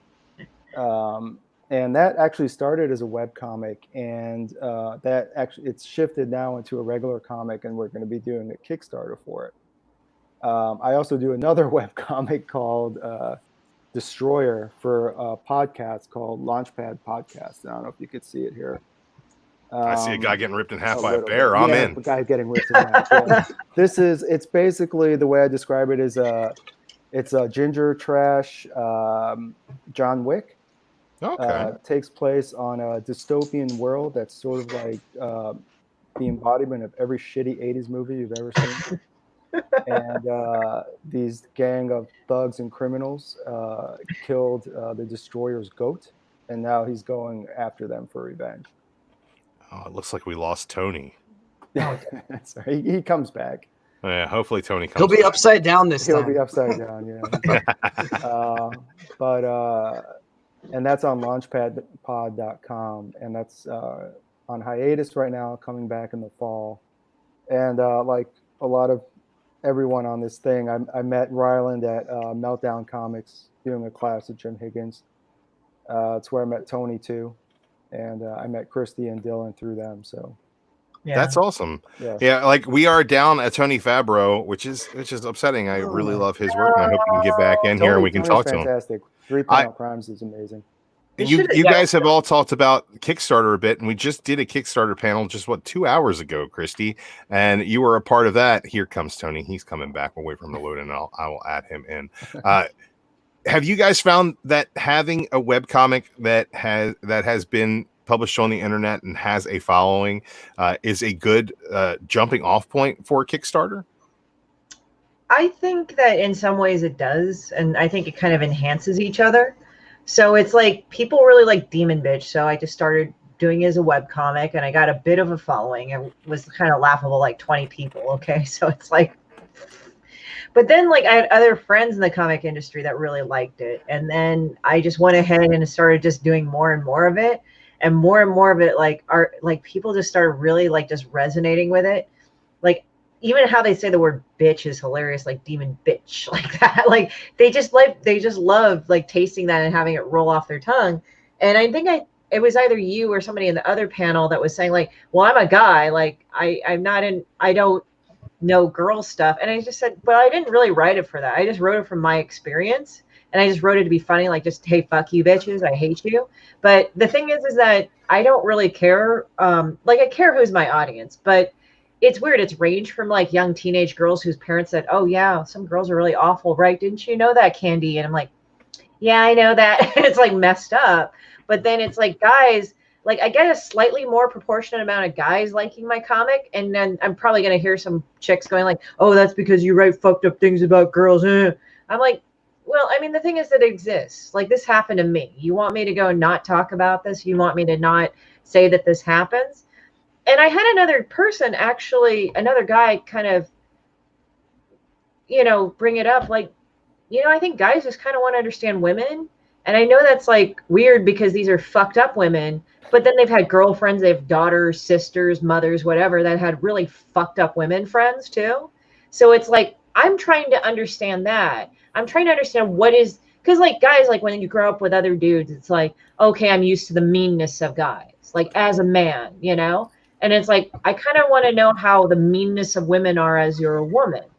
And it's like, maybe in turn, I can kind of understand these things. Not that I've never gotten anything from a dude saying like, my opinion of women has been lowered by you.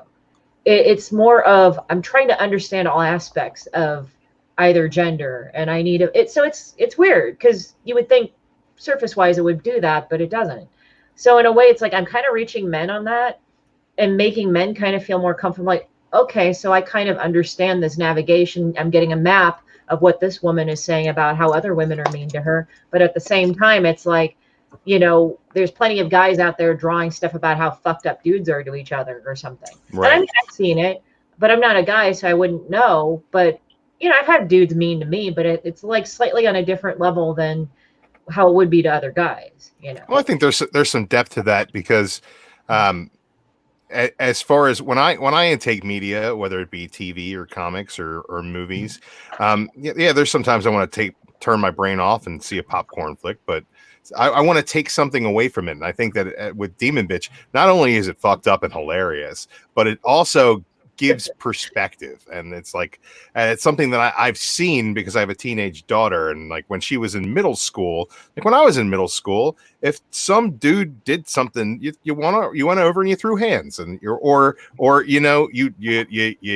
pushed him in the hallway and he backed down, and then there was nothing more to talk about. The way that women break each other down psychologically is Machiavellian in a way that most men without a perspective on that will never see. They're just, it's just this psychological warfare, and I think that you bring a lot of that up in your work, and it's absolutely wonderful. Well, yeah, I mean, my personal philosophy is like, look, if you guys are going on like women to other women, if you want to go on that you want to be treated on the same equals as men and all this other shit, it's like, let's admit that some of us are really fucked up.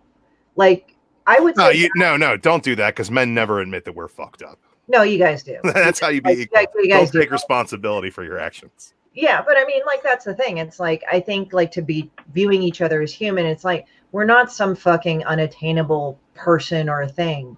We have our faults, we've probably taken a shit in our pants at one point, either as kids or now, and we don't want to admit it, or pissed in our pants or whatever, or like just done stupid shit. But it's like, we admit to it, So there you go. So, and I mean, that's the thing. I think it's like, I don't like the thing of artifice. I mean, I understand not wanting to go and talk about like when somebody humiliated you when you were little, or your deep dark secrets right away to somebody, but I just don't believe this bullshit like, well, I'm a better person and I've never hated anybody. It's like, oh, you'll find somebody to fucking hate at some point in your life. You'll fucking hope that they die a horrible death in the fire and everything. Now, the main difference between me and people that go out and kill people or whatever, it's just like, okay, I admit it to myself. But that doesn't mean I'm going to drive to somebody's house and fucking blow their head off or some shit, you know, or like hit them on the face with a sledgehammer. I may feel it all I want, but it's like, I admit it to myself. That's how I feel. But does that mean that I should do it? No. But I think people, the more that people admit it to themselves that they have these thoughts and very fucked up feelings, I think maybe it would kind of bring down a lot of fucking rage and anger and meanness in our society. Like, we know we can all have the capacity to be mean if we're pushed. And I think in a way, like I was talking, I think earlier to you guys the last night prior, it's like demon bitch is kind of this weird confessional. Like, I do the Lord's work in a way, even though I'm drawing up a fucking asshole demon and I'm swearing up a storm. But the thing is that it kind of gives this person an absolution. Like, I hate this person because what they did to me. And I'm angry about that. And I feel all the things about it, including like, I hope they die and all this shit. But then they admit it to themselves. And once they do, they just can let it go. And that's sort of forgiveness. Like, forgiveness can be like, well, I forgive you and everything, to like, I don't give a fuck if you get hit by a car, just you're out of my life, whatever. But it's like this forgiveness where it's like you can just let it go and it no longer troubles you. And it gives that person that license. It's weird after people read demon bitch, because we've been taught toxically, like, you have to be the better person, but they already one-upped you, so screw you. Or if you're mad, you know, then they can control you. I'm like, you know, that's really fucked up. You're further victimizing people from what they've been through. And some of them have been through really terrible shit, you know, really mean shit. And then they feel like they have this disempowering. And like, people say to me, well, it's great that you don't give a fuck anymore. I said, well, I learned after a period of time, but I had to go through it multiple times. Like, you know, I've been down this anger path so many times with this person or this type of person or the exact same situation that I'm just like, I don't give a fuck anymore. So I just start laughing at them. But it took years for me to get to that point. But that doesn't mean that, you know, because I invalidate myself for all the times I felt hurt and upset. And I even tell people, it's okay if you're hurt and upset. These people are being dicks. Like, it's fine. You're going to get to the point where you're just like, fuck you. And you just laugh at them. Like, one time this guy got on me on Facebook because I was giving him shit because he was giving another dude shit about his work. He was being a real dick about it, right? And I just hated when people bully each other. And he called me Yoko Ono, and everybody fucking jumped on it. And I just started laughing at him. I'm like, wow, you're fucking retarded to make me think that, you know, that's all the Asian, you know, fuck you, you know. But I started laughing. I wasn't like, oh, I'm so hurt. I'm so angry. I'm going to crawl into my hole. And I'm like, no, I'm past that point. Fuck you. I'm dead inside. I don't know if he's more ignorant for the racist comment or the fact that that's the best one he could come up with. That's pretty terrible. I just laughed at him. It's just like, that's the thing. That's how you win, is that you laugh at them, but you get to that point. Right. Because that makes them angrier. The catharsis through your art is a great thing. And I kind of want to carry that over to Dylan. As far as writing you're writing a coming of age story with Scared by the Bell. How much of that comes from personal experience, or are you drawing a lot from media representations? Is it autobiographical in any way? Just curious how, because it's an all ages story, definitely, and not that there's anything inappropriate about Monster Matador, but 3 Panel Crimes is very much mature content. Demon Bitch, by the name alone, tells you that it's mature content. But Dylan, you're writing an all ages title. What goes into that? Where do you draw your inspiration from? Well, middle school. You know, I try and think back on because I was homeschooled till I was in the 8th grade. So my first year of middle school was the 8th grade. So I didn't know anybody. And it was I don't want to cut you off, but one of my best friends was homeschooled until his sophomore year of high school. High school. And became one of the strangest but one of the most unique and wonderful people I've ever known in my life. And that juxtaposition from being, it's like being thrown to the lions and how you sink or swim on that is something that I find very interesting. Yeah, it was definitely so I had the bullies, I got picked on, I had my first major crush on this girl, and didn't know it. And also it was that's when Wizard magazine was coming out. I used to hang out with these couple of guys in the library, and like you ever watch? I don't know if anybody watches that Cartoonist Kayfabe YouTube channel, but they go through. I am so mad they stole I'm like, our "Oh, I idea. had We were that, going I to do had that that, I had show. that." Oh, damn it. But yeah, totally. Just the but there's that kind of aspect to it where I'm like, oh, I remember middle school. I remember those times. I remember being scared of people. But then there's also a lot of I try to incorporate just stuff that I've lived through my life in work and in stuff I see on the news and the way I've interacted, where there's just a lot of kind of demonizing of the other on different sides. And so I hopefully Scared by the Bell has a lot of like, oh, here's the thing, it's scary, I'm terrified of it, I demonize it, I don't like it, they're out to get me. But then you get to know them and maybe it's different. So a lot of autobiography and a lot of just trying to pull stuff that I see happen in my daily life and what's going on out there. That's awesome. And again, another story about gaining perspective and growing from it. That's an amazing segue that I didn't plan. So yay fate. Stephen, I want to talk to you about Monster Matador a little bit. Yep. I really loved what you did with Unemployment. I especially, I'm a bartender by trade, so my job doesn't fucking exist anymore. Yeah. And being unemployed, like and especially being homebound, I haven't worn pants with belt loops in a month. So I haven't worn real pants. But tell me more about Monster Matador. What about like these giant kaiju creatures is something that grabbed your attention? I've always been kind of obsessed with the iconography of the Matador. There's just in terms of the movement and everything. And I spoke about this last night on the panel, but when I created it, it was kind of pretentious and sort of trying to create something that would be iconic and the name just kind of popped into my head, Monster Matador. And it just seemed like the most obvious thing in the world. So I just started doing it. It's just been a lot of fun. It's in a lot of ways, it's kind of keeping with the theme of what Dylan and Christy were talking about. It's kind of been an exploration of like toxic masculinity and how it affects people and their relationships and things like that. And you kind of see that through the Matador and his actions and his character arc as his journey progresses as well. So that's amazing. I can't wait to read more Monster Matador. And we're doing a Kickstarter with a new artist. I don't know if you can see this, Fabio Alves. Oh, that's beautiful. Fabio, that's a winner. He does. He just did Banjax with Ryland. Yeah, great stuff. So we're going to be doing that soon. That's amazing. Yeah. I can't wait to read more Monster Matador. I saw the trailer that you guys showed. Yes. Yeah. We had been sharing that around the other day, and I was like, "Oh, that's really cool stuff." I like the idea of a giant snake dragon monster being thwarted by a red sheet and a sword. It's just the craziest idea. People always ask, like, "Well, what kind of monsters is he fighting?" And I'm always like, big kaiju, Godzilla. They're like, "Well, how does he do that?" So I went ahead and commissioned that trailer so people could be like, "Oh, okay, I get it now. I get like." What the concept is. It's sort of like a Godzilla meets Mad Max by way of a telenovela. It's got a kind of weird little tone to it where it's got its tongue in cheek just a little bit.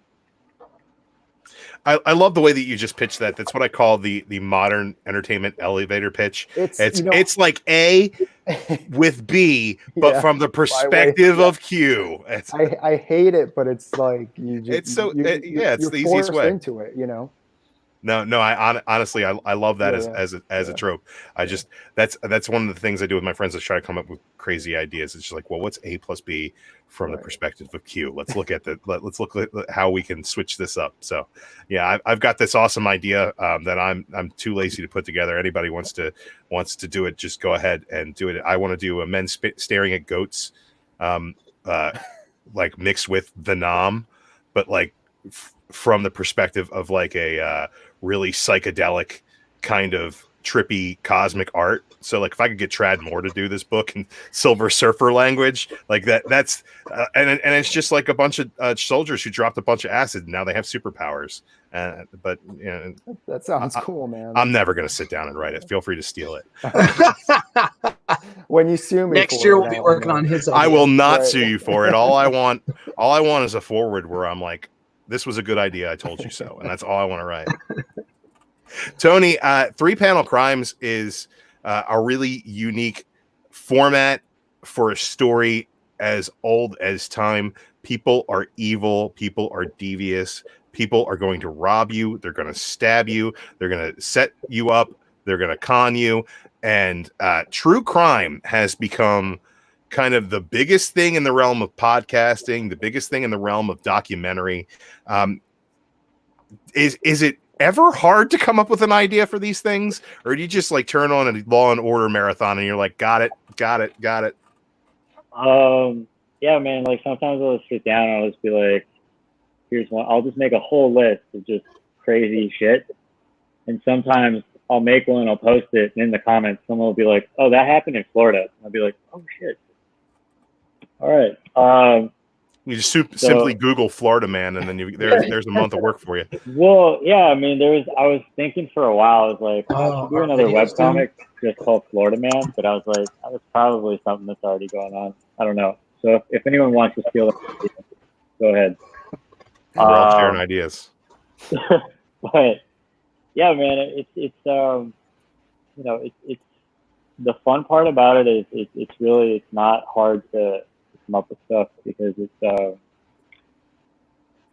mean, the thing about crime stories I always found really interesting is it was people reacting to their circumstances and usually making them extremely worse.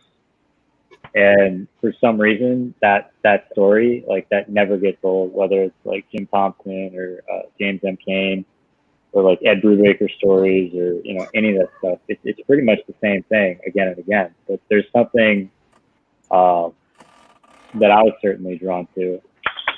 And I think a lot of people are drawn to as well in terms of these stories, because that's why, like, true crime and the crime genre is really, it's been around forever. And I mean, Crime Does Not Pay was actually one of the best selling comics at the time before the like the censorship codes and stuff, the Comics Code Authority.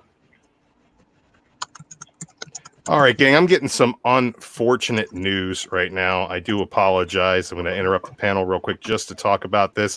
Unfortunately, the Mainframe Comic-Con website is currently not showing video. I do apologize, but the link still sends you here to our channel, The Comic Core, where this coverage will continue. We're going to finish up this panel and actually say goodnight to everybody. But if you are over at Chuckload of Comics and the video ended, please, you're not going to hear me say this, but please come over here and help us finish out the night. We have lost half of our broadcast options. But I'm glad that it happened right before the end of everything and not at the beginning of everything. So we're going to keep on going with this panel. We got a few more minutes to sit here and talk about webcomics, and that is exactly what we're going to do. Like, we did not miss a beat. Thank you, guys, and I'm so sorry that we lost about half of our viewership just a moment ago. I'm not sure how that happened. The internet is forever. You do realize. So, like, 5 years later, we will look at this in shame and cry.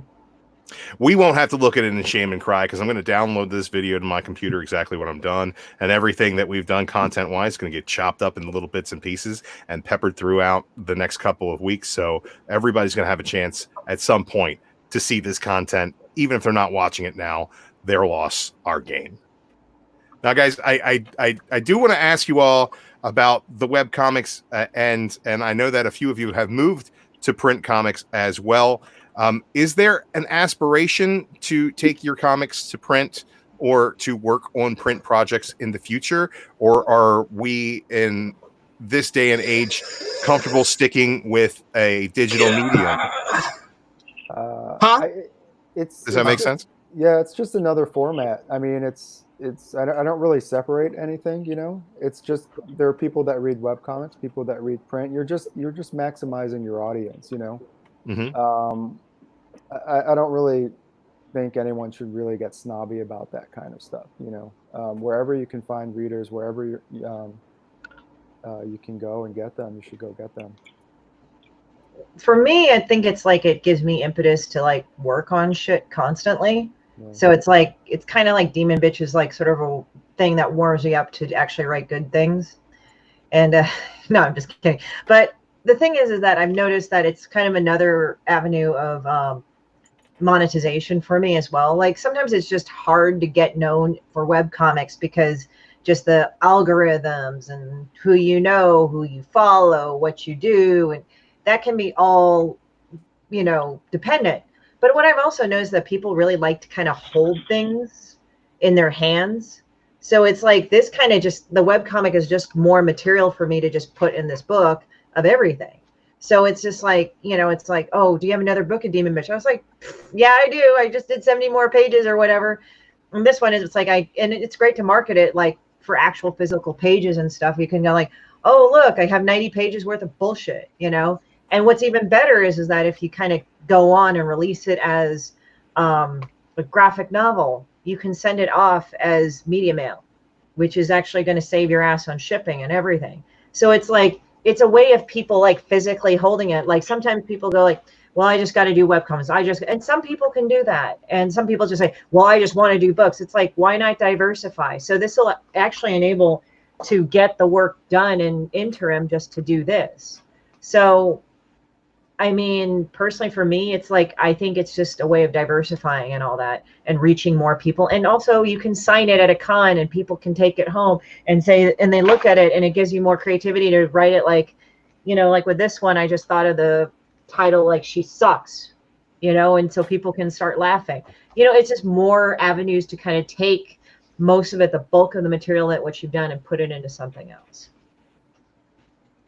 All right, one more quick question, and then we probably are going to wrap this up shortly. We can actually talk as long as you guys are comfortable talking about it. But yeah, the modern webcomic, in a lot of ways, I have noticed through my delving into webcomics very recently as a novice. You guys tell me if I'm wrong, but is kind of taken the place of the print comic strip, which is with print newspapers not being what they used to be. You're not getting that print comic strip story the way that you used to. So I definitely see, like, especially with 3-Panel Crimes is something as using Instagram as a platform. You get the ability that now when I flip through my news feed of thoughts and variant covers, which is really what my Instagram is, a little deep dive into who I am, you get that comic flipping up in your news, and that to me I thought was a really cool juxtaposition. Are you guys inspired by the print comics of the newspaper, like the newsprint strips? Is that something that being a web comic producer draws your attention because of the way that they were able to tell the story in periodical form, but in smaller bites? Is that something I know that might maybe appeal to Fabro has to be. Tony more. Fabro's got to be inspired by that. I mean, obviously there's Nancy, which is Ernie Bushmiller, stuff like that. That there's a really great book that they put out called How to Read Nancy, and it's just breaking down a single comic strip, but the book's like this thick, and they go through everything. I think that it's definitely something that, on a weekly basis that I'm keeping in mind. It's like, oh, okay, I get a couple weeks ahead. So I always have something, just in case people get sick or whatever. But it's keeping that, like, okay, we got to be fresh and short, and like, if something doesn't work, let's fix it as soon as possible. It's a lot easier to do that with something that's in a lot smaller package, because you can take it apart and go, oh, well, yeah, change the third panel. Now this makes more sense.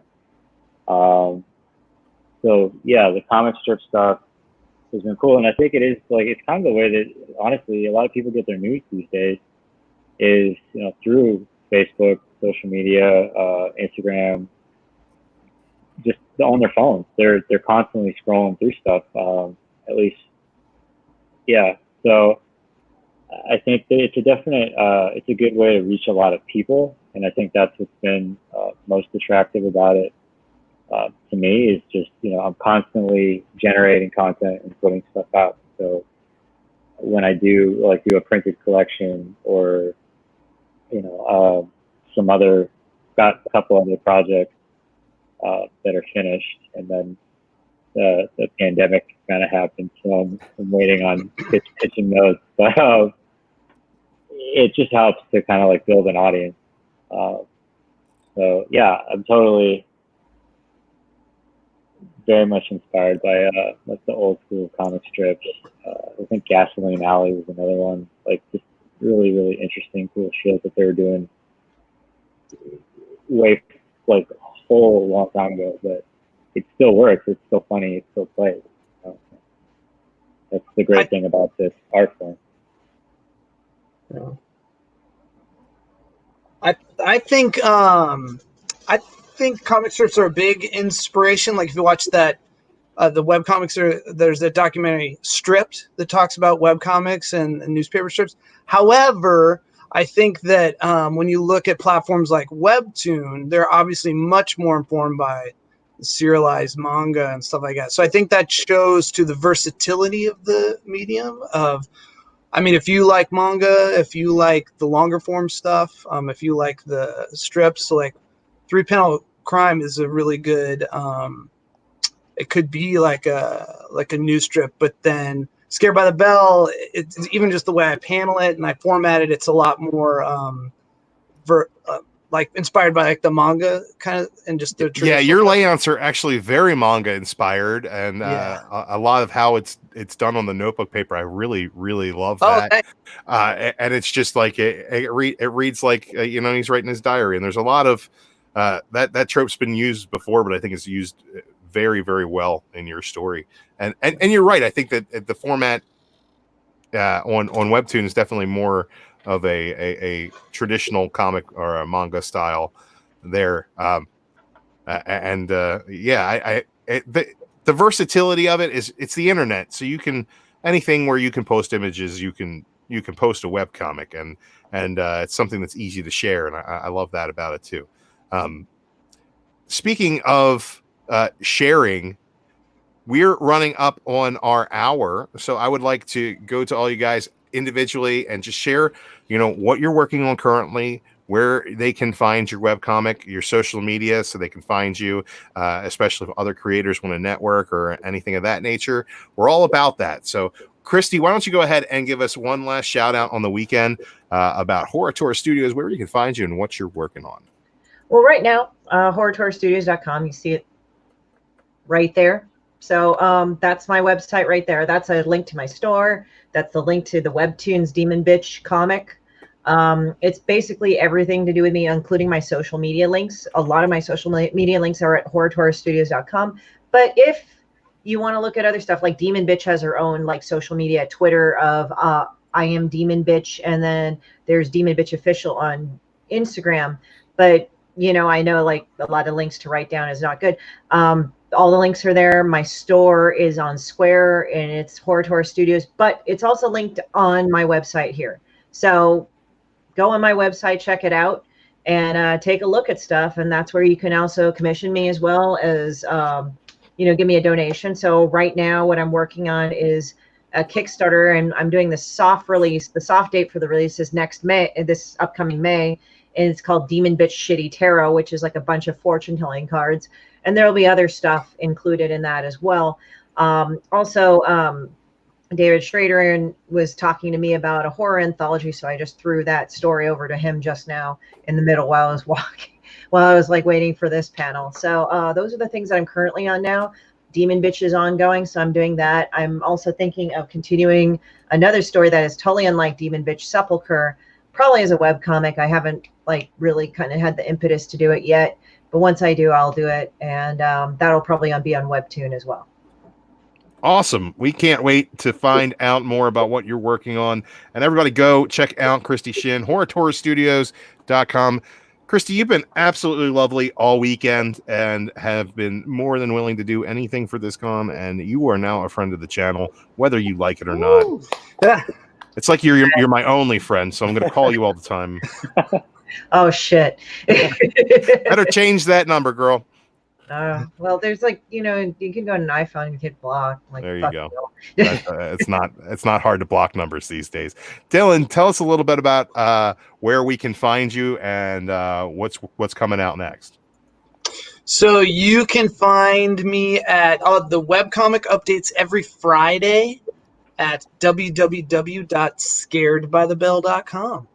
And then I have a Twitter and an Instagram that is just Dylan Draws. And right now I'm finishing up issue 5 on the web, and I'm actually coloring issue 6 right now. So I'll just keep going, and I'll do an issue 7, and then I'll probably do a trade at that point because I'll have like a good chunk. So are the underscores in the website? No.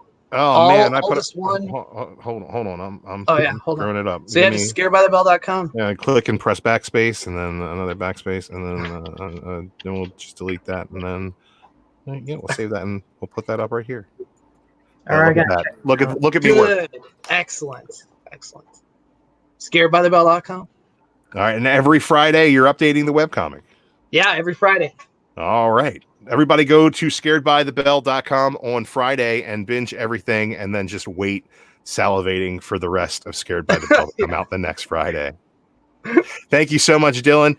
We showed your video earlier today. Dylan actually sent me a really, really great video, and it was absolutely amazing. He the creator spotlights. He did one of this pre-recorded, and he sent it and said, "I hope it's okay." It's like, this is more than I could possibly ask for. I don't have to do anything. All I had to do is press play. It was great. Excellent. Thank you so much, Dylan. Big fan of what you're doing over there, and excited to see more of what's coming up. Thank you so much. No problem at all. Steven. Oh, there he goes. Oh. I'm pressing all the wrong buttons, guys. I've been up for 3 days straight, so we'll see how this goes. So you guys are doing great. Tell me where we can find your stuff, Steven. Okay, you can find Destroyer at launchpadpod.com. That's on hiatus right now. It's going to come back in the fall. And Monster Matador is my main focus right now. You can find that at monstermatador.com for updates. We're on Facebook at Monster Matador, Instagram Monster Matador, Twitter Monster Matador. So just search Monster Matador. And we also have a YouTube channel where you can see that animated trailer that we talked about earlier. And we'll be doing a Kickstarter for the new comic Tango of the Matadors, probably late May or June. So, thank you very much. At everywhere you can find Monster Matador. Just type it in. That one there, and then Launchpad Pod for Destroyer. Thank you very much for. Oh shit! What's that? I said his Steven's comic Monster Matter is wild shit. You just have to read it. It certainly is wild shit, and I loved my first look at it, and I can't wait to dive into more of it. Steven, thank you so much for being a part of Mainframe Comic Con. And Tony at 3 Panel Crimes. That's it right there, right? At 3 Panel Crimes. Yeah. On the Insta. So at 3 Panel Crimes on Instagram. We also have a website, www.3panelcrimes.com. Every Saturday we upload a new 3 Panel Crime story, so it's at least once a week. Oh, that's still the Insta. And right now I just finished a graphic novel called Recoil. It's about a boy who accidentally shoots the girl next door, and her parents come over for dinner that night pretending everything's fine. He tries to find out why. I can't wait for that. That's crazy. That's good. So, you're shooting like Hitchcock, man. That's the thing. Like how you. I like Hitchcock. Yeah. Thanks. Yeah, very, very old school. I'm not a big crime comics collector because they're all very old and super expensive, and I'm unemployed. But I love old crime stories. I've gotten into there's a library app that I've been using. I can't remember the name of it. I'd love to shout it out. Libby? Hoopla? Hoopla. Yeah, that's the Hoopla! That's the one. That you can. Is that the one where you can get the books downloaded? Yeah, Hoopla. Okay. There was one that was just movies before. I think it's Cody. Hoopla. Or Hoopla. Well, I've been reading old like Golden Age, early Silver Age crime comics that are all it's all the same true crime trash that people listen to on their podcasts and watch on their documentaries and is adapted by Law and Order. But it's the comics are just phenomenal and totally not for kids, and totally I understand why the comics code became a thing.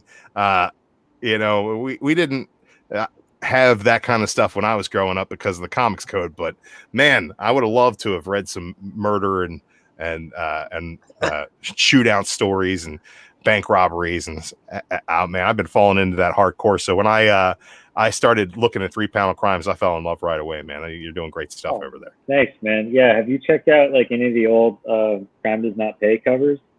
No, I don't. Google search those, like Google image search those, because it's crazy. Like just in the whole cover, in one image, you can get the whole story of what's going on. Like, it's really great work. That's awesome. Yeah, like one of my favorite things about, or I'm going off topic, but like one of my favorite things about comics is like a Silver Age DC cover copy.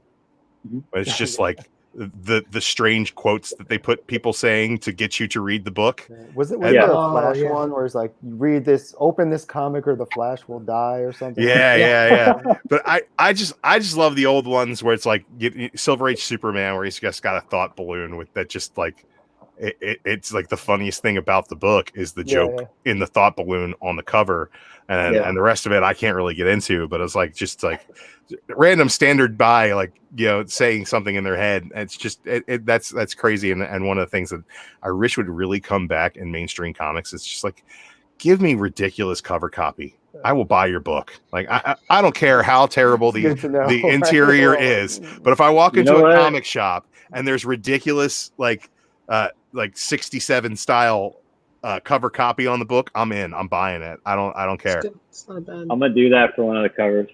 Do it. That's a good idea. We got 2 good ideas from Drew tonight. That is those, because I'm Why like not? fever dream tired, Dylan. I've been doing this since Friday morning. I do a daily show on this channel, the Comic Core, and I do it every day at 1:15 Eastern.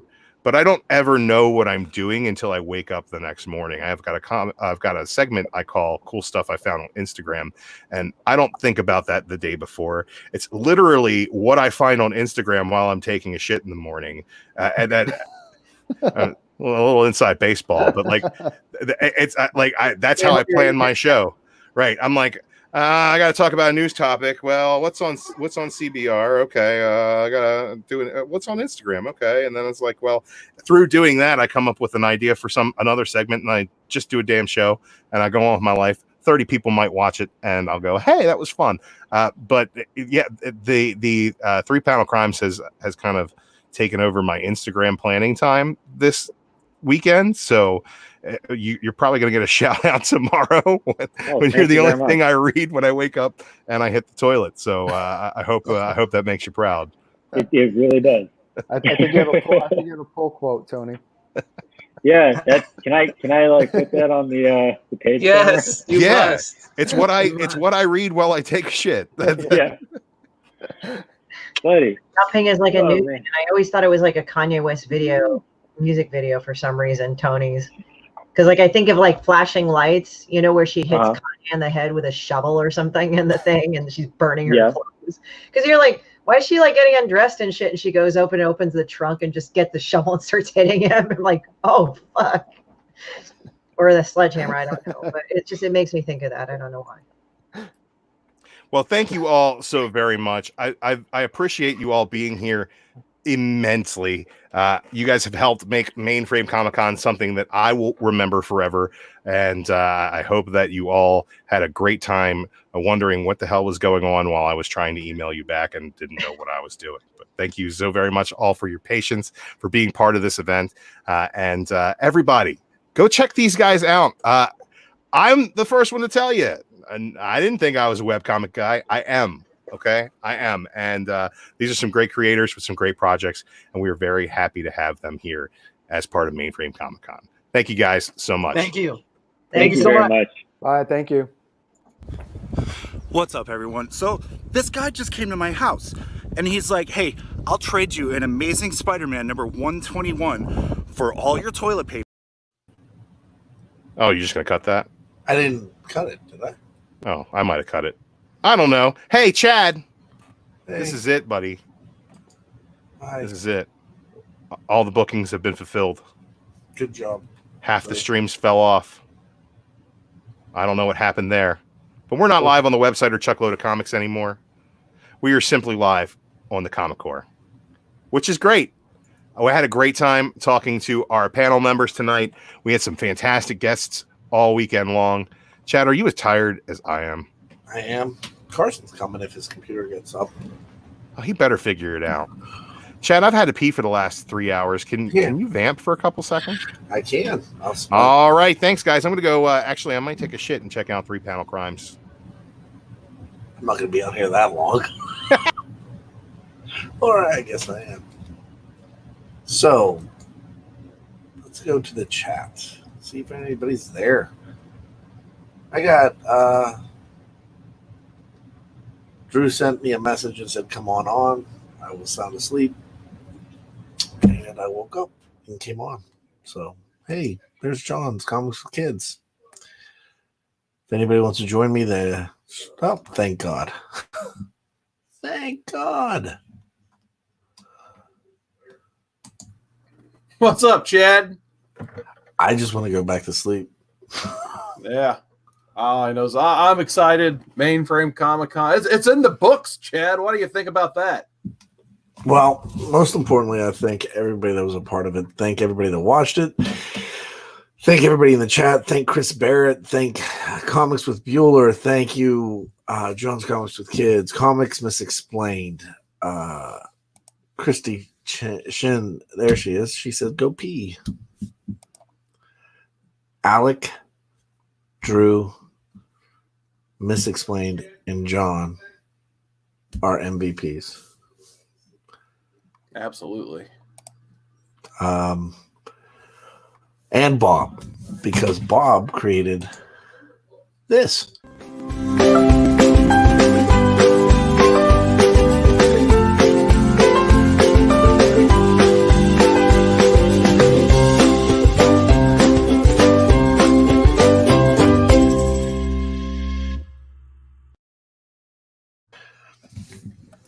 I got to be up into a couple hours for work, so bring him back on.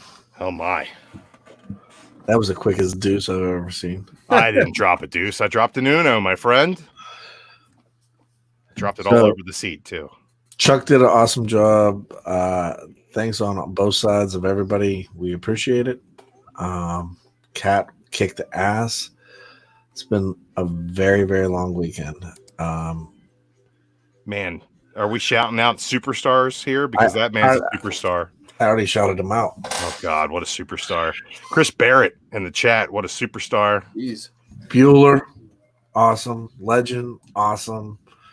Oh, it was great to have Bueller in. He had an awesome conversation with Andy Smith that was really killer. We had a guest drop out, and he was able to stretch and fill for us. It was amazing. Thank you so much, Bueller. John's Comics with Kids. Man, what an interviewer. If you guys saw his interview with Donnie Cates, what questions he asked. It was amazing. JD getting us some, everybody part of it. Everybody was part of it. Everybody pitched in. Everybody did a great job, man. I really want to shout out my hero of this con, which was Rylan Grant, who was such a resource, man. Introduced us to such great people. Christy Shin still hanging out, chopping it up in the chat. She won't go home. She's on the show now permanently. I told her that she's my new best friend. I'm going to call her all the time. So we have her number, so would love to have her. She is going to block our numbers so quick, Chad. Let's just give her a show. She's got her own show. She does. I know, but weekdays, man. She's the competition for me. Come on. I'm going up against Christy Shin live. It'd be fun. She says she's home. Drew, you're an interview machine. I'm a machine, all right. I asked some questions of some people who were kind enough to ask them, no matter how dumb they might have sounded. And that's more than I could have ever expected. just so many highlights throughout the weekend, guys. But the most important thing is that people were hitting that super chat button. Oh yeah, all weekend long, and all that money is going to the Red Cross and the Hero Initiative. People were hitting that donate button on the website. Might have crapped down on us a little early, but man, the donations were definitely rolling in. Chad, do we have any information on any tallies there, or they're gonna have to stay tuned for some more information? Carson and I did rough tally. I think it was like $1,000 in super chats. Yeah, I'll probably Just end in up super being chat. kind of close to that. Just in super chats. Yeah. That's crazy, guys. Thank you guys so much out there. Thank you, anybody who had the love in their heart to hit that super chat button and ask a question of our guests. More importantly, thank you to everybody who hit that super chat and said, nope, no question, move right past me. I just want to give. And that's important to us. We wanted to come together and do the most that we possibly could for the Hero Initiative. You can see how tired we are. Chad, have you slept at all this weekend? No. I got like 3 hours this morning. Oh, well, I would have had you not given somebody in Singapore my phone number. Chad, how many people you put my phone number on an email? I put it on every email. I really hope that person in Singapore calls you again tonight. I was like, man, do you know what time it is? He's like, we're supposed to be on in an hour. I'm like, no, you're not. I don't know who you are. Well, all I can tell you, Chad, is if I booked it, it was on the schedule and everybody knew about it. All I can do is send you my documents. No. That's all I got is my documents. Hey, we did our best. I hope everybody enjoyed it. There was mistakes. We screwed up on a couple things, but you live and you learn. This is our first time. I mean, guys, I thought we did a hell of a job as a group, coming together and putting it together and trying our damnedest. If all we can say is, hey, we got something to hang our hats on. Hopefully we can do that again, but not for a while. Well, Chad, I'm starting the planning on Mainframe Comic-Con Part 2 tomorrow morning. We're going to run it next weekend. No, we're done. We're going to have art germ sketches for everybody. That got me. That was good. Look, man, I had this conversation earlier with somebody off air and on air when we had our little powwow before the Woodsides came on and joined us to show off their art, which was absolutely awesome. Check out Kayla Woodside Art on Instagram for some really, really great pieces. Or what was his name? Brent Woodside Art on Instagram. Just trade out the Brent for the Kayla, and you're going to find them. They had some great stuff. But before they came on, we had a nice little powwow to kind of fill some time. And I said it, I thought best because I feel like I say everything best. But when I said it, I said that the peaks and valleys, the valleys and our opportunities for improvement have actually inspired me more to do this again than any of the good that's come from it. Because you see the opportunity to change what you did and make it even better. I think that this was an epic undertaking with epic results, and it just could have only been better if we were more prepared and had more time and knew what we were getting into. Now we know. We've been in it. Now we know. Here's the shit. Here, the brutal reality is we came up with this on a Saturday 3 weeks ago. So it came together within 3 weeks, 3.5 weeks, literally 3.5 weeks. Hey, let's hope we do it again soon and we do it better. Right, Carson? Yeah, it's going to be a crazy time if we try this again. But no, I mean, these two guys right here, man, you guys killed it this weekend. I just feel graced to be in your guys' presence right now. Big shout out to Chad. I know hooking up that Eastman interview, man, that was awesome. Thank you for that. I will never forget that for the rest of my life. Drew, you've been killing it. Oh man, what else can I say? Hey, you guys. Hey, Lord here's Scooby says it's not a con without some hiccups. You guys did great. Thank you, Hey. sir. We appreciate that. We got a ton of contacts, and everybody that was on it seemed to have fun. They said, hit us up in the future, and you never know. Might happen real soon. Guys, go back and watch that networking panel. I'm going to be using all those networking secrets to bring all the people on that panel back to do shows for the Comic Corps. I'm going to be like, but you said if I wrote you a nice email and said please. So, yeah, there have been so many different personalities throughout this thing, celebrities, creators, bona fide geniuses of creating toy IP in the late 80s, early 90s that made Carson get a boner. He might not have had a boner, but there are very few things that I expected to really, really enjoy while we were going through this experience, because I just knew it was going to be a lot of work. But honestly, the more work I did, the more I enjoyed it.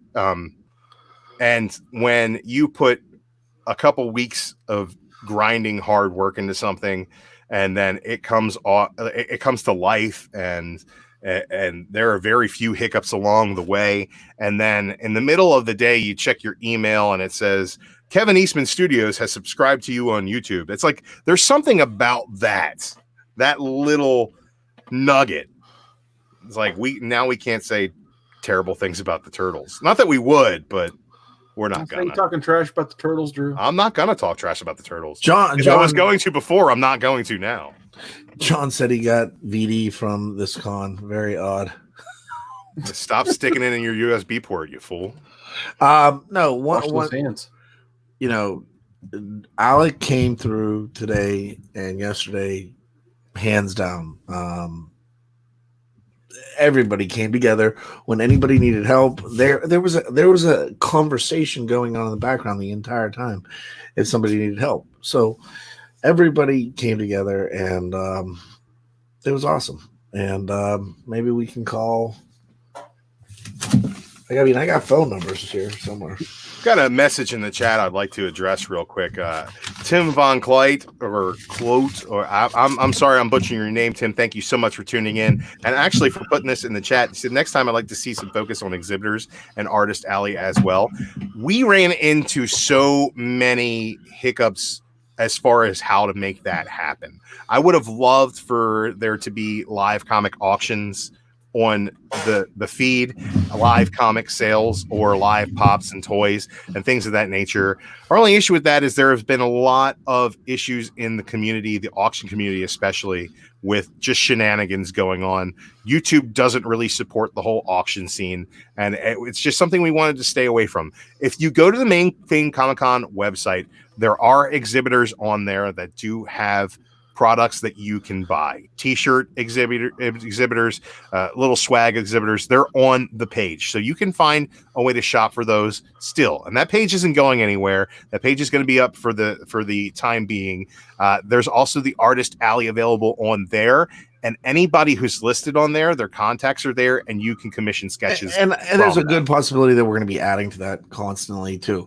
One thing that I think we need to make a commitment to, and where we are is, obviously our support for a hero initiative is huge. But we need to, I think we are, as a collective group, some of us were talking and we want to change and focus on maybe bringing on more LCSs and giving people more opportunities. So as we learn to grow and our channel may evolve, I think there's going to be some opportunity for us what we weren't able to address during this that we can maybe address on a weekly basis. And to be honest, we love the LCSs. The local comic book shops are the heartbeat and the backbone. I don't know how they're both, but they're the heartbeat and the backbone of our collecting hobbies. Everybody loves these small businesses, and we wanted to do our best to get the word out on as many as possible.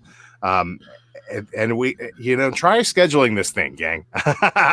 I'm gonna tell you, you start being like, how are we gonna fill time? How are we gonna fill time? And then one day the switch flips, and then you say, how in the hell am I gonna fit everybody in? you get the responses you get, and you go to the dance with the girl that you brought. So we were very, very lucky to get a murderer's row of talented, independent creators that we've staffed these nighttime panels with, and I think that was amazingly successful.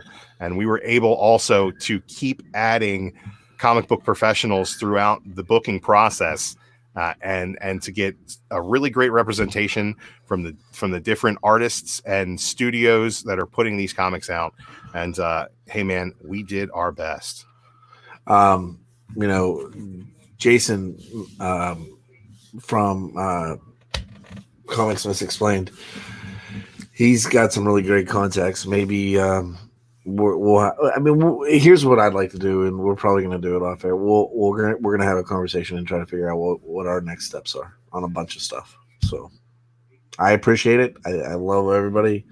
Look, man, I was taking notes the whole time. I want to show you what my notebook says right here. It says, let me write it large for you. This is what I'm going to focus on right now. Yeah, me too. But I got filled this whole thing up with some ideas. I want digital. Always digital. I can't wait for Legend to watch this rewind. Oh wait, it's probably not going to post because we're at 4 hours and 48 minutes. No, we got 5 minutes. Oh, sweet. Friday night, we got something cool. And all right, as long as I don't have to look at. No, you don't. I got it. Hey, begins again. I gotta get to bed. Can you say what Legend says all the time? Fans, I see 5 seconds into the future. No, In not 5 that. seconds, we're not going to be here anymore. God bless. Good night. Thanks. End of this thing.